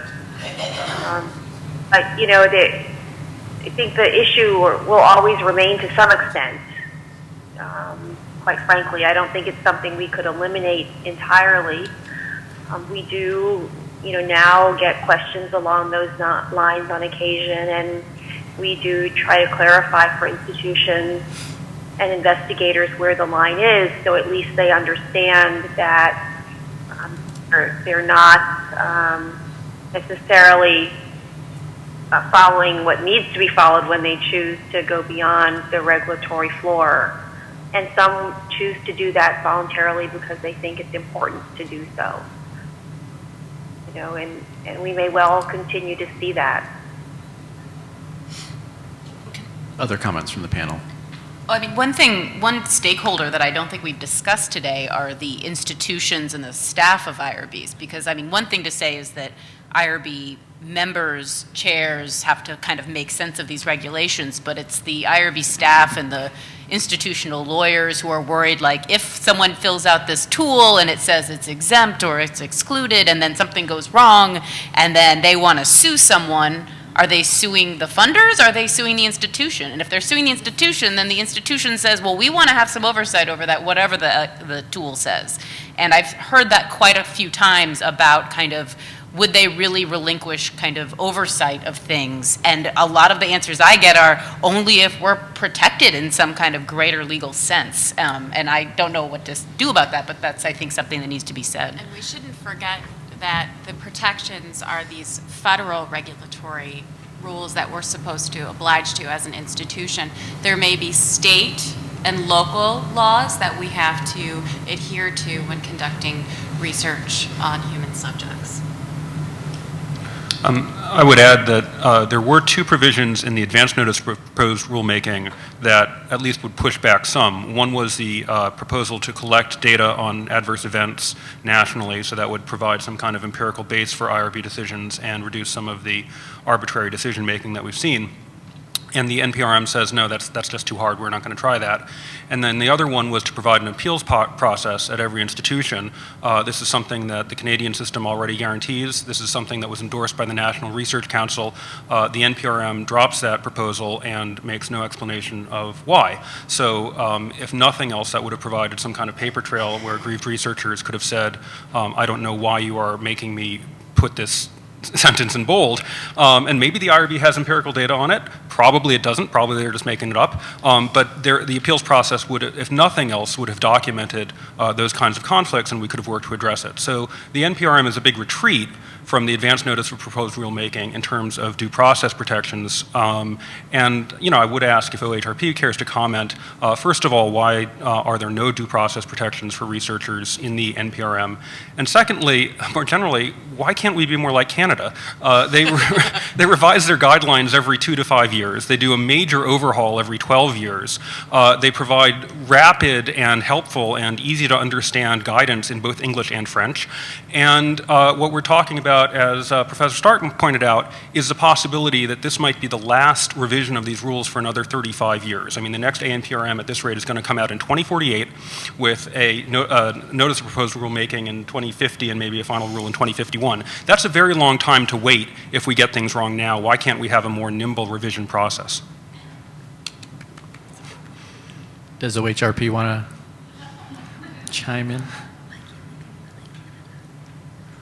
We would just encourage that to be submitted to the docket. Those are important points, and we'll certainly consider them. These were in the docket for the ANPRM 3 years ago. I don't really know why you expect us to accept that answer when previous submissions to the previous docket have been ignored. I mean, I know that some things in the NPRM reflect submissions to the previous docket, but there are a lot of people in the ANPRM docket saying, yes, give us an appeals process. The NPRM says, no dice, no explanation, and now you tell us to comment again.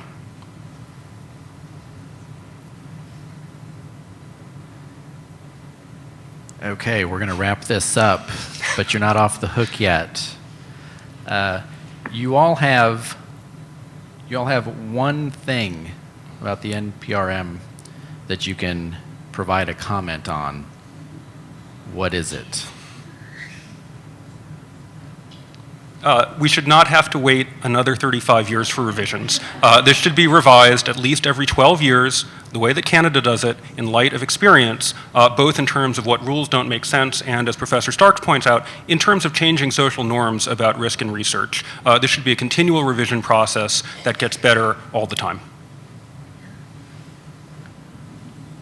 That and collection of evidence and application of evidence to those frequent revisions and changes.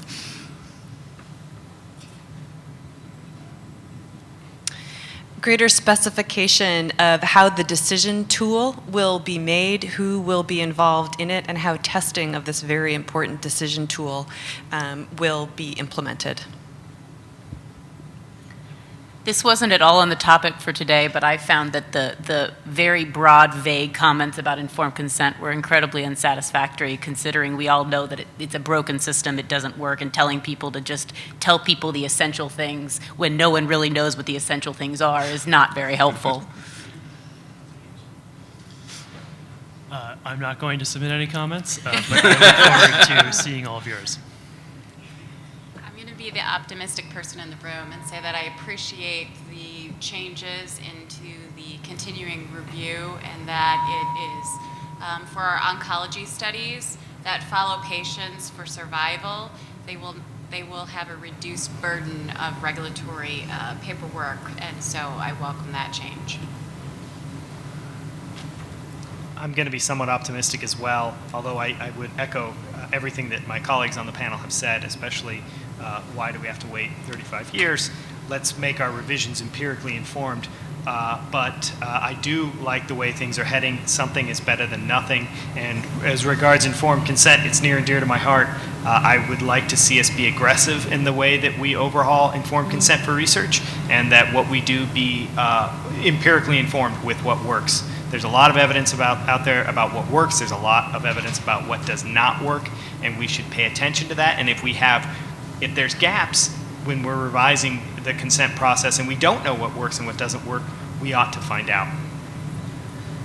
And lastly, any final comments that you'd like to make, brief as they will be? Historians love the NPRM. I just want to, as someone who is very invested in communication between science and the public, I want to just say thank you for having these sessions so that the public at least has some opportunity to hear what's going on and give a little feedback.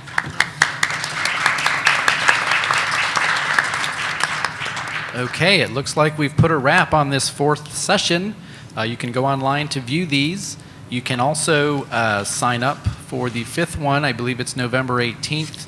Because you are a participant today, you will get a follow-up email, and you will have an opportunity to both assess this, access the previous sessions, as well as sign up for the upcoming session. And let me just get down through my big list of thank yous. Can we get a round of applause for all of our expert panelists here? They've done a wonderful job. We also like to thank NIH and the OHRP for both being here in person as well as on the line. Thank you so much. The unheralded heroes from the Vanderbilt Institute for Clinical and Translational Research, C4 Coordinating Center, thank you so much. Both those of you who have live streamed and those here in person, thank you for coming.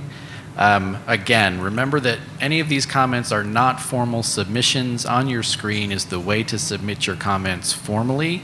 You have until, I believe, December 7th is the closing date for comments. The last session, again, as I said, is 11/18. You'll get the online assessment and the link to the streaming sessions. And if you did not get to your question or comment, you will be responded to. So hang in there and somebody will get that to you.